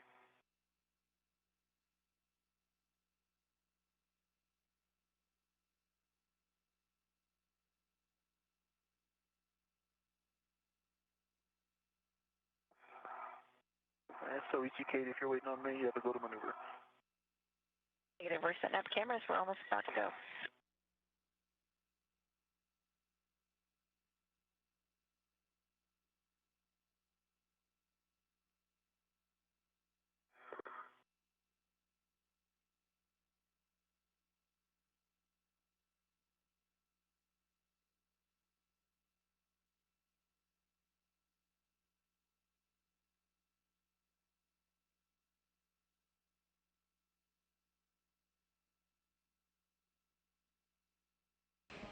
Mike Hopkins now moving on to his next work site, having completed the installation of the Japanese experiment module's remote manipulator system camera upgrade.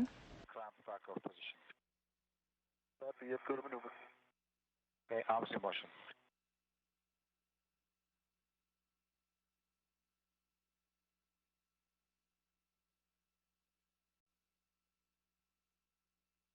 Motion.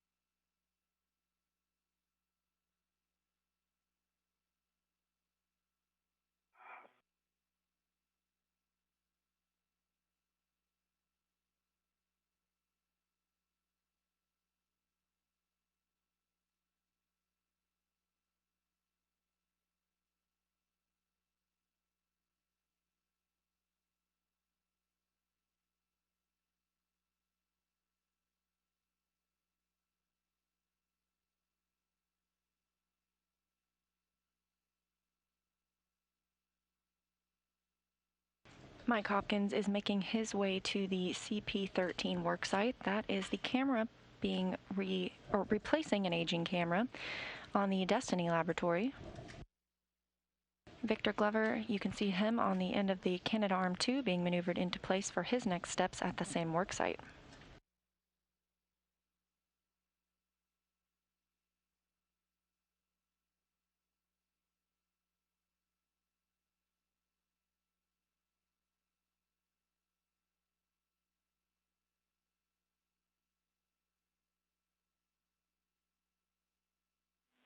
You guys got a night pass coming up in a couple minutes, and we also have a brief LOS coming up in 2 minutes. Everyone. You too.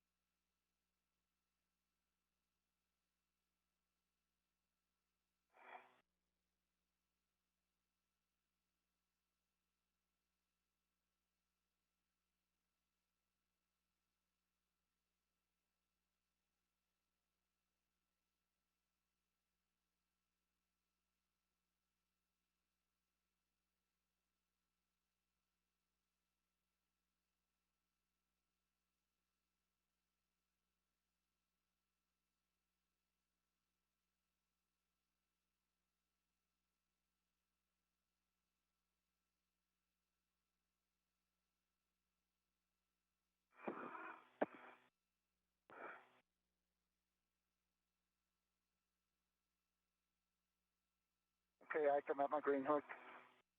Awesome.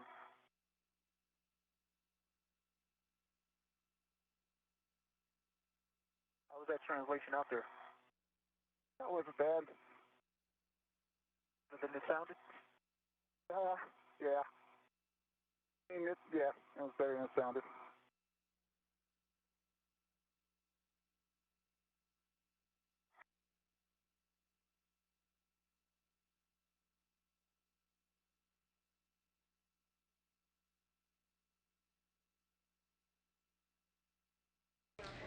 Coming up on 3 hours and 30 minutes into today's spacewalk that started at 6:56 a.m. Central Time this morning, the astronauts have been stepping through their tasks with the completion of the battery work that began in January 2017, securing the final lithium in the station and installing the final adapter plate, as well as driving the last bolt in a direct current switching unit. Mike Hopkins also removed an H fixture that'll be necessary for future power upgrades, and the duo installed a new camera on the starboard truss. Hopkins just completed upgrades to the Japanese experiment module remote manipulator system camera, and the two are now working on installing an HD camera outside the Destiny laboratory. 2 meters up. Good motion. Continue. Good motion. As you can see, we just went through a brief satellite handover. And we've got a question from Martina with the hashtag AskNASA on Twitter. Martina wants to know how the temperature changes during sunrise and sunset while spacewalking, how the suits are dealing with it, and if astronauts have the possibility to take a drink while on the spacewalk. In the sunlight, when the space station is in an orbital daytime, it can be 250 degrees Fahrenheit, and without sunlight, it can be a negative 250 degrees outside. Therefore, the spacesuits have a cooling garment that allows the astronaut to control the temperature inside the suit, as well as thermal properties keeping them warm. Additionally, in the suit is an in-suit drink bag that's a plastic water-filled pouch that attaches to the inside of the hard upper torso. A plastic tube with a bite valve sticks out of the bag, and the tube and the valve can be adjusted to be near the astronaut's mouth. Biting that valve opens the tube so the spacewalker can take a drink, and releasing the bite closes the valve again. And Hopper, we just got word from JAXA that we got a good checkout on the WVE. Good work. Let's go in 10 more centimeters. 10 more centimeters body in. Okay, copy. 10 more centimeters body in. Motion.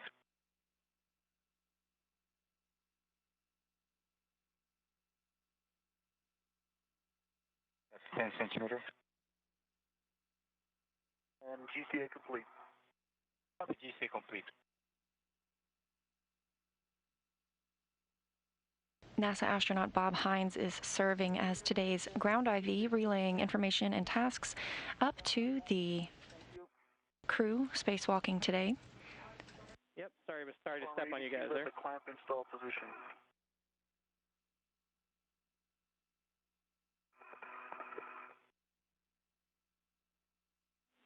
Copy, Ike. Sorry to step on you guys there. Next, you can place the cable clamp into the PTU notch. Make sure that the cable is routing toward the stanchion, and then lock the clamp. Work.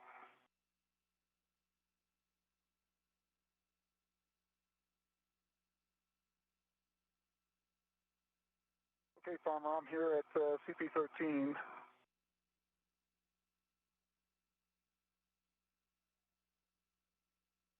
You'll also hear ground IV Bob Hines being referred to as Farmer, his call sign. I could go ditch this. I could go ditch this bag and get the H fixture and then come back here. Okay, the clamp is installed.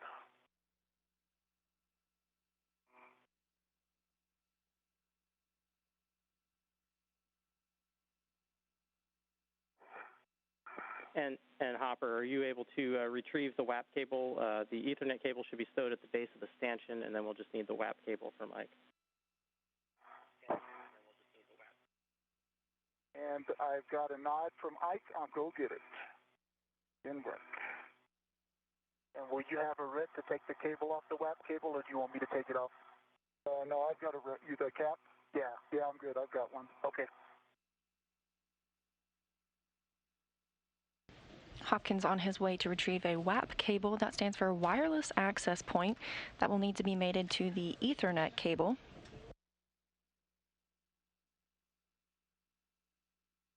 And earlier we heard some news relayed up to the spacewalkers that JAXA, the Japanese Aerospace Exploration Agency, received a good checkout on the new camera installed on their remote manipulator system outside the Cabot module. I gotta find the. Okay, I think that's. Yeah, I think that's it, wire tied right there. Going in. Yep. I think you're all right. Okay.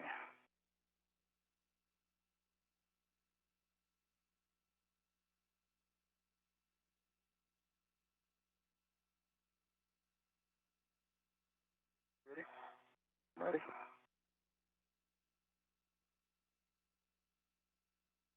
I need that part.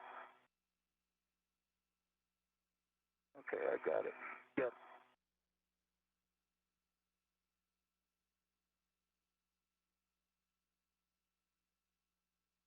And that one, don't snug it down yet, because I've still got to install the strap. Yep. I'm just holding it so I can get the cap off. Okay.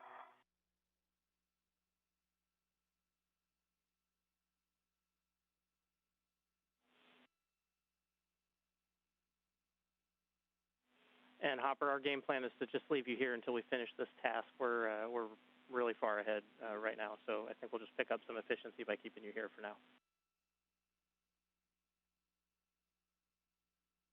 Everyone. Me too. And Ike, we didn't hear it if you called down. Have you completed the clamp installation yet and locking the clamp? Clamp is installed, locked with a good full test. Awesome. Thank you, sir.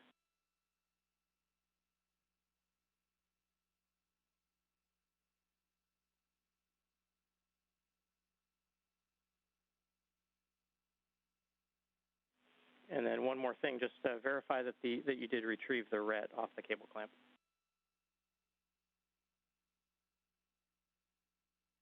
I have it to my mini workstation. I haven't taken it all the way off, though, but I'm ready to if you're ready.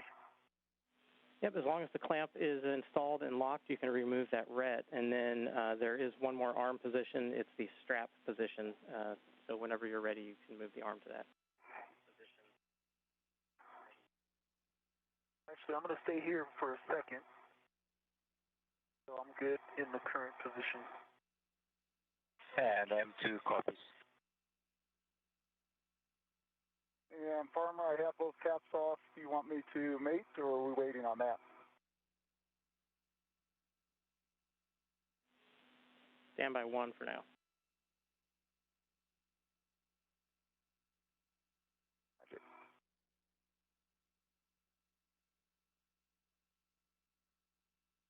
Okay, Farmer, can you give me some words on the strap? I may be able to install it from right here.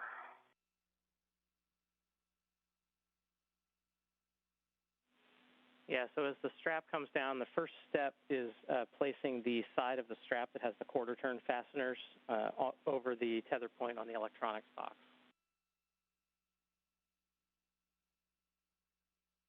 Okay. And which way does that quarter turn fastener face? I think I may need to put it on the other side. So the Velcro that's on the strap points towards the stanchion.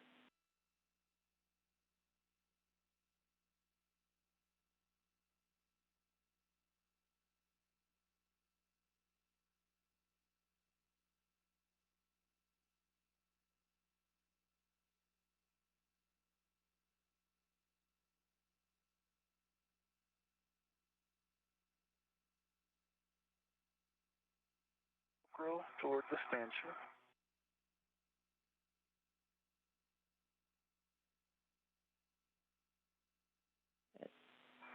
And then once you have that on there with the Velcro toward the stanchion. Which side should the French hook be on? Should the French hook be on the side, on the nadir side or the Zenith side?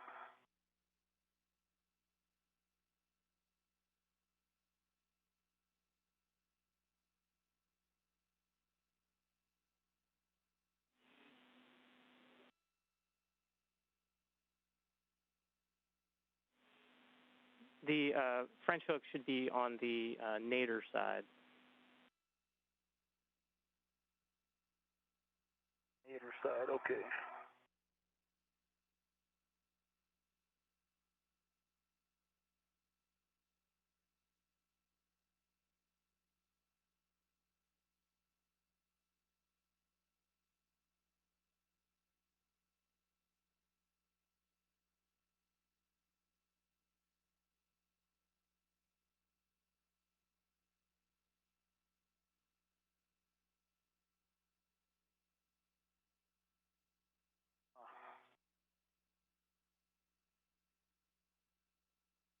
There we go. And that looks like a good config there, Ike. Thank you.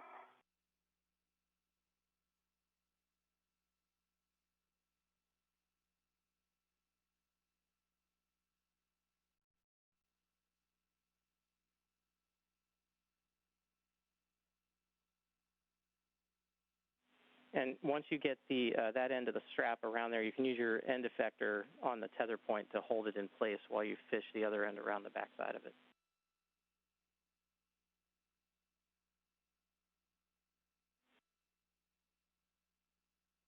Thank you.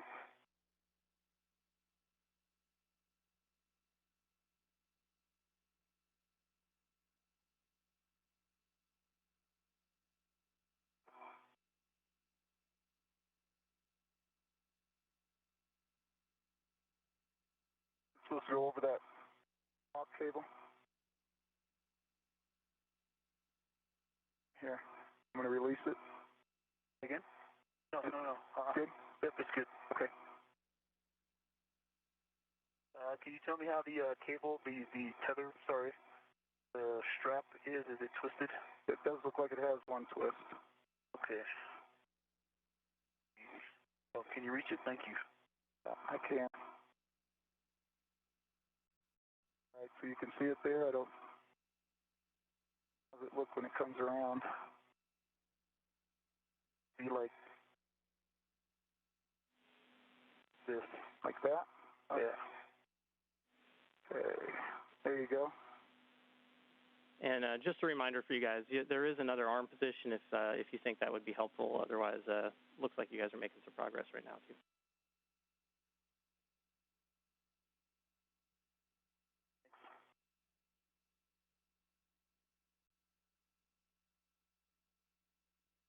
Yeah, that looks flat, Ike.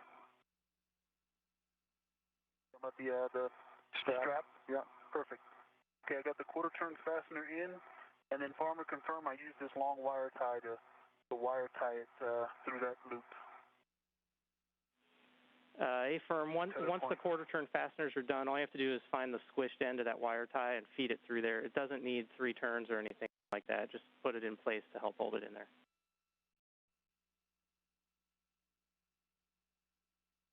Quarter turn fastener is mated, and the wire tie is through.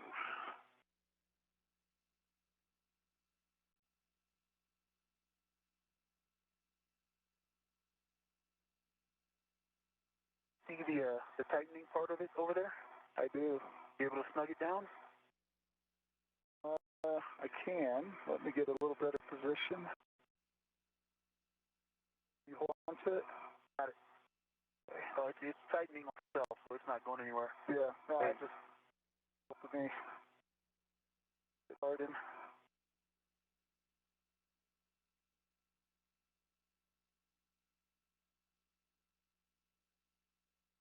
How's that look? Looks good. And now we've got the French hook there in place. I can see it. So you've got some slack on the WAP cable you could take up if you're able. Okay, let me just do a quick check on this side. Oh, yeah. Does look good. Okay.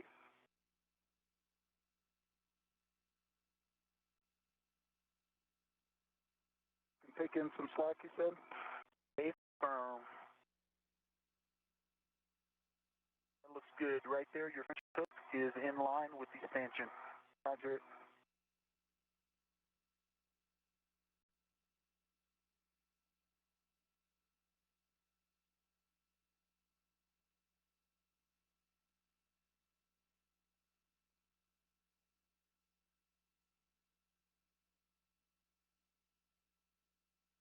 So Ichi, I don't think we're going to need the other arm position unless you need to go there for automatic maneuver. So I think we got that. I understand. That's good to hear. Yeah.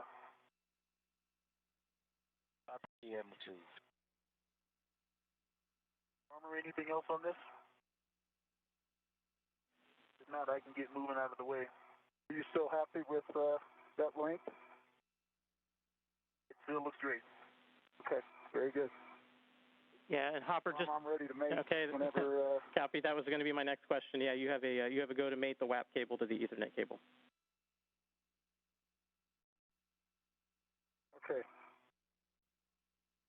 05. Good EMI bands, good pins. Good words.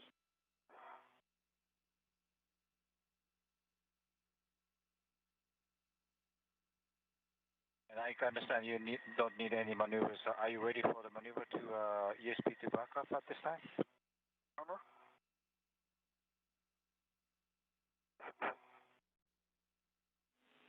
Yeah, Ike, before you go, if you can verify the SD camera hood. I think so.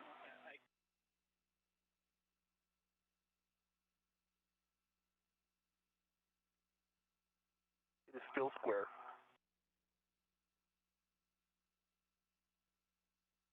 And Farmer, the Ethernet and the WAP cable are connected over center. Copy the good mate, and Ike, with that inspection, you are good to leave the work site. All right, so you guys have a go for your ping test, and Kate Soichi, I'm ready for maneuver. Go to maneuver. You go for maneuver. That will be a maneuver for the back row position, so stand by. You too. And station on spacecraft 1, we see that 19 for the rover procedure.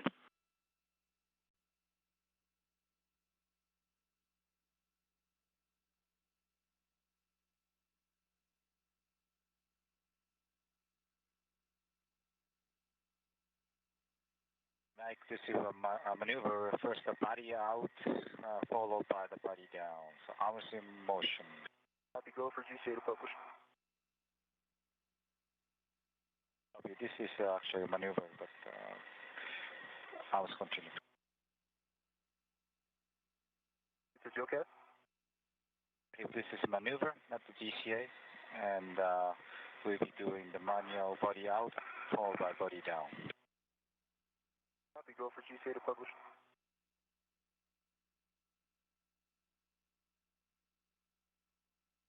And Farmer, I have a go to go back to the airlock.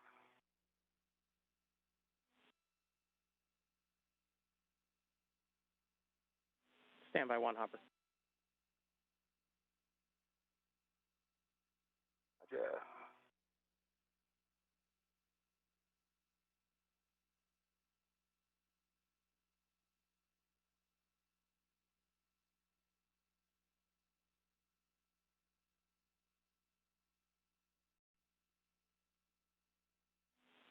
Yeah, Hopper, before you leave, on the WVS camera, we noticed a unassociated TA clamp that was undone.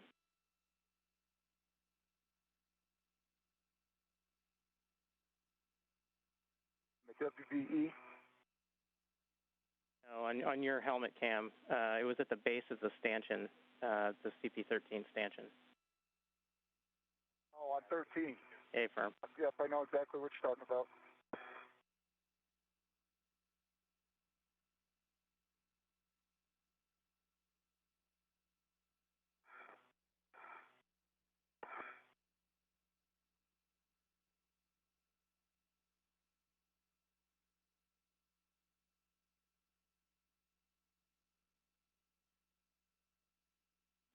So, Hopper, when you find that TA clamp, if you can just close the TA clamp, then you can head back to the airlock.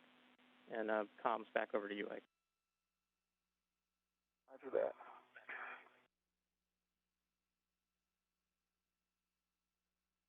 And it was released when I got up here. There's several TA clamps, some that are empty. You want me closing them all?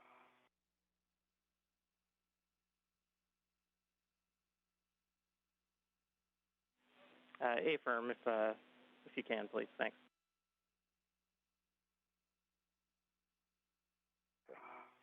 Like this is a joke as 3.5 minutes to ESP2 back off. Go. Arms in motion. Copy, go.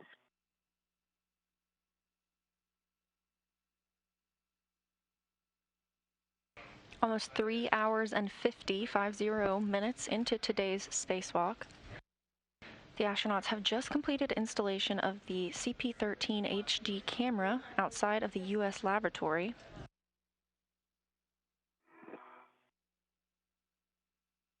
This comes after completion of several other tasks today, including the final lithium-ion battery being secured to the International Space Station and the final adapter plate connecting it and completing its circuit. Along with this, Glover installed the final bolt in the direct current switching unit, and this completes the battery upgrades that began in January 2017. Mike Hopkins removed an H fixture, preparing the area for upgrades to the future power system. And the team worked together to install a new HD camera on the starboard truss.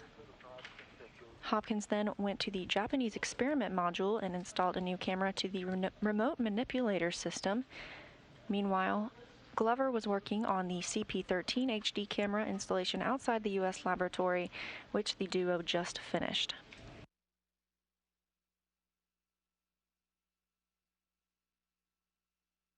The International Space Station is currently flying in an orbital nighttime 263 statute miles over the Indian Ocean. 6-inch socket on the PGT for any get-ahead.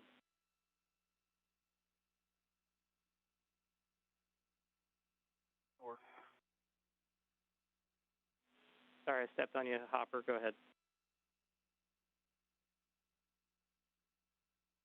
Just giving us status. I'm at the top of the Cetusburg, coming down. Roger.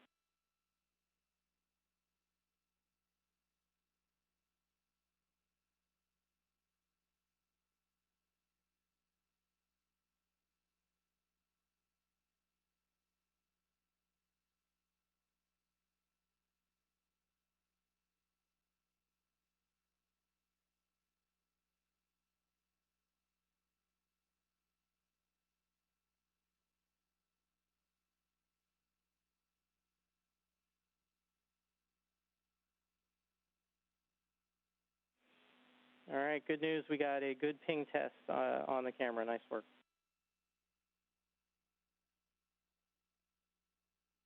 Thanks for the update. Thank you. Okay, big picture for you guys.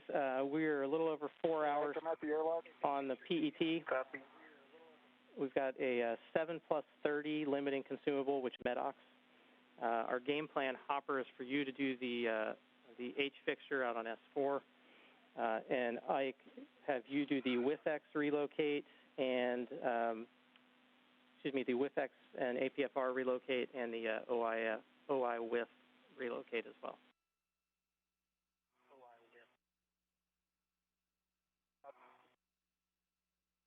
Copy that. Ike, you good? Copy. Hi, Navy. For Supra.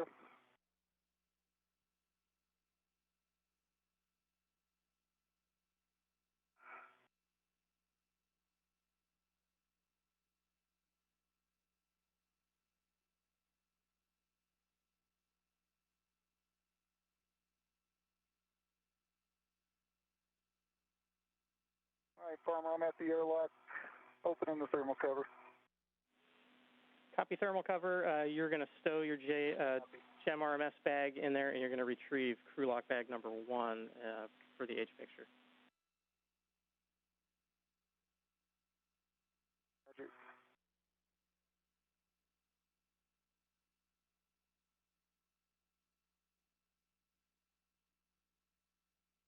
As you heard, the recently installed CP13 HD camera outside of the U.S. lab is reporting good configuration, and the crew continues to move ahead of the timeline today. Are you ready for me to take comm? Ready. Go for GCA to publish. Hey, we'll go. We'll copy. We'll go.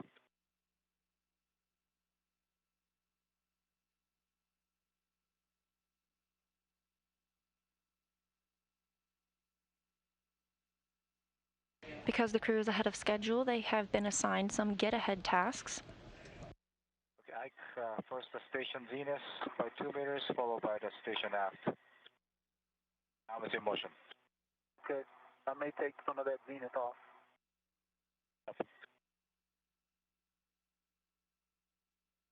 Station zenith.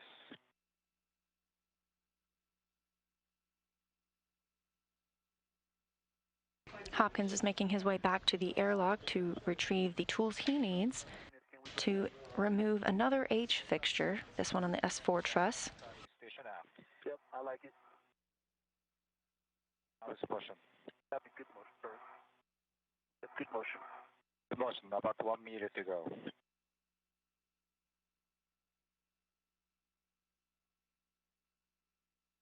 Victor Glover is still in the Canada Arm 2, moving back to position. He's been tasked with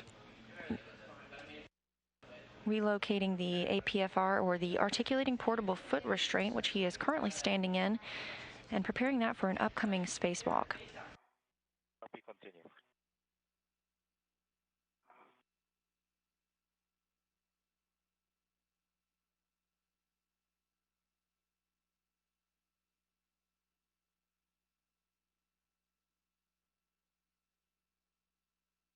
And Ike, this is published.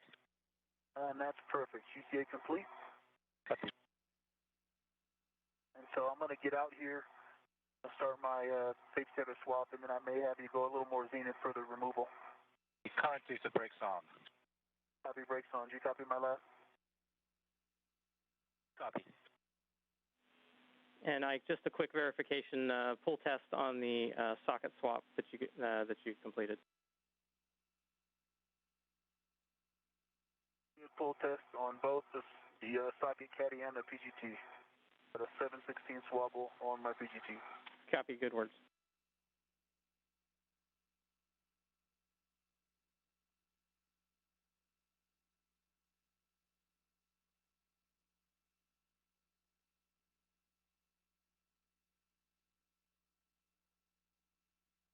Actually, Cadence Luigi, this is a good spot. I've got a good visual of the entire arm.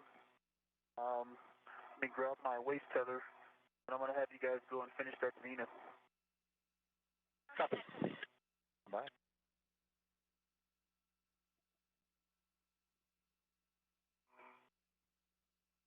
We've got another Ask NASA question, this one coming from Jess, asking why do the astronauts wear mirrors on their gloves? The mirrors on the gloves are actually so the astronauts can read the writing written on the front of their suits.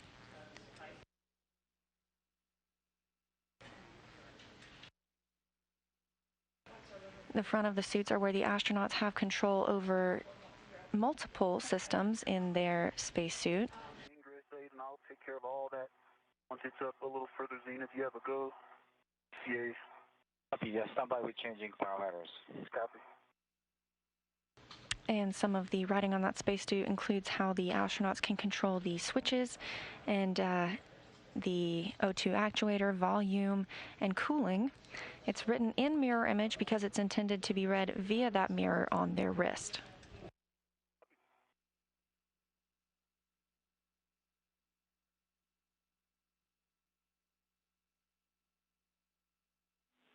All right, copy that, Hopper. Check the thermal cover closed and safer handle check. Thermal cover is closed. Checking safer handles now.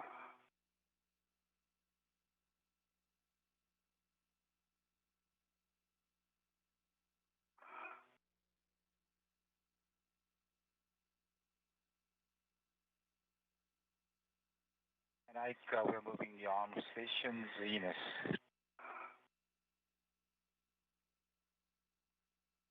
Arms in motion.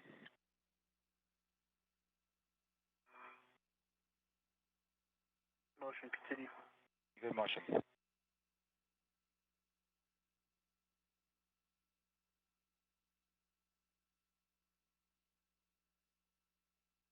Motion, continue. Continue.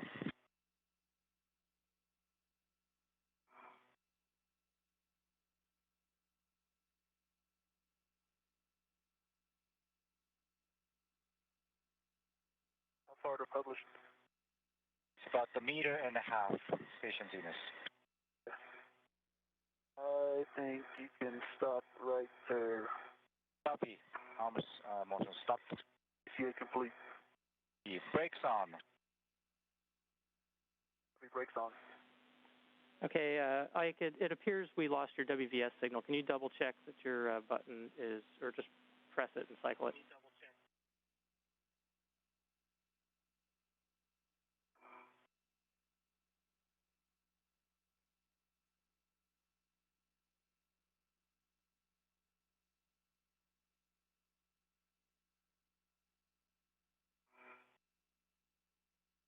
Okay, good green light.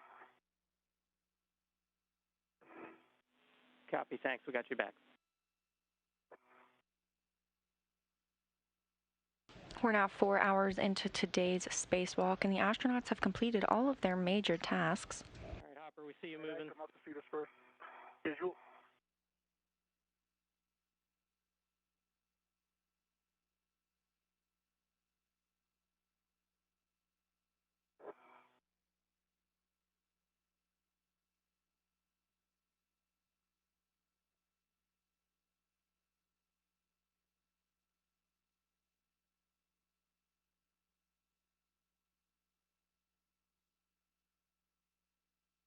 Base one.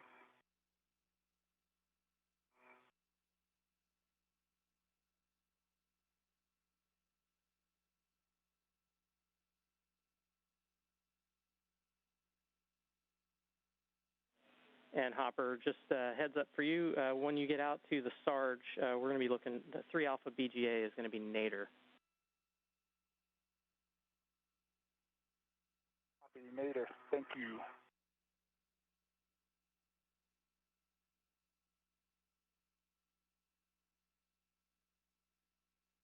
All right, Farmer.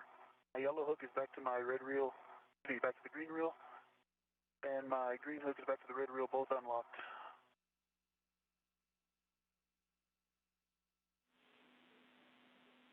Copy that.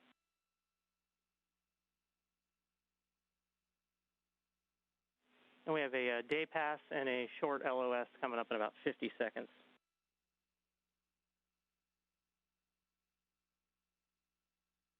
Copy. Copy. And do I have a spot I have to put my green hook down? Can I get there?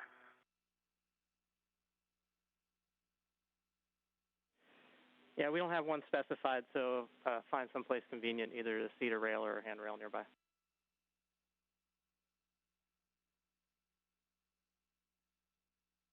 On the right side of your screen, Victor Glover's helmet camera.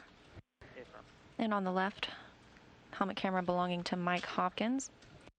You can see Glover has now egressed or exited the APFR, the articulating portable foot restraint. We will be a maneuver to backward.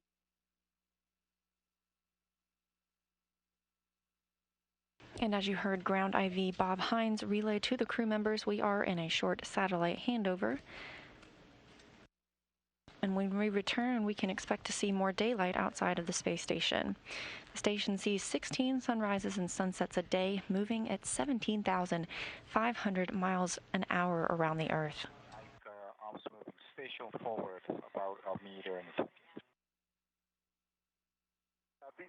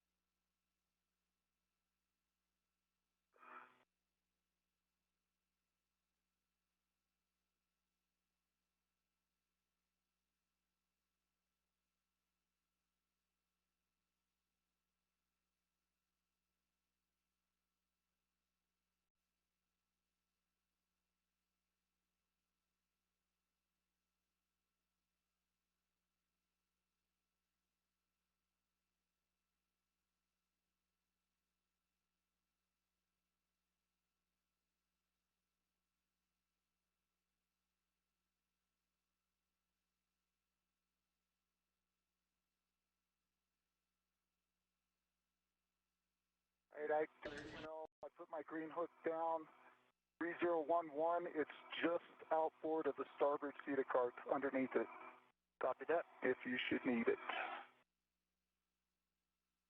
And I'm done at ESP2 heading back to the airlock.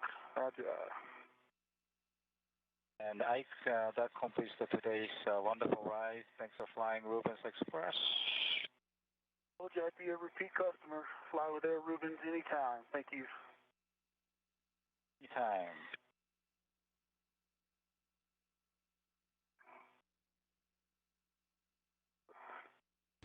Words coming from JAXA astronaut Soichi Noguchi inside the International Space Station. And this question from Gianluca, age 7, addresses exactly what we just heard, asking how do the astronauts know when the robotic arm will move and do they control it? You can see the robotic arm clearly in this picture, also known as the Canadarm2, and down to the bottom right, that's astronaut Victor Glover, who has been on the arm for much of today's spacewalk. Inside the International Space Station is Kate Rubins. You can see her there with those screens, as well as Soichi Noguchi, who have been working on controlling the robotic arm from inside the space station today. The astronaut outside knows when the arm will move because he or she is in constant contact with the astronauts inside the International Space Station and can even relay directions like how much closer or further he or she needs to be away from the task they are working on. All right, I don't know if Farmer's back, but I'm at the Sarge. Gauntlets are in place. Copy. Copy, Gauntlets, thanks. All right, Farmer, the APFR is installed. The boot plate's facing nadir, and the ingress aid is folded. Fold it down. Okay, copy. Good words. We had a lot of chatter going on where you're doing this tether swap. Can we just get a quick run through of that just to make sure we got a good tether config? Green hook to the red reel is locked. Yellow hook is locked to the green reel. Both reels are unlocked.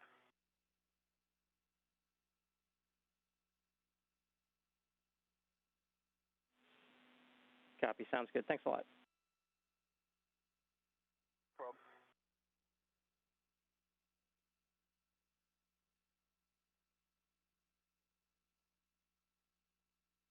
Farmer, I'm almost back to the airlock.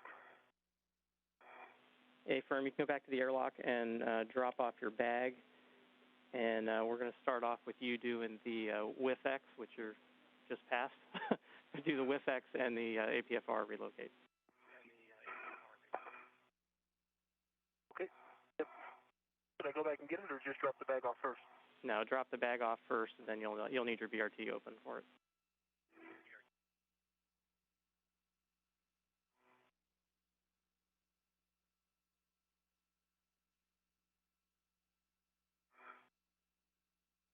All right, can I open the thermal cover? Copy.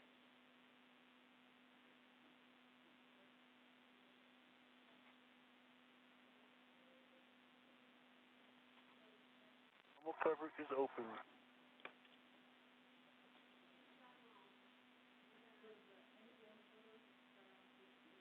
Uh-huh. Yeah. Say again, Farmer. Disregard.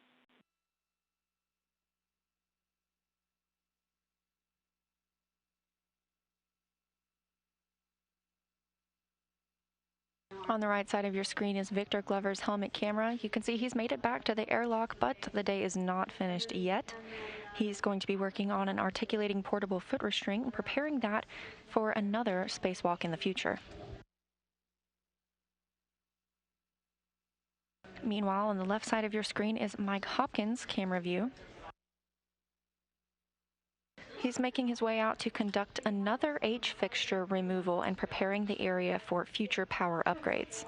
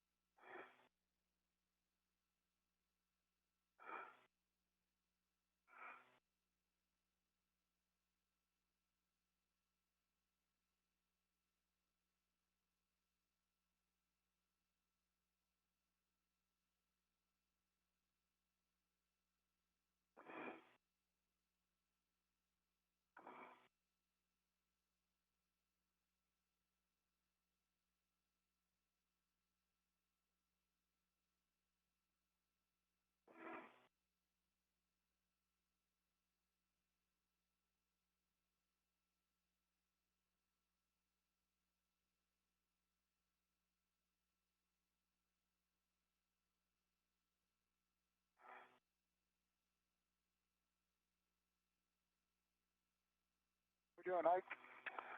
Dropping off this ORU bags. Doing well. All right, I'm out at 3 Alpha.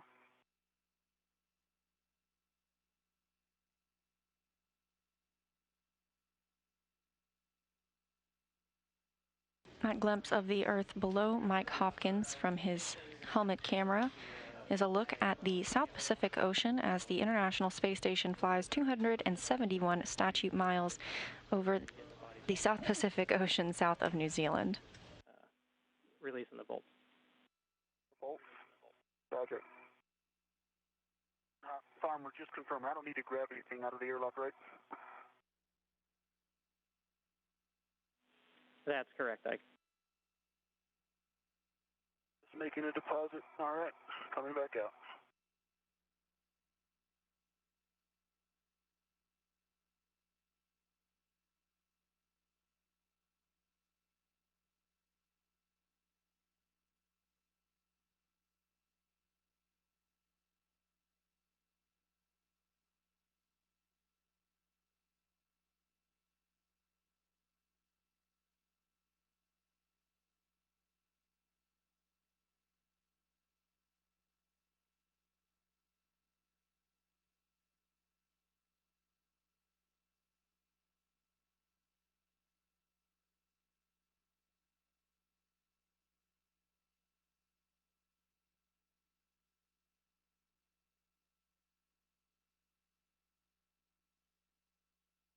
Okay, Farmer, the thermal cover's closed.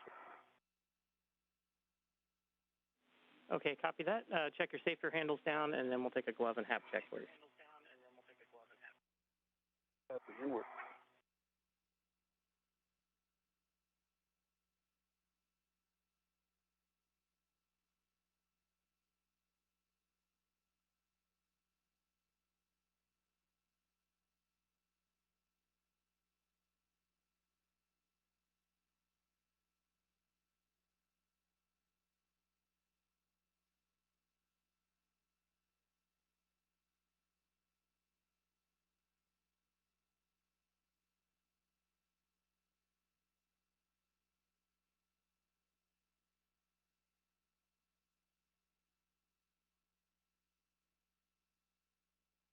Right, former Happy's Dry. And gloves, only change is a little bit of that black stuff has rubbed away, so they're still looking good. Working on safer handles now. Copy that.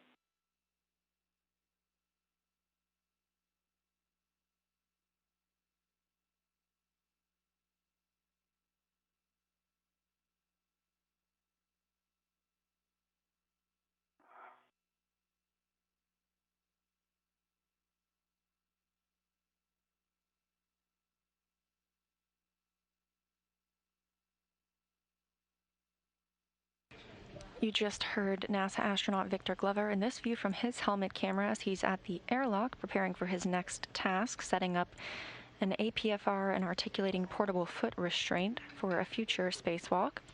He gave a glove and HAP check. HAP stands for Helmet Absorption Pad, and the astronauts regularly check this to make sure there's no fluid in their helmet.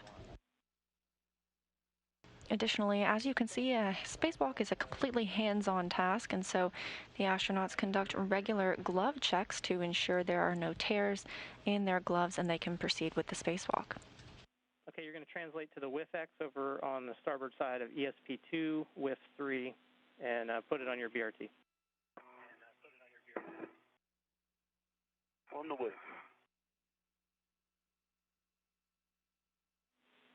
And Hopper, reminder on this H fixture, only 2 bolts are currently installed, so it's bolts 2 and 4 we're going to be working. Copy. Bravo 7, counterclockwise 1 is set.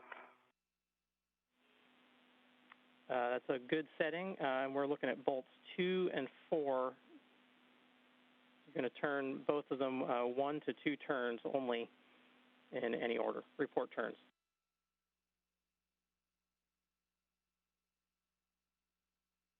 Roger.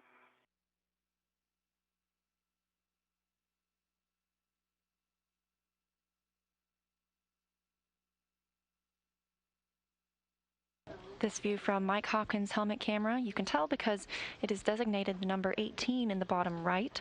He is using the PGT or the pistol grip tool to release another H fixture. That was one of his tasks earlier today as well.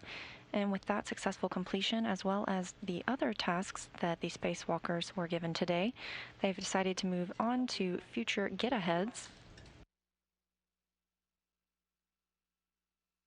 Current LOS, or loss of signal, these are tracked and expected throughout the spacewalk, and we will regain video communications with our astronauts shortly.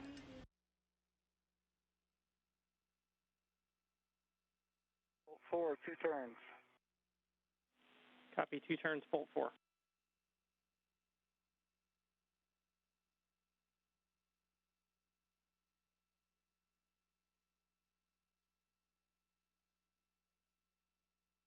Two turns, bolt 2. Okay, 2 turns, bolt 2. Keeping the same settings, Bravo 7, counterclockwise 1. We're going to release them 10 additional turns. Here you've got a view of Victor Glover, and then his view on the right side of your screen, making his way to his next work site. Meanwhile, NASA astronaut Mike Hopkins continues removal of the bolts on the H fixture.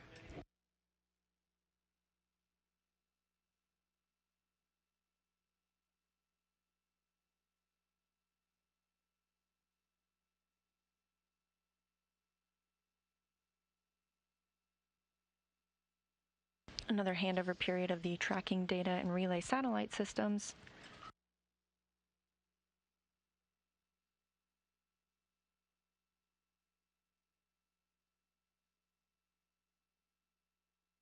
Okay, Farmer, I've got the WIF extender.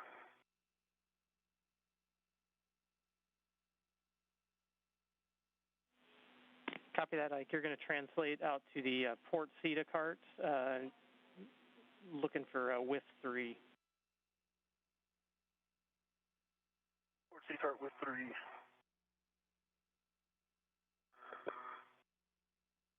And some other acronyms you just heard.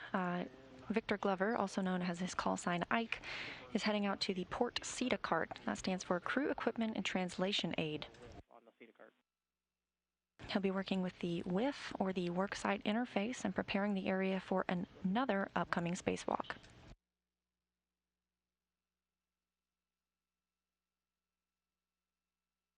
All right, 4 released with 7 turns, 2 released with 8 turns. Copy, 7 turns on bolt 4, 8 turns on bolt 2.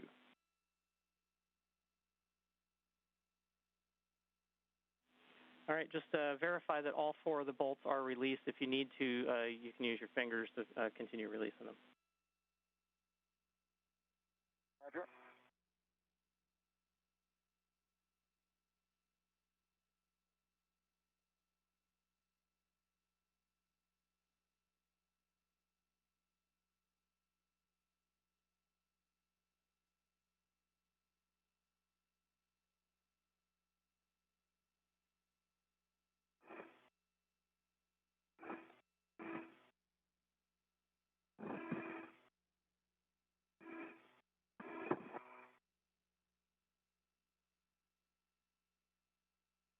All right, I'm headed up to Cedar Spur. Roger. And copy that, Ike. And obviously, with us doing the get-aheads, please keep an eye on the safety tethers as we move starboard.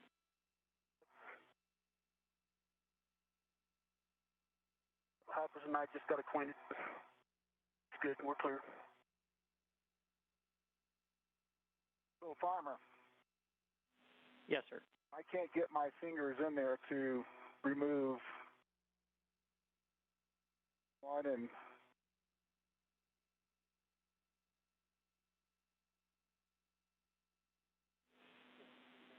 Copy that. Stand by 1. it's just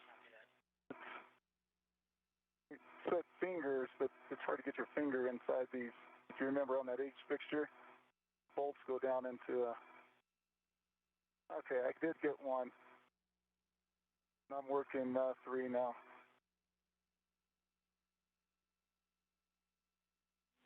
And when they're released, they should pop out. So I don't know if you can tell that at all while you're messing with it.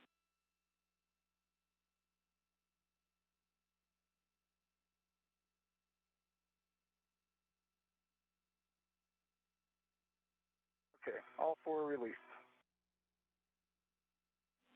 Copy, all 4 are released. So you can retrieve the wedge assembly if that's what you want to do again, and put them in the H fixture channel. Yes, that's what I want to do.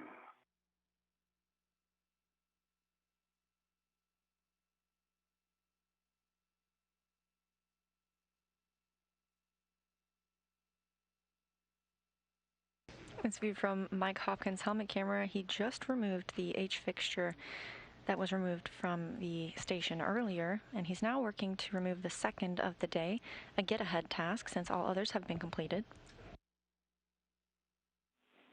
Copy that, Ike. Once you get up to WIF 3, you're going to put the WIF-X in settings of 7 Alpha 1. 7 Alpha 1. Okay.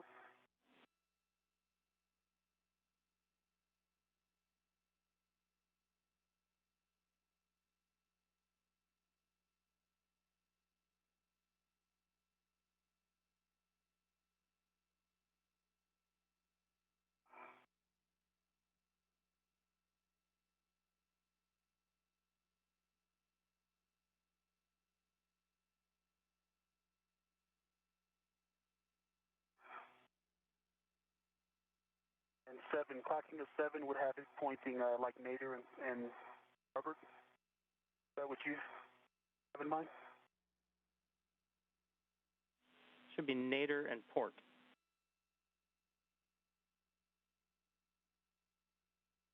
Okay, if I put it at 7, I think. All right, let me just try it and see.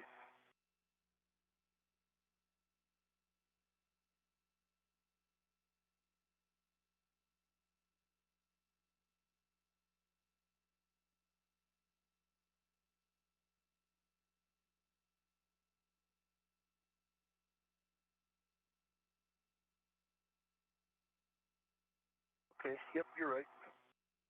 Putting Nader and Port toward the Bottom center of the seated cart. Okay. 7 Alpha. Are set. Full twist test. It is lock, black on black.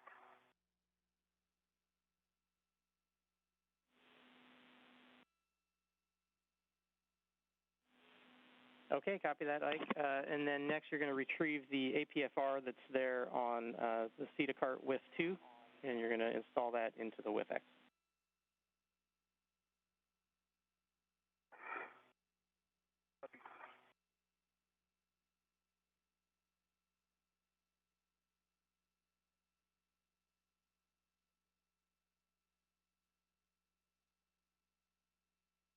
H fixtures released.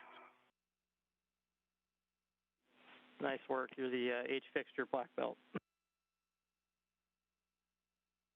It's the wedge tool. Hey, Farmer, I'm having a hard time getting to the indication on the 1 versus 2. Can you just tell me, is that where they collapse or is it extended? 1 should be fully collapsed. It is 7 Alpha 1 set. 7 the APFR. Copy. Good words. Yeah, and go ahead, Ike. Farmer, you want a full tool in? Yeah, sorry. If we can get a some pictures of the GSE pad before you leave. Will do. And do you need a full inventory of the bag?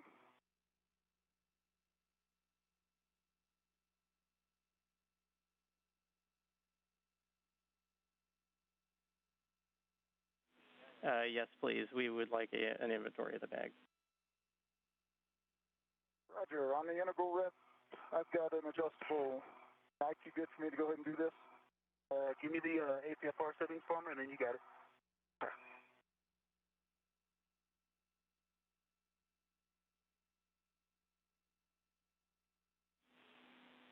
Okay, Ike, your APFR settings are going to be 12 Sierra Golf 3. And Hopper, if you stand by on that inventory for a second. 12. Go. Copy.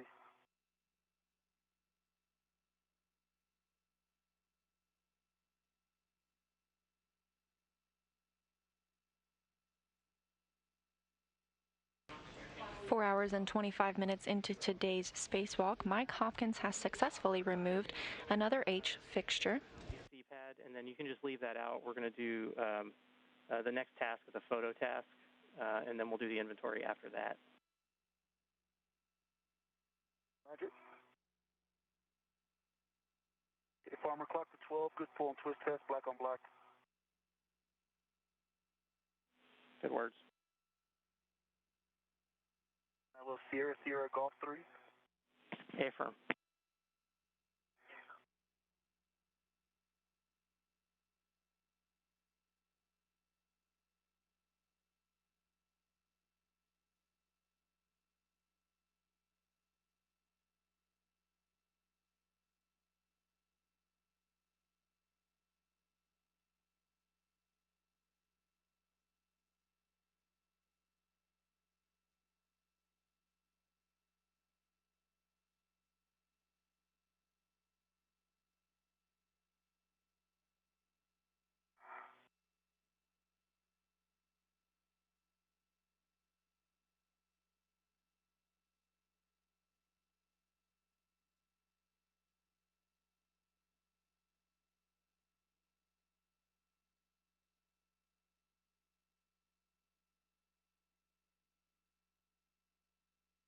All right, Farmer.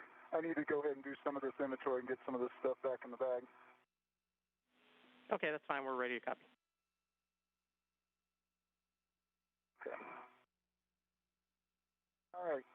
I've got a integral red to an adjustable to a hammer and a, I can't remember. PRS, what is this, PRS? BRS, Affirm. Pin tool and sheath. Yeah. Then I got an integral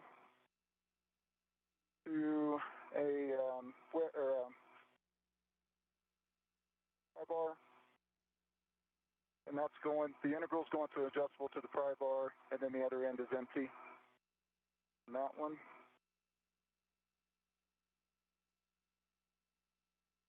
I've got an adjustable, a second adjustable that has an H fixture. Got a small rec with the camera. Got an integral with the wedge assembly. I've got an integral with the adjustable and 2 pliers.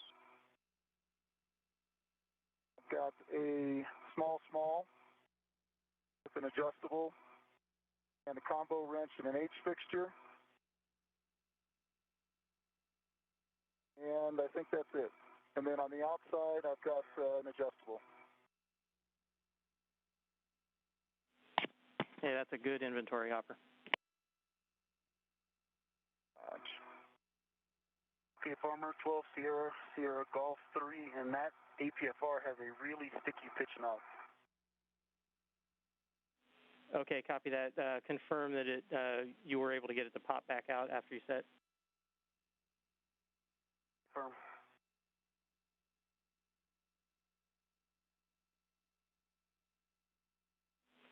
Okay, copy that. That's a good install. You can go ahead and head back towards the airlock. Your next task is going to be to relocate the OI whiff. Work.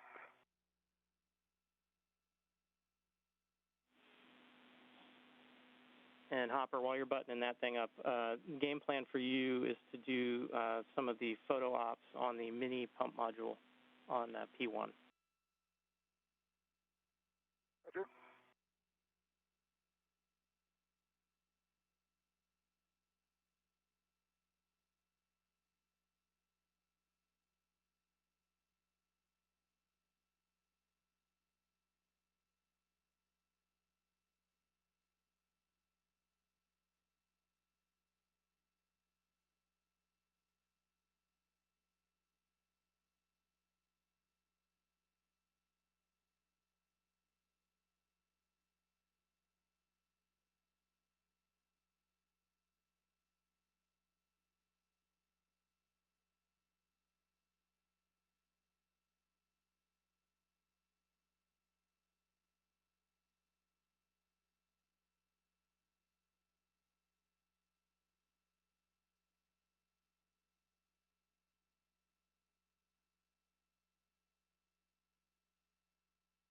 All right, Farmer, I am tally the OI whiff.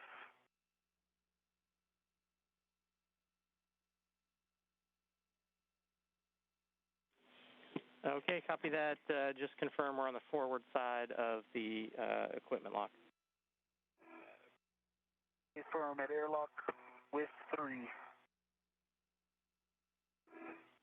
Hey, good words. You can ret to the tether points and lift the 2 tabs and slide the OI whiff off. It slides away from the tether point. Copy, inward.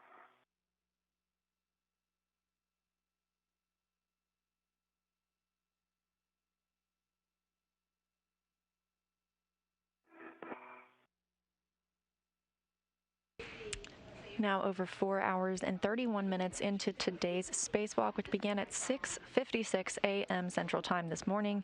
The astronauts have completed all of their major tasks and moved on to get-aheads, of which Mike Hopkins has completed another H fixture removal, preparing the station for future power upgrades. And Victor Glover has completed work on an APFR, or an articulating portable foot restraint, preparing the station for future spacewalks.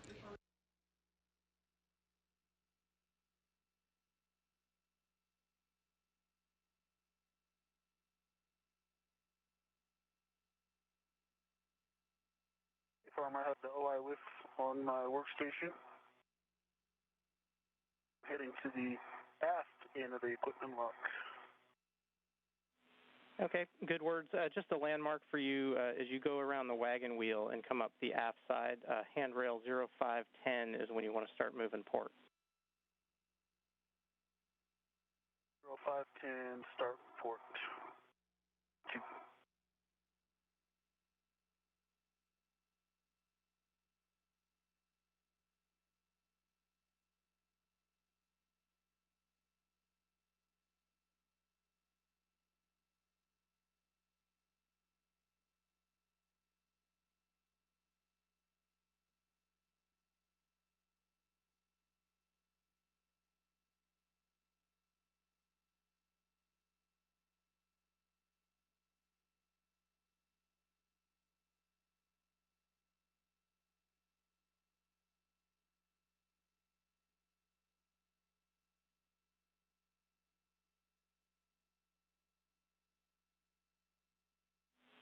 And Hopper, when you get a chance, glove and hap check, please. Okay. All right, crew lock bag 1 is on my BRT.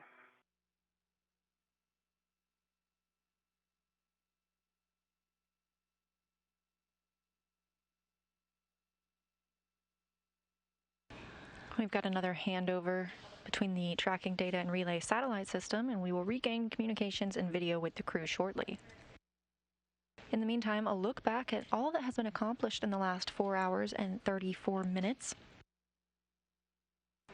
NASA astronauts Mike Hopkins and Victor Glover secured the final lithium-ion battery to the International Space Station and installed the final adapter plate, completing its circuit.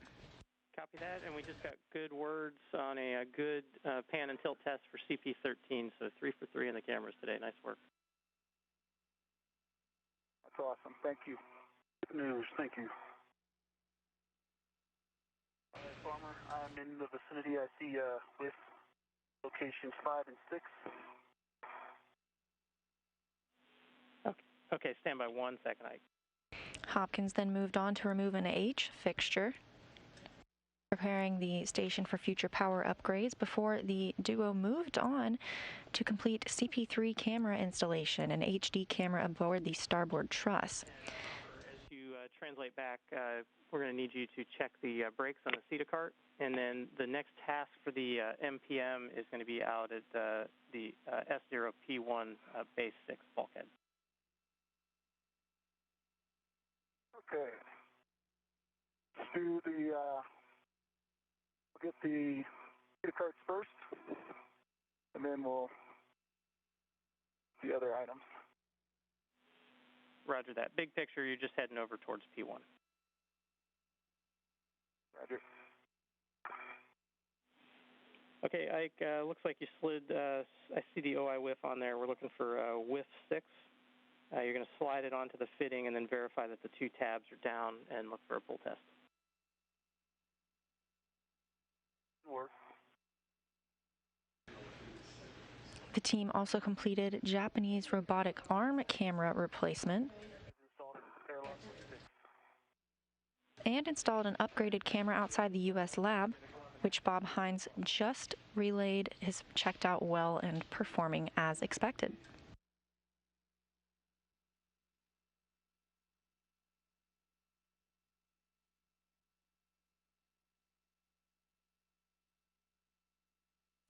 This view from Mike Hopkins' helmet camera, giving you a glimpse at those batteries aboard the International Space Station. How you guys are feeling?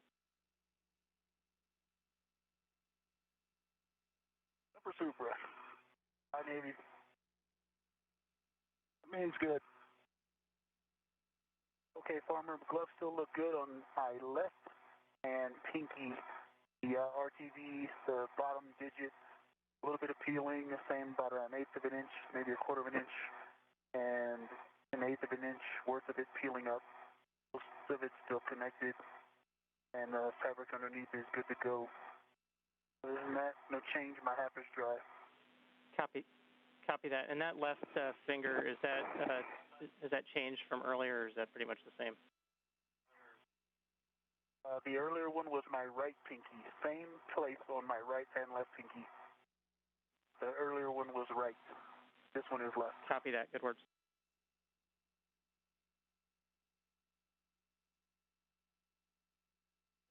All right, Ike, next task for you, we're going to do the magnetic plate R&R at the airlock there, so you can head back, open the thermal cover, and you're going to retrieve the crew lock bag for the airlock task.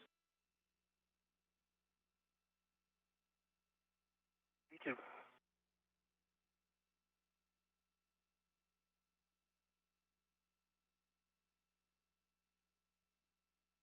Okay, Farmer, Ike, come in board of the Sarge. News. Copy that, Hopper.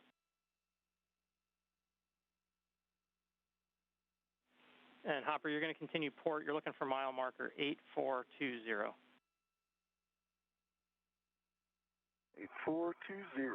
Roger, coming up on the starboard CETA card. And my green hook.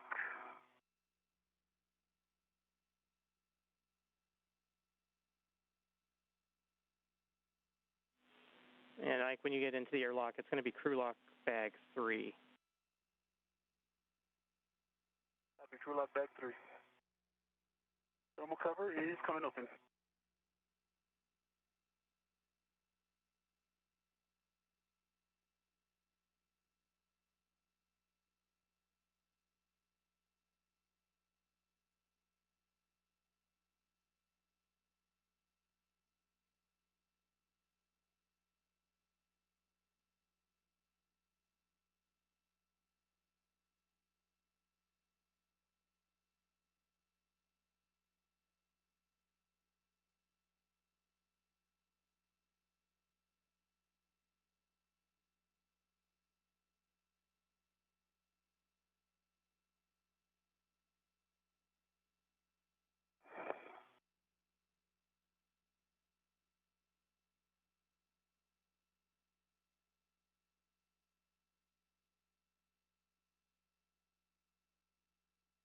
All right, Farmer, I got my green reel back.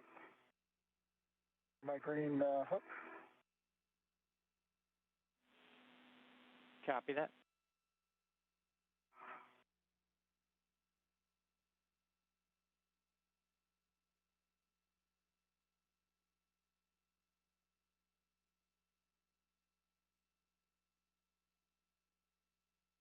Okay, Farmer, I've got the crew lock bag number 3.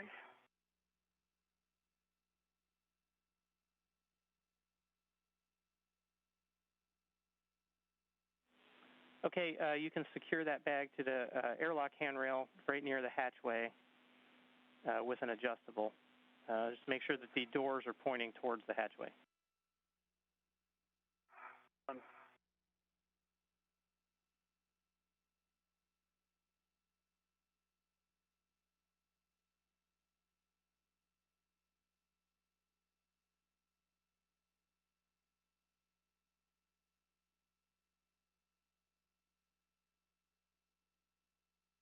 Starboard seat of cart, brake pedal, release, 2 pushes.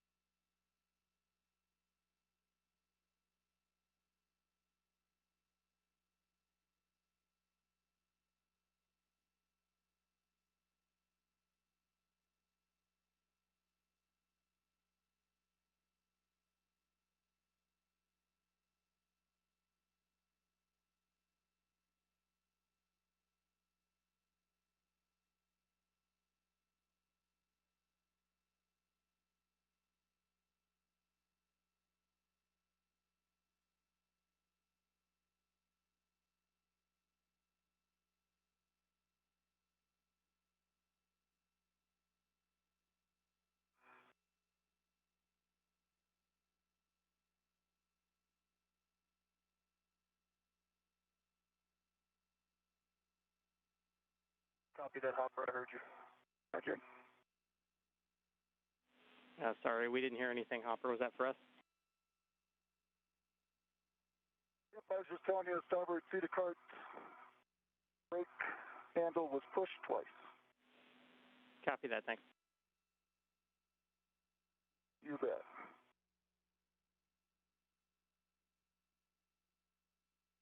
Hey, Farmer, I have the bag.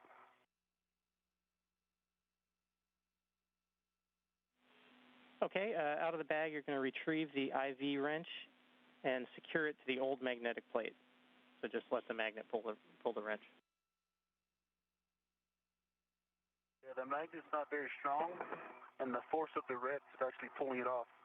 I'll lock the red out, but that magnetic force is not very strong.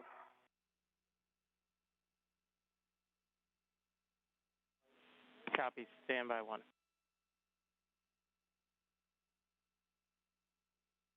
Goodbye.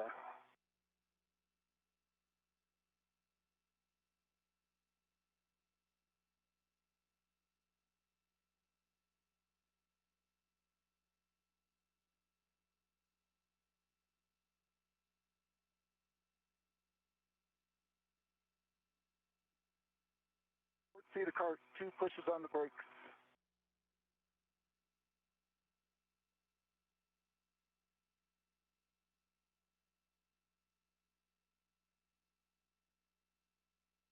Astronauts Mike Hopkins and Victor Glover have been on their spacewalk now for 4 hours and 43 minutes. They have moved into get-ahead tasks after completing all of their major scheduled tasks for today. I'll keep an eye on it. I'll go slow, and I'll just make sure to tend to it.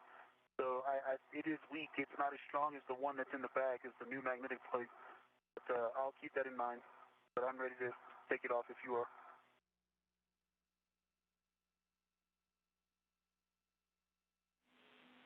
Okay, copy that. It's just a warning. Remember, the Zeus fasteners could have sharp edges. And as you're looking at it, note the position of the fastener alignment markings. Copy. Kind of points towards the center of the hatch opening. Copy, good words. Retrieve the T-handle tool, and you can release both Zeus fasteners. It's going to be counterclockwise, a quarter turn only. Copy. That's the release position I was giving you. They release point toward the center of the hatchway. Okay, I've got the plate in hand. Wrench is still held to it. They're both going in the bag.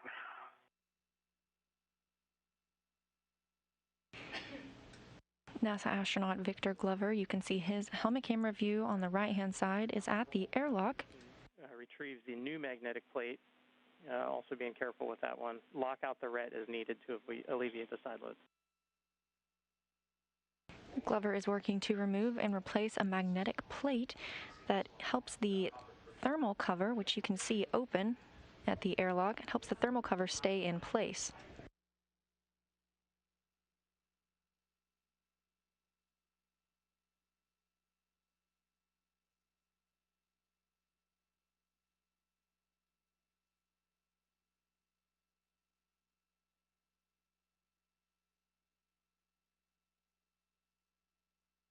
We're in a satellite handover, and we'll regain communications and video with the crew shortly. But currently, you're looking at the inside of Mission Control Houston at NASA's Johnson Space Center. This room is staffed 24 hours a day, 7 days a week, 365 days a year, as all of the flight controllers manage, maintain, and help improve the systems aboard the International Space Station.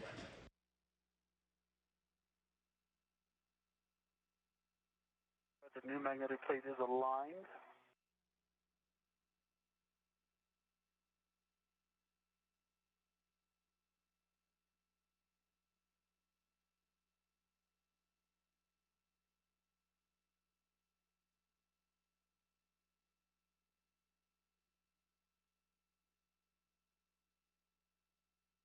Okay, Hopper's at base 6. Copy that. Standby 1. Ike, for the Zeus fasteners here, you're going to go counterclockwise slowly until the Zeus fastener drops in, and then you're going to go clockwise to a quarter turn to fasten it.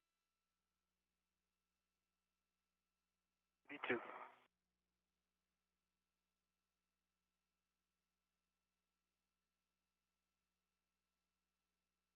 We're in another satellite handover as NASA astronaut Victor Glover, or as you'll hear him referred to as Ike, which is his call sign, is at the airlock and working to remove and replace a magnetic plate that helps the thermal cover stay closed.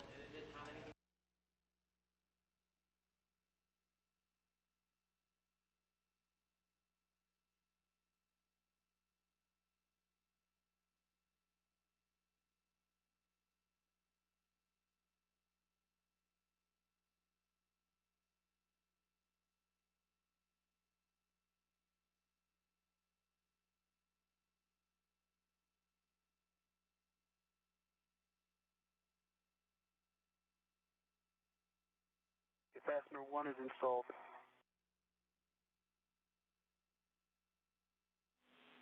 Copy that.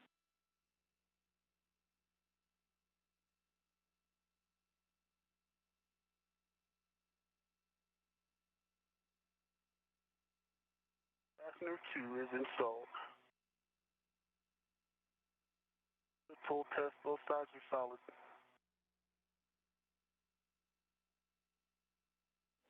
Copy that. Sounds like a good install. Nice work.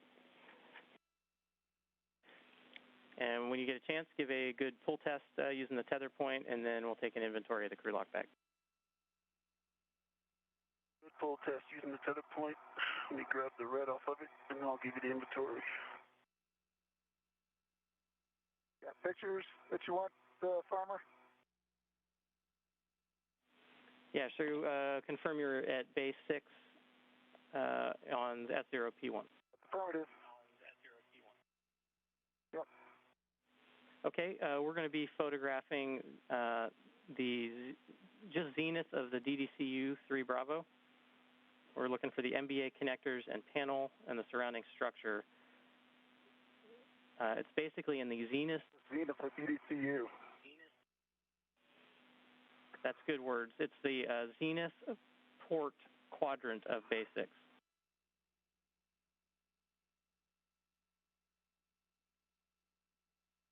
See a nitrogen tank.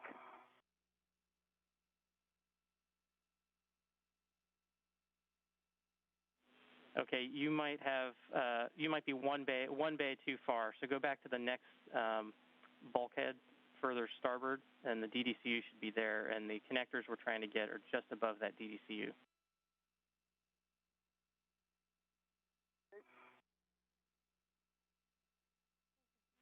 Was that mile marker we gave you too far along? I think it might have been. That's okay. Okay, sorry about that.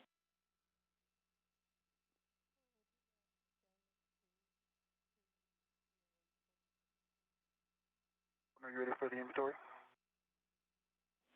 Okay, copy that, Ike. We're ready, and since you only opened half of the bag, we only need the inventory on that side. Okay, but I stuck the wrench, I stuck the IV wrench and the magnetic plate on the other side to keep it in, with a closed door while I was doing the other one. So they're on the other side, and on the side I used, I have a ret to the T-handle tool, and then an empty ret, and that's it. Okay, and I think you said that they may have been on the other side, but the IVA wrench and the magnetic plate are both in there too. They are on the other side, but yes. Copy that. That's a good inventory.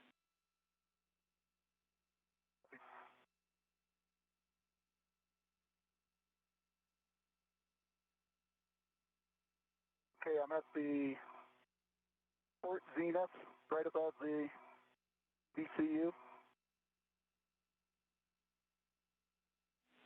Yeah, it looks like the right spot up there. So we're basically looking for good imagery of those connectors and the surrounding structure that are just zenith of the DDCU.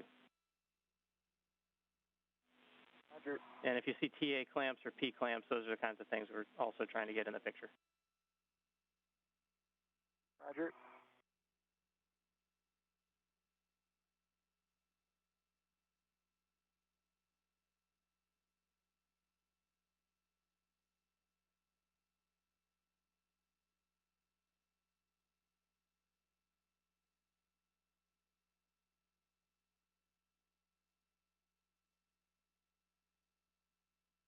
This view from helmet camera of NASA astronaut Victor Glover, who has just completed a removal and replacement of an airlock magnet.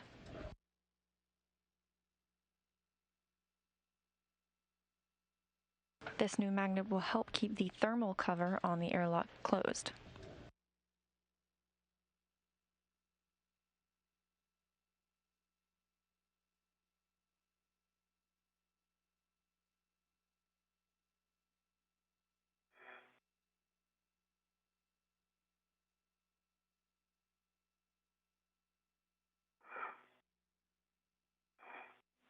And Ike, just confirm that your PGT currently has a 6-inch wobble on it. Confirmed. That is correct. Okay, copy that. All right, Farmer, any other pictures? A-firm, Hopper, stand by 1 second. Actually, if you want to go ahead and translate one bay, I guess it might be 2 bays over, bay 10, mile marker 8820, should be right near the pump module.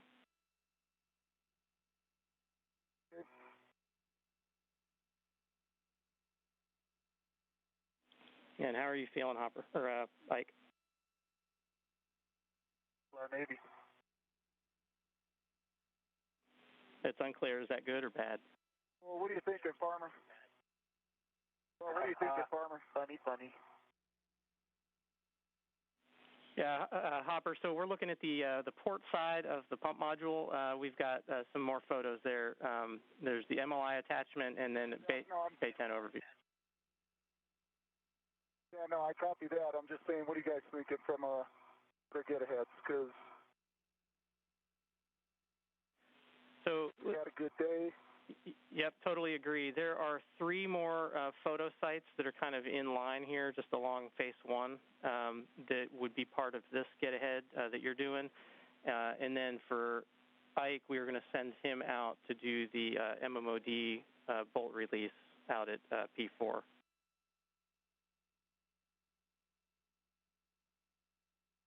Tell you what, why don't we take these pictures and let's call it a day.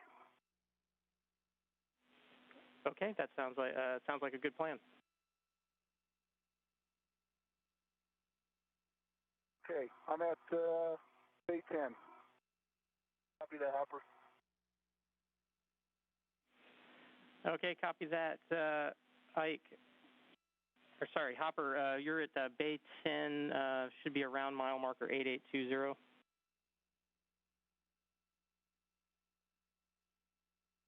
8880 is where it starts. Okay, and basically we're just looking for a photo of the MLI attachment points along the MPM. Along the MPM. Along the pump module? Yeah, so if you just get just port of the pump module and then take the picture as you're looking aft and starboard along that side of the pump module. Roger.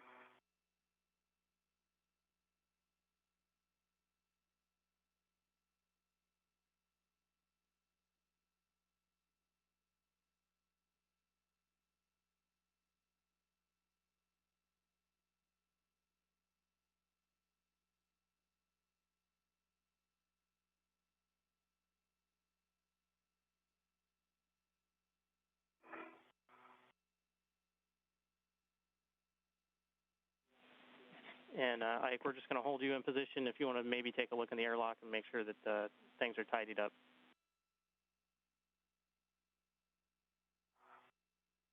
Tidy is not a not a word I'd use to describe the airlock right now.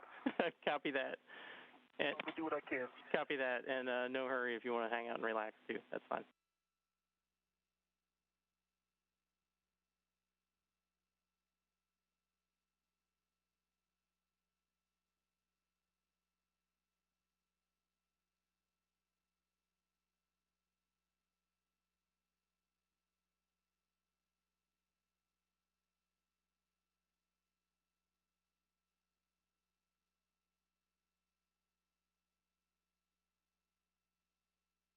If I can put some of these bungees to use.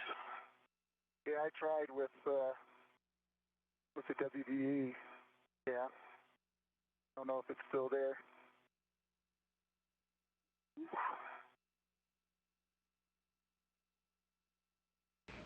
4 hours and 57 minutes into today's spacewalk, and the International Space Station is flying 265 statute miles over the southern coast of Ireland. This view is from the helmet camera of NASA astronaut Victor Glover on his second spacewalk today. Okay, This is the helmet camera of Mike Hopkins. My apologies. He is taking photos of the external portions of the space station to document its current state. Meanwhile, Victor Glover is at the airlock, having just wrapped up a removal and replacement of an airlock magnet to help the thermal cover stay in place. These were both get-ahead tasks on today's timeline, the astronauts having completed all of their major tasks, moving swiftly and ahead of schedule the entire time.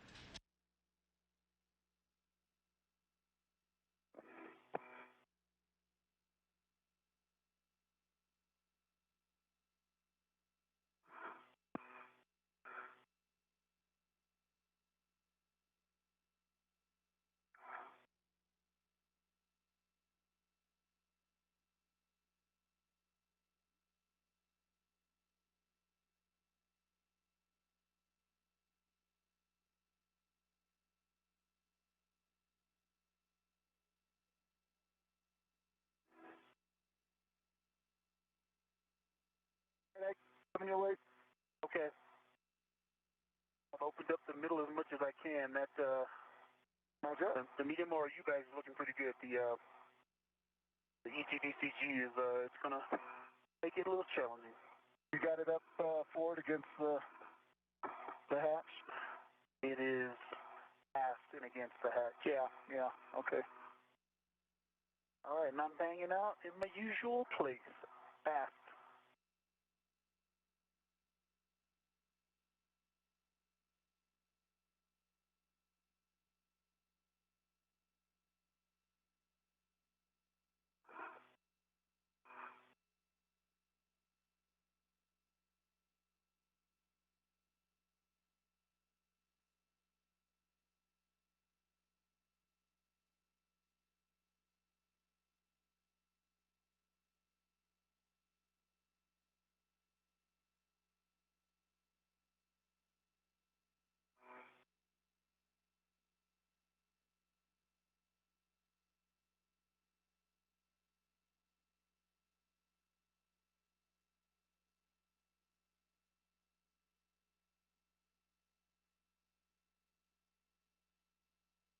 All right, top of the sphere.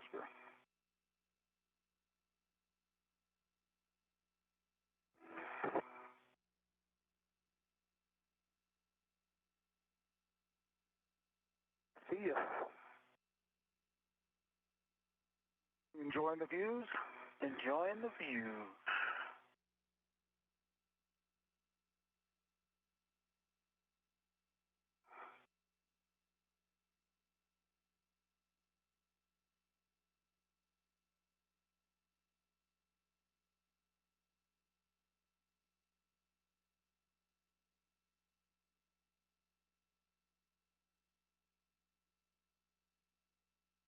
Both of our astronauts coming into frame now. In the left, you can see Mike Hopkins with the red stripes around his spacesuit, who was EV1, or Extravehicular Crew Member 1, for today's spacewalk, his fourth.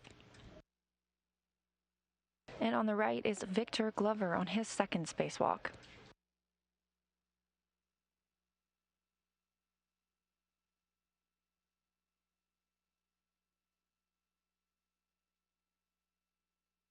Okay.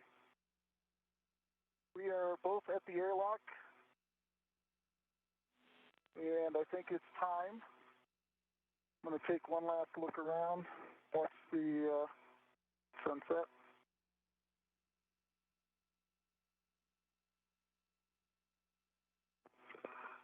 Beautiful view. All right.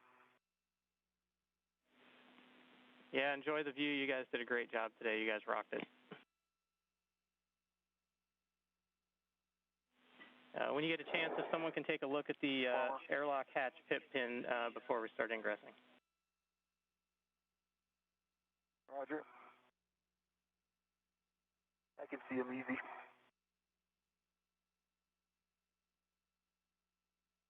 Okay, Ike.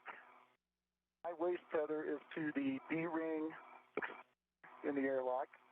Tail closed, slider lock, black on black. Got a good pull test. And let me put my screw lock bag inside. Copy.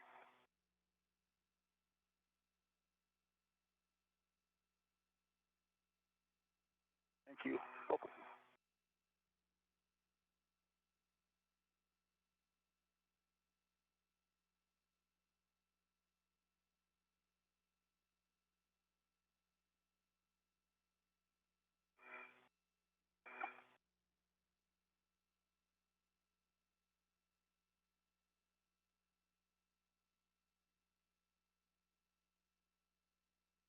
We're experiencing another satellite handover as the astronauts prepare to ingress or enter the airlock following today's spacewalk.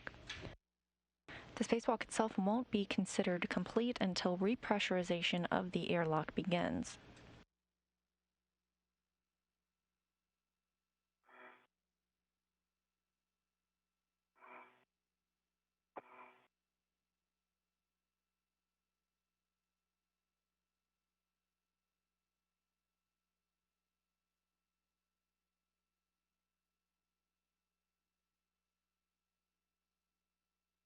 Okay. EV1 is in the airlock, and I am transitioning to Hopper and EV2. EV1 for ingress. Ike, copies. And confirm. So you got a good safety tether chain for your waist tether? I do, but just let me get a double check on it.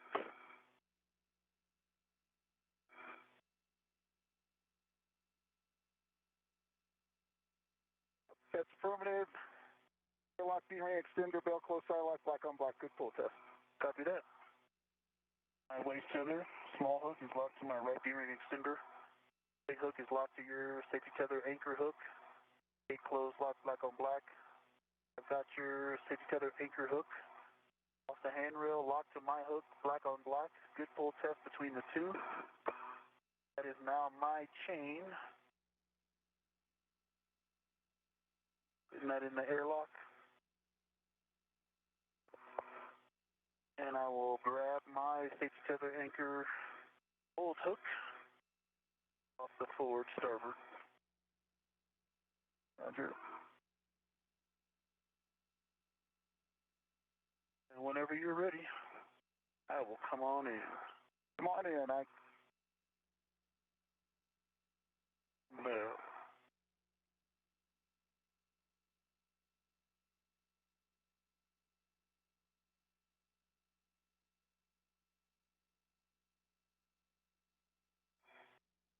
Okay.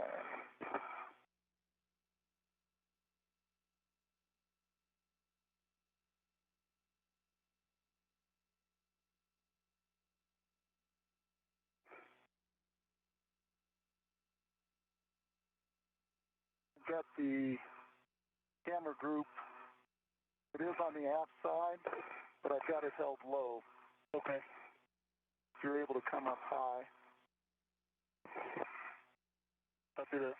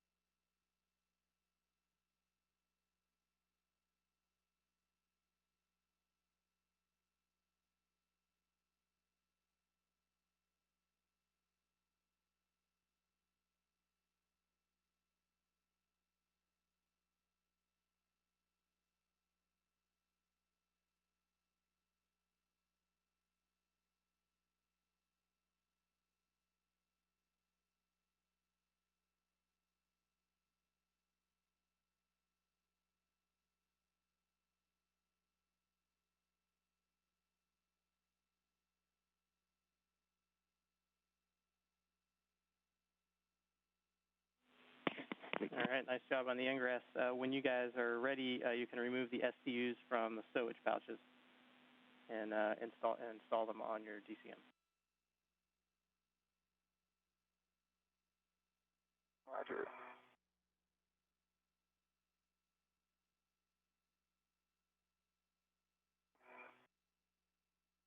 Okay.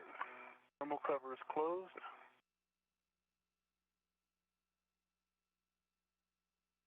I bring my feet out a little bit more. Yeah, there's, you hitting it? You want me to pull it down? Maybe I'm hitting something else. There you go. How about that? That's about as low as I can get the light. Camera group. How's that feel? Okay. I think I'm going to need to come Further aft? Okay. Further I think I towards the can work hatch? it from here. I think I can work it from here. I can probably get you a little more room. When it's time to close the hatch, I may need to go a little more port. Roger. Okay, right here you say put the DCM, SUs to DCM? Yes. Okay. EV1 in work. EV2 in work. NASA astronauts Mike Hopkins and Victor Glover are back inside the crew lock portion of the Quest airlock with the thermal cover closed.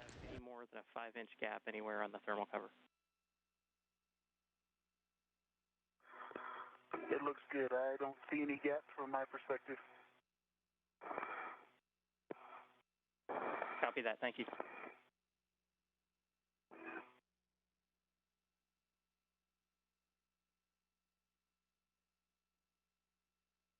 Welcome.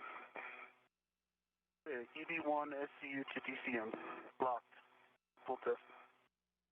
And by for UD2.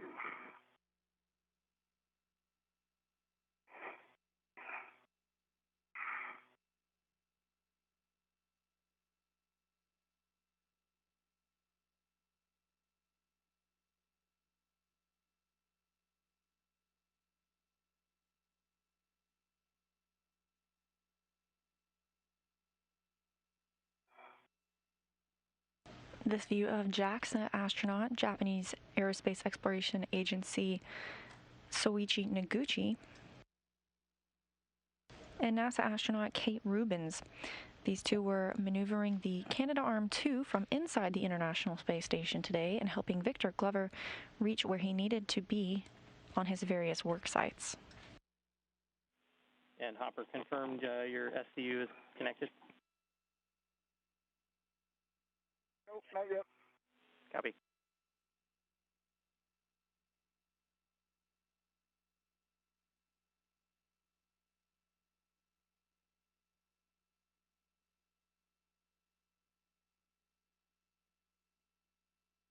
Okay, UD2. SCU is connected.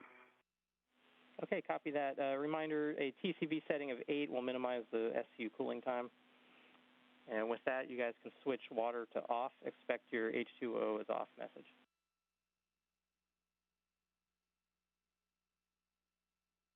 UV1, water off. UV2, water off.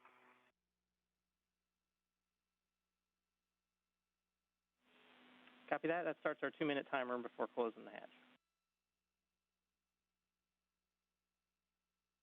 Roger.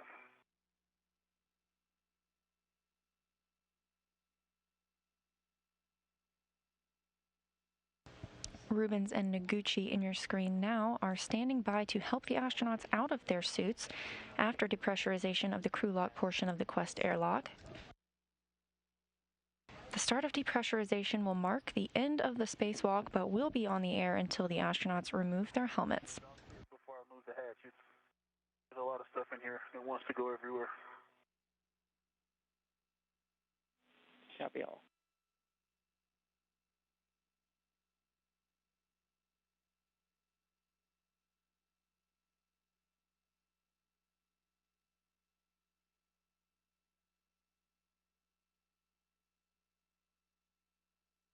Okay, Farmer, now I'm seeing a little bit of a gap in the thermal cover, but it's maybe 2 inches on the forward side. Doing a little potato chipping.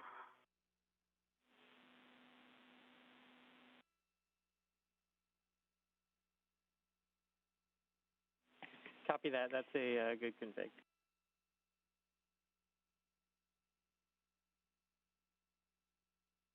UV1.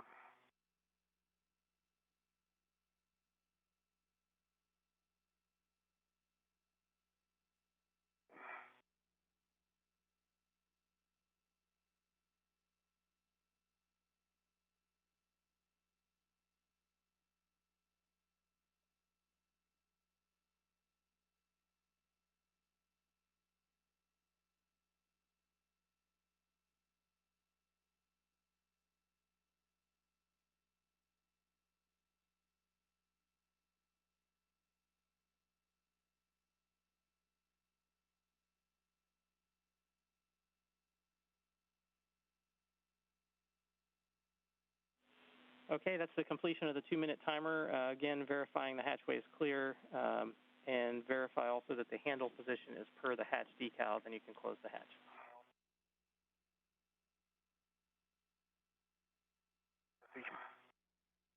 Work. All right, I'm going to need to come down your way a little bit. Roger. Yeah, I'm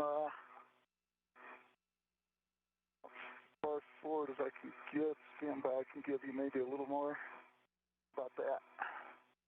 Perfect.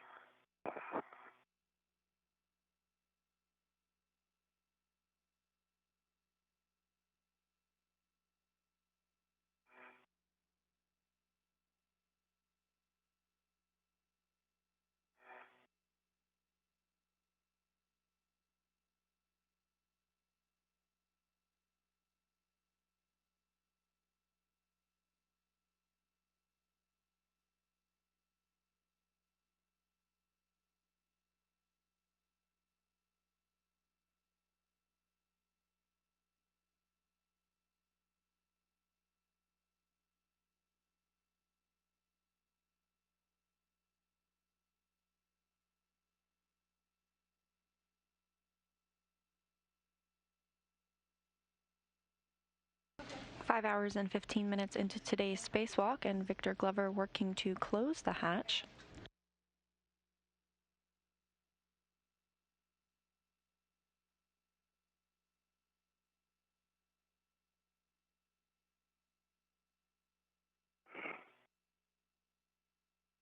I might need to go down a little bit more. My foot's caught on something.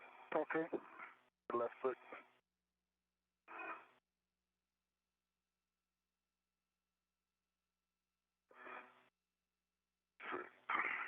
Perfect. Whatever you just did, that did it. Thank you.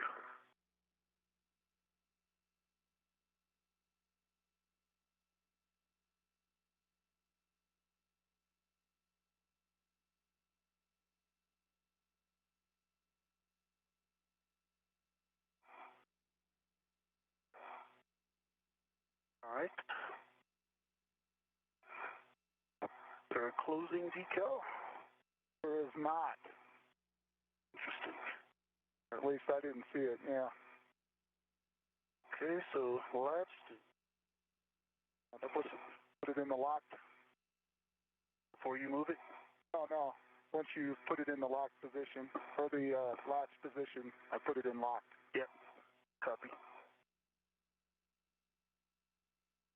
Okay, going counterclockwise. Latched and locked. Sweet. Full test. Hatch is closed. Tab is closed.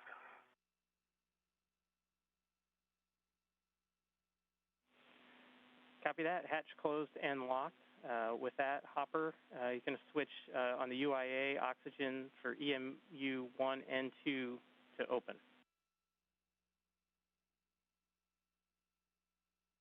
And that's a check. Oxygen EMU 1 and 2 are already open. Yep, good call. Next, switch power EV1 and 2 to on. Power EV1 is on with a good light, volts 18.6. Power EV2 is on with a good light, volts 18.6. Good words. On your DCM, switch power to SCU. Expect a warning tone.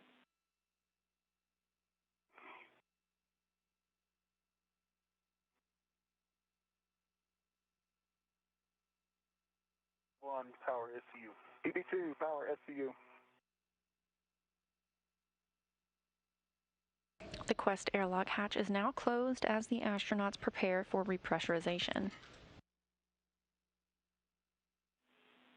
Okay, with that, over to you, Soichi, to continue with crew lock repress and the repress cue card.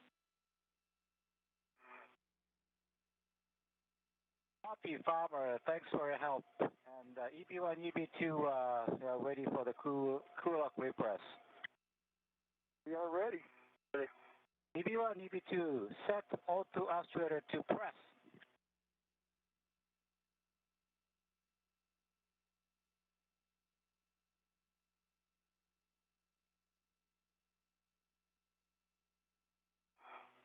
Press. Oh, EB1.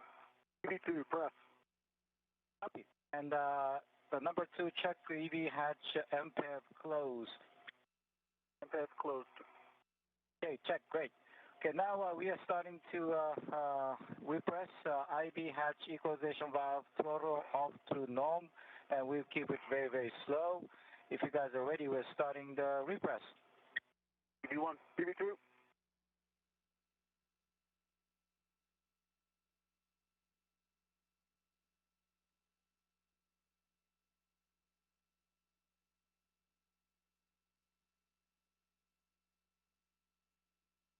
Houston Station, repress start at 0617. Houston, copy, 0617.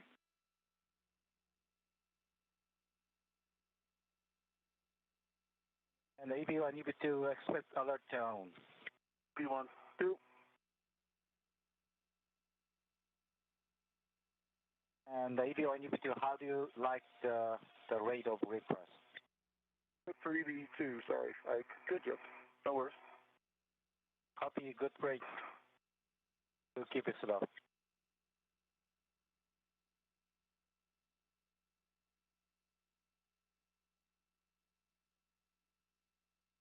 The beginning of repressurization marks the official end of the spacewalk at 12:15 p.m. Central Time,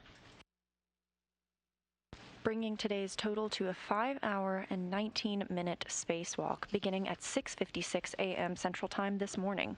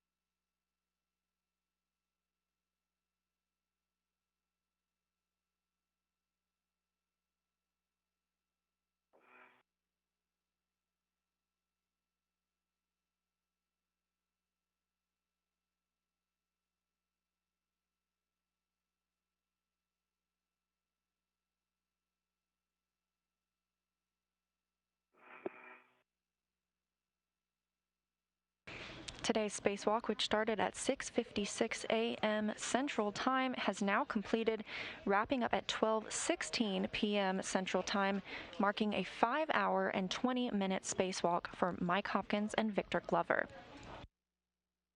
Repressurization continues in the crew lock portion of the Quest airlock.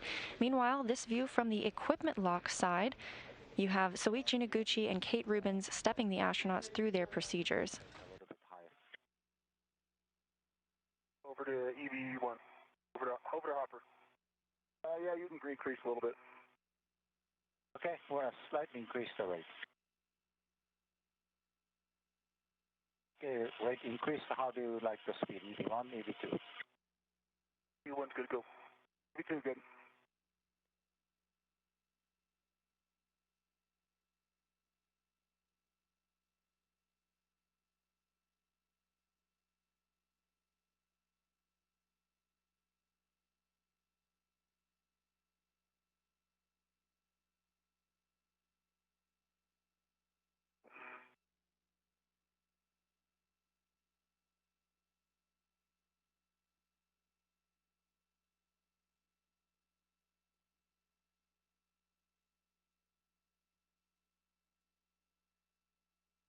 And EV and EV2, the next action is when the crew lock at 4.0, you will hear the alert tone. And the crew lock at 5, we will close the equalization valve to off. And you guys expect another alert tone. How copy? EV1. Thank you.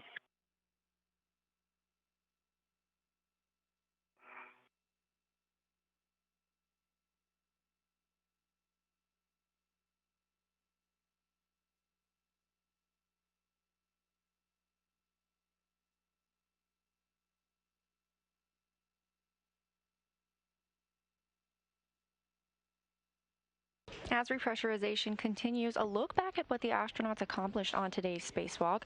Mike Hopkins and Victor Glover completed the battery replacement work that began in January 2017 by securing the final lithium-ion battery to the International Space Station and installing the final adapter plate that completes the power circuit. They also drilled one bolt to secure the DCSU, or the direct current switching unit, before Mike Hopkins moved to remove an H fixture, which helps prepare the space station for future power upgrades.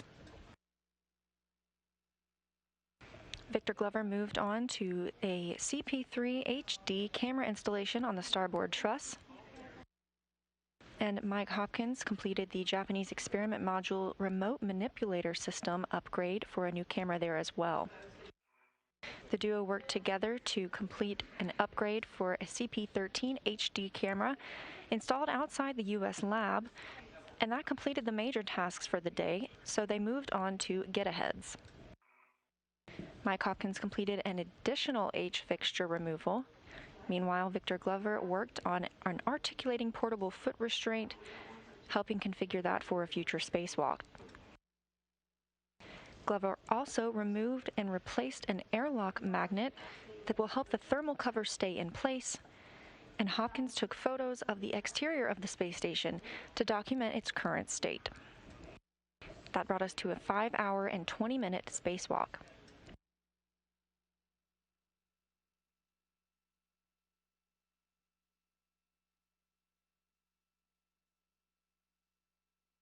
EV1, EV2, how do you like the rate?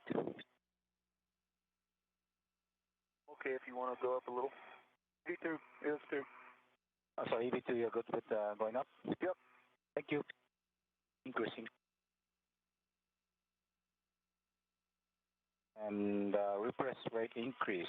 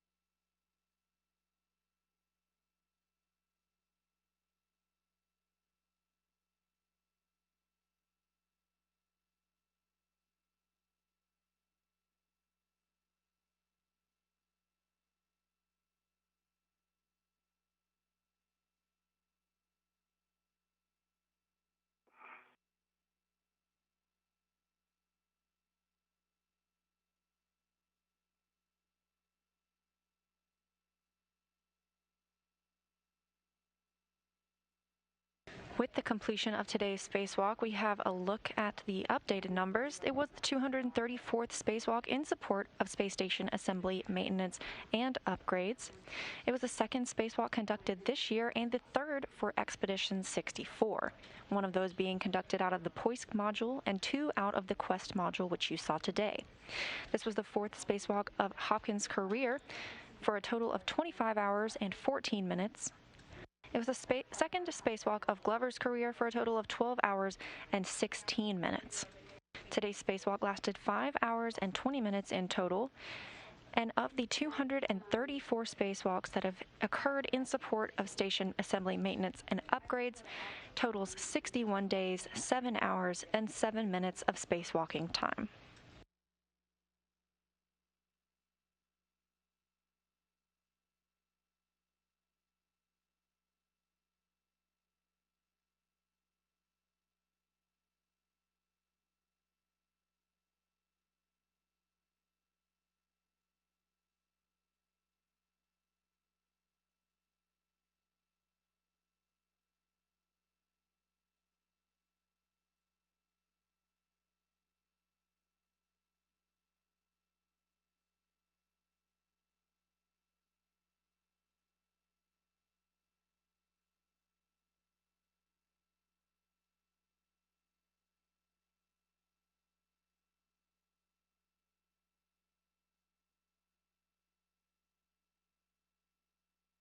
All right, EV1, EV2, how do you like the rate? EV1's good. EV2 is good. If you need to go up a little bit, I'm okay, Ike, if you want. Same. Copy. Yeah, soon it'll be a 4.0, so we're looking for the 5.0. One. Do we increase the rate? Yes.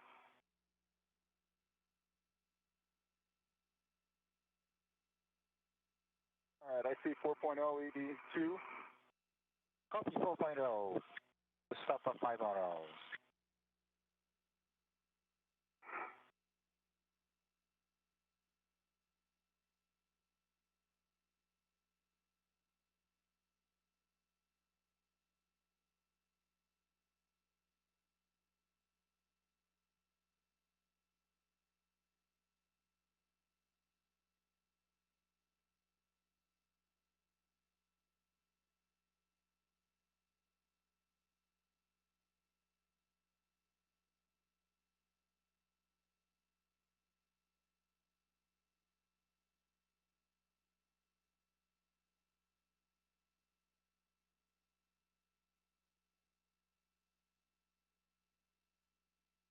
We're in a brief satellite handover with the International Space Station. Today's spacewalk having wrapped up at 12:16 p.m. Central Time and lasting 5 hours and 20 minutes.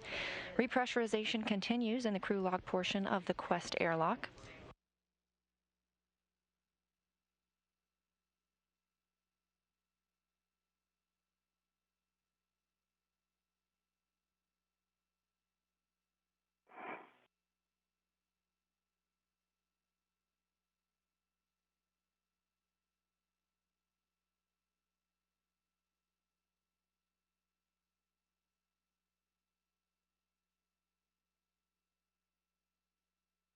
EV2, I see 5.0.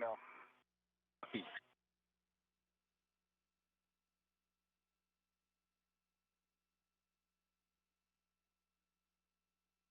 EV1, EV2, ID hatch equalization valve is off, and now starting 2-minute timer. Roger that, and I show 5.1 as the final. Copy 5.1. EV1.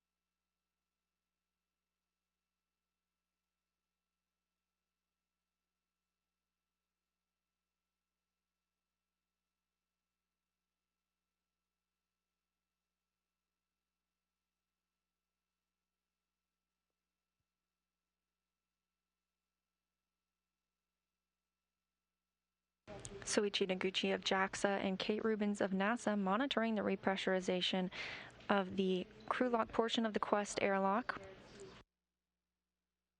Again, today's spacewalk lasting 5 hours and 20 minutes.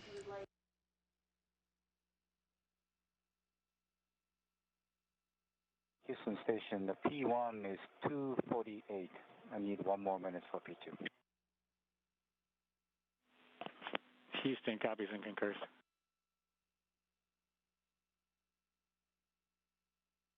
Hey, Drew, from ED1, just want to say thanks to the entire ISS Upgrades 2 team, Farmer and Vincent and everybody else that worked this one. Well done. Sorry we got out a little late, but I think we had a very, very, very good day, and really appreciate you guys had everything was solid and made it easy to execute. So thanks, everyone. Yeah, thanks, Hopper. Appreciate it. You guys did a great job today. Thanks for being flexible. We got a ton of stuff done and made Station a much more capable place today. Thanks. Great work. Thanks, Farmer. Nice job. Hey, Hopper, if you guys leave the door on time, you finish all the contents of EVA 3. The Houston Station, the P2 is 2:48, so no change.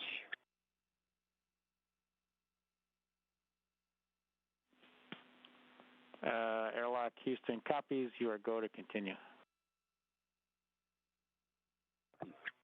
EV1, EV2, check switch grab heaters OFF. EV1 OFF. EV2 OFF. Great. EV1, EV2, check gloves for contamination. EV1, no change on my gloves. EV2 20. Copy. Okay, there's a warning about the craft checklist. Obviously doesn't apply to us. Okay, next is action. EV1, EV2, auto actuator to IV.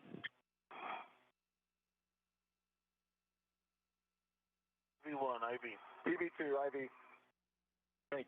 Next is we're gonna IV hatch equalization valve moving to norm. EV members expect alert tone. EV1. 2.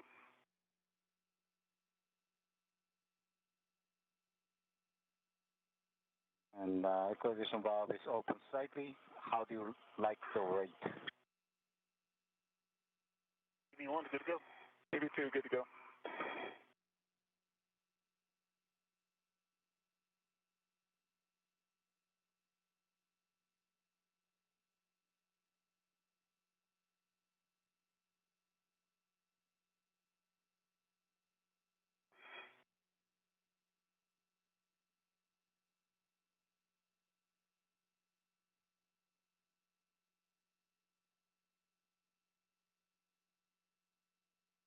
And EV1, EV2, if at any time you want to decrease the speed, say out loud. Otherwise, I'm going to slowly increase the speed of repress.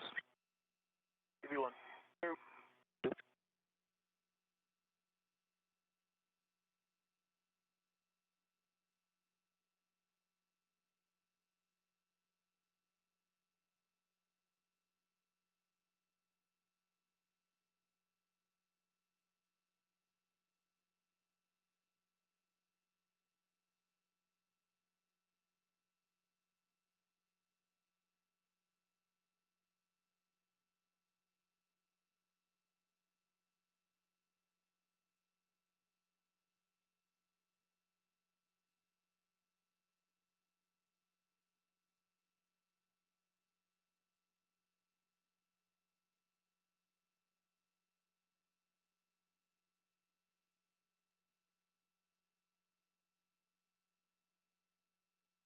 EV1, EV2, we're going to slightly increase the rate. EV1. 2.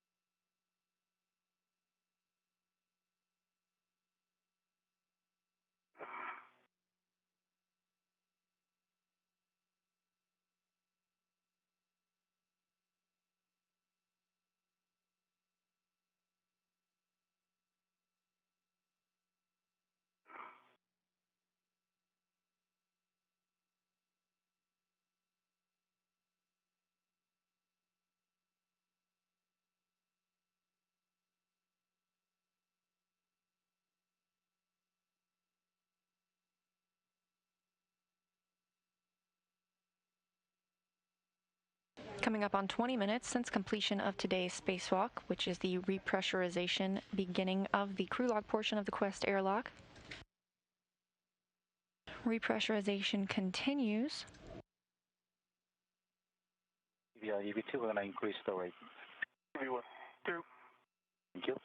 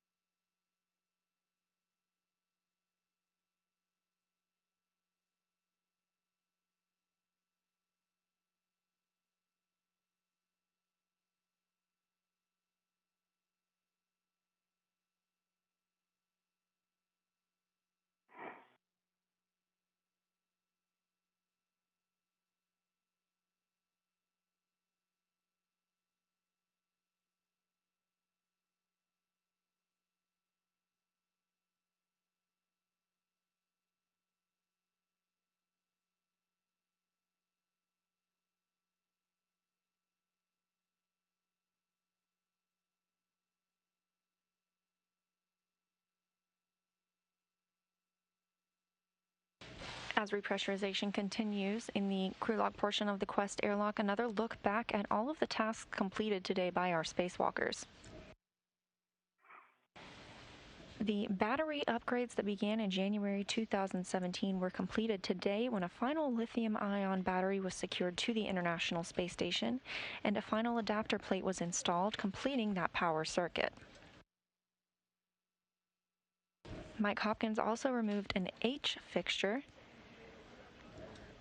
and 3 cameras were installed as well. A CP3 camera, an HD camera that is, on the starboard truss, the Japanese Experiment Module Remote Manipulator System camera, and a CP13 HD camera installed outside the U.S. lab.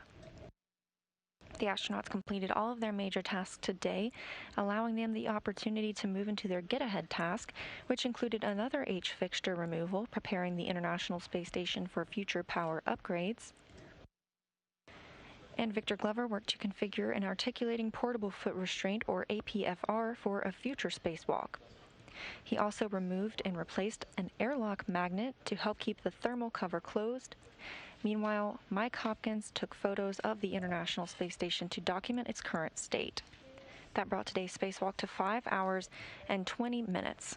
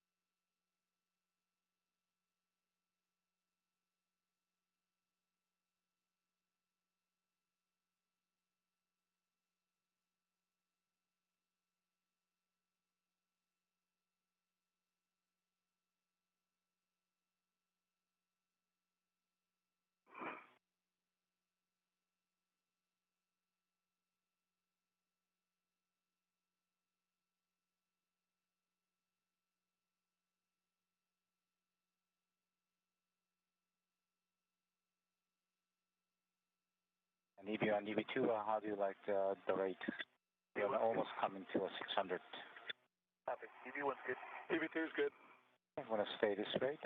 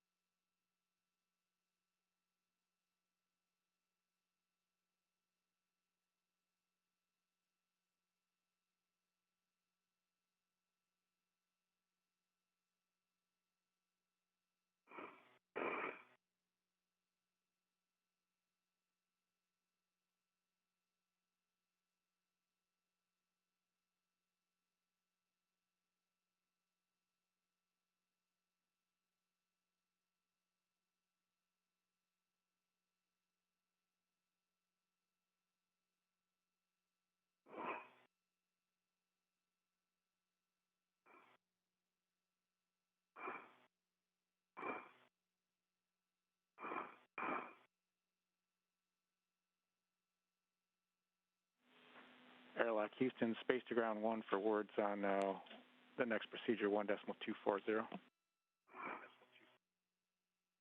Yeah, 1240, go for it. Okay, Sweetie, we don't think you're going to need step 1. We will take care of step 4, and you do not have to perform step 5 or 6 as well. Copy. Skip step 1, and you take 4, 5, and basically 6 as well. Okay. All right. Okay, we don't have to do 5, 6. Copy.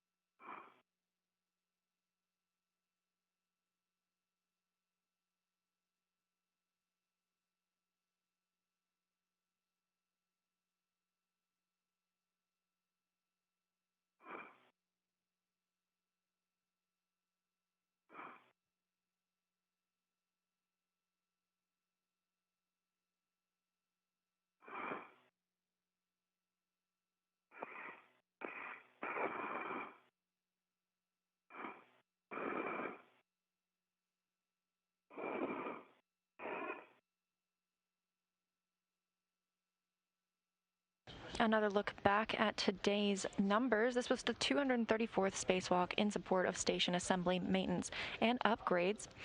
And it was the second spacewalk of the year, but the third for Expedition 64, one having occurred out of the Poisk module and 2 out of the Quest module, as we saw today.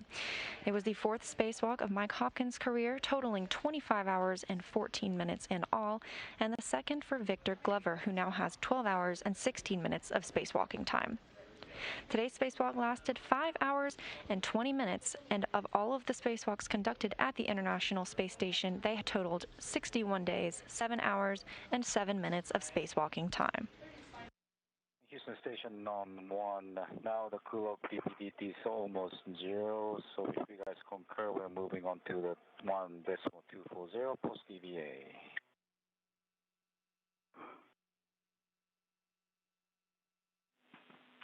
Airlock Houston, we are tracking and we concur. Copy. So moving on to out of the Q car, we're moving on to post EVA.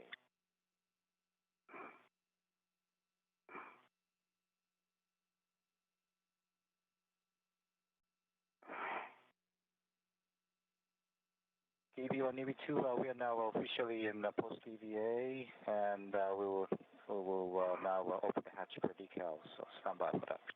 EV2.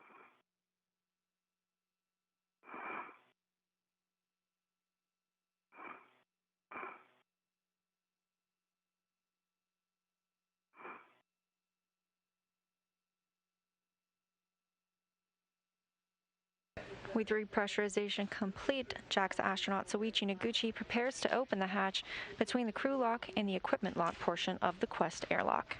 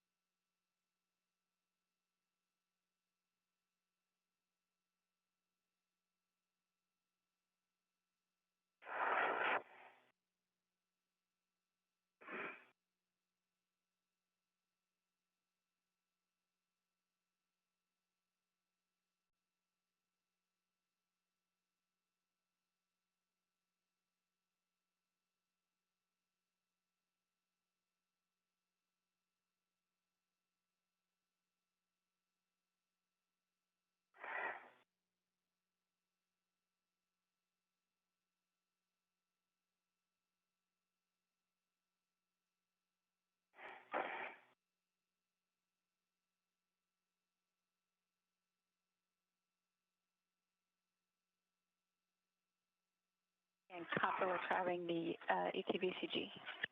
Yep, I think that's a good plan.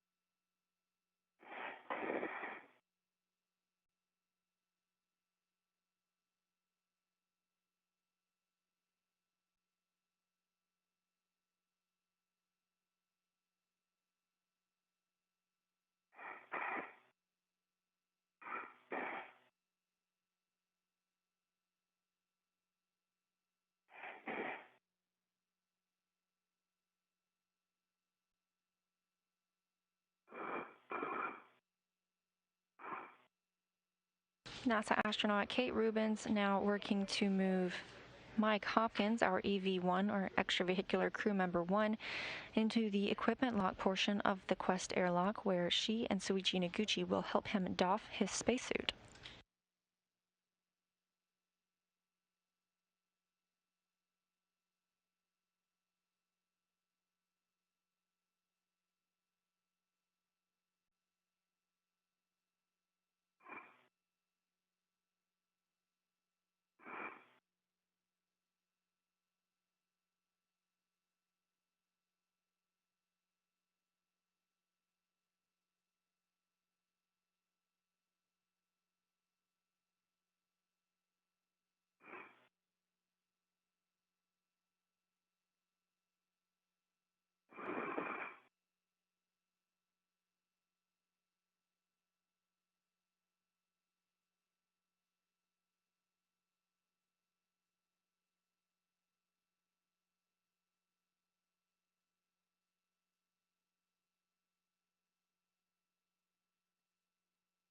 82 Hopper, I want to take your safer from here, so can you grab onto the 100? 100? Yeah, that's good.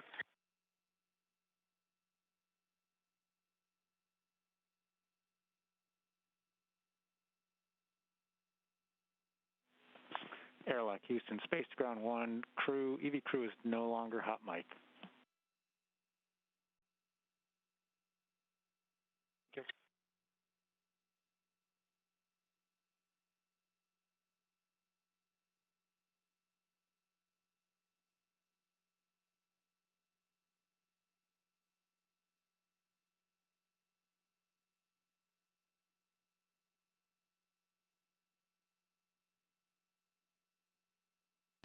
Soichi Noguchi has removed Mike Hopkins' safer or simplified aid for EVA rescue.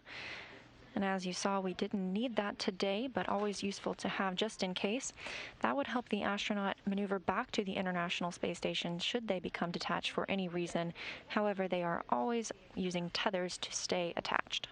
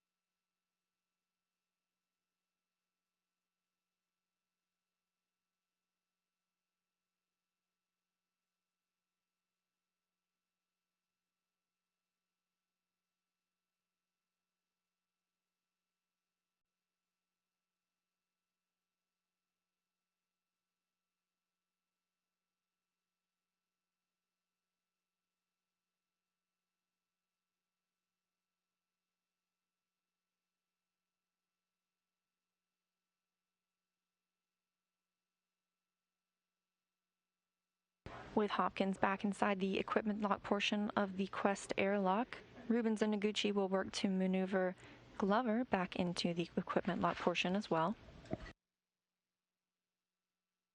This is where they will help the spacewalkers doff their spacesuits after today's 5-hour and 20-minute spacewalk, starting at 6:56 a.m. Central Time and ending at 12:15 p.m. Central Time. 12:16 p.m. Central Time, that is.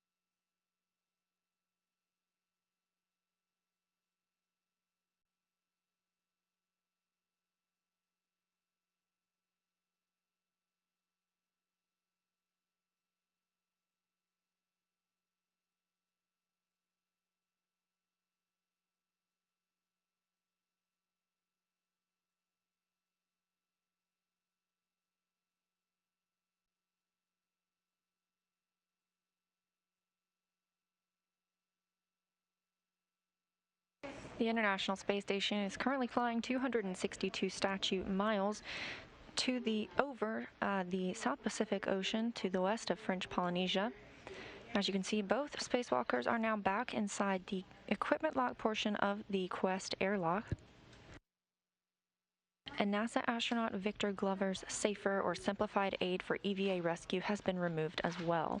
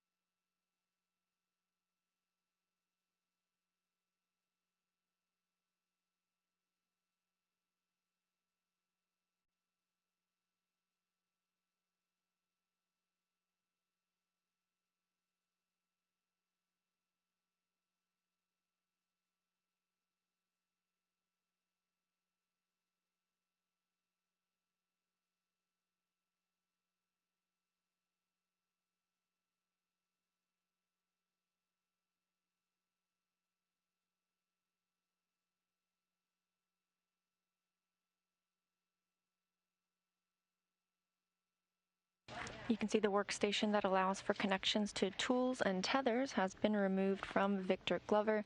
The astronauts now preparing to doff their suits. Another look back at everything they accomplished today, completing all of their scheduled tasks and even several of their get-ahead tasks. First, the spacewalkers completed the battery upgrades that began in January 2017 by driving a final bolt into a lithium-ion battery and installing a final adapter plate to complete the power circuit. They also installed a bolt into a DCSU, or direct current switching unit, before Mike Hopkins moved to remove an H fixture. That prepares the International Space Station for future power upgrades. There were 3 cameras upgraded or replaced today.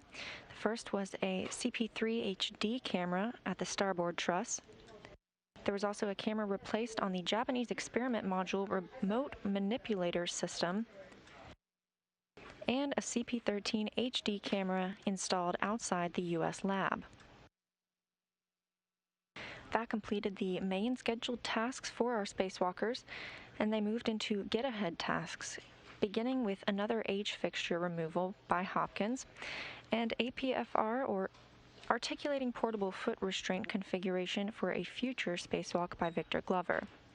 Glover also removed and replaced an airlock magnet to help the thermal cover stay closed, and Hopkins took photos of the exterior of the station to document its current state.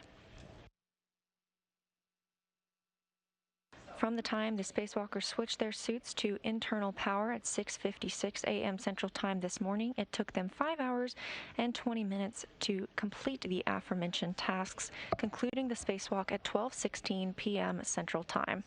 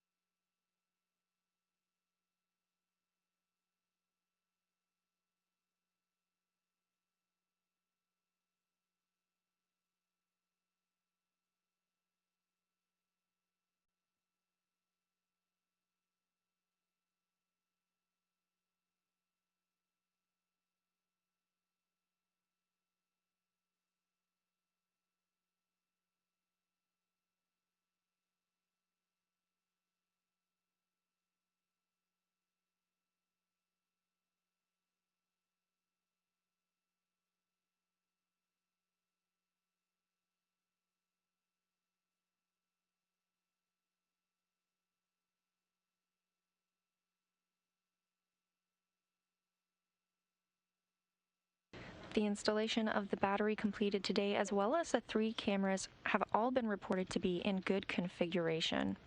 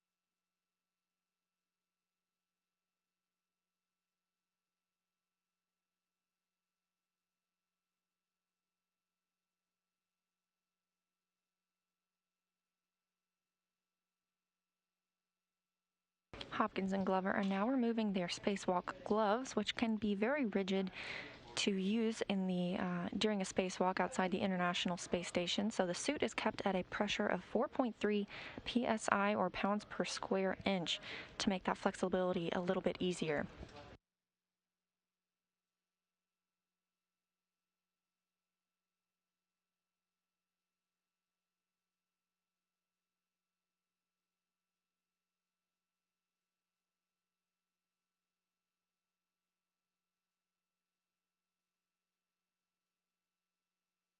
And Victor Glover is all smiles after having his helmet removed, today being his second spacewalk after completing his first just last Wednesday.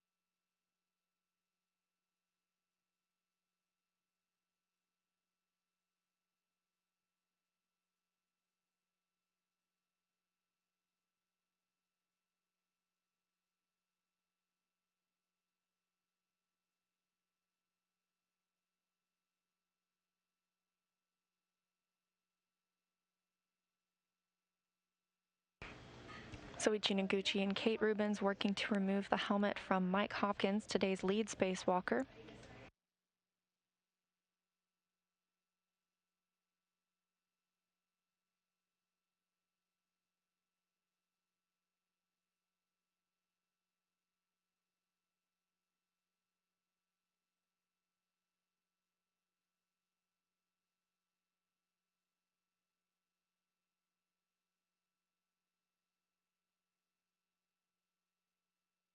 Now that both astronauts have their helmets removed, we are going to wrap up today's coverage. Thanks so much for tuning in to the Spacewalk today, where Mike Hopkins and Victor Glover completed the final upgrades of the battery power system, as well as installed 3 new cameras. We are looking forward to 2 other EVAs or spacewalks in the future, and we hope you'll join us for those as well, so stay tuned for more information. But for today, that's it for us. This is Mission Control Houston.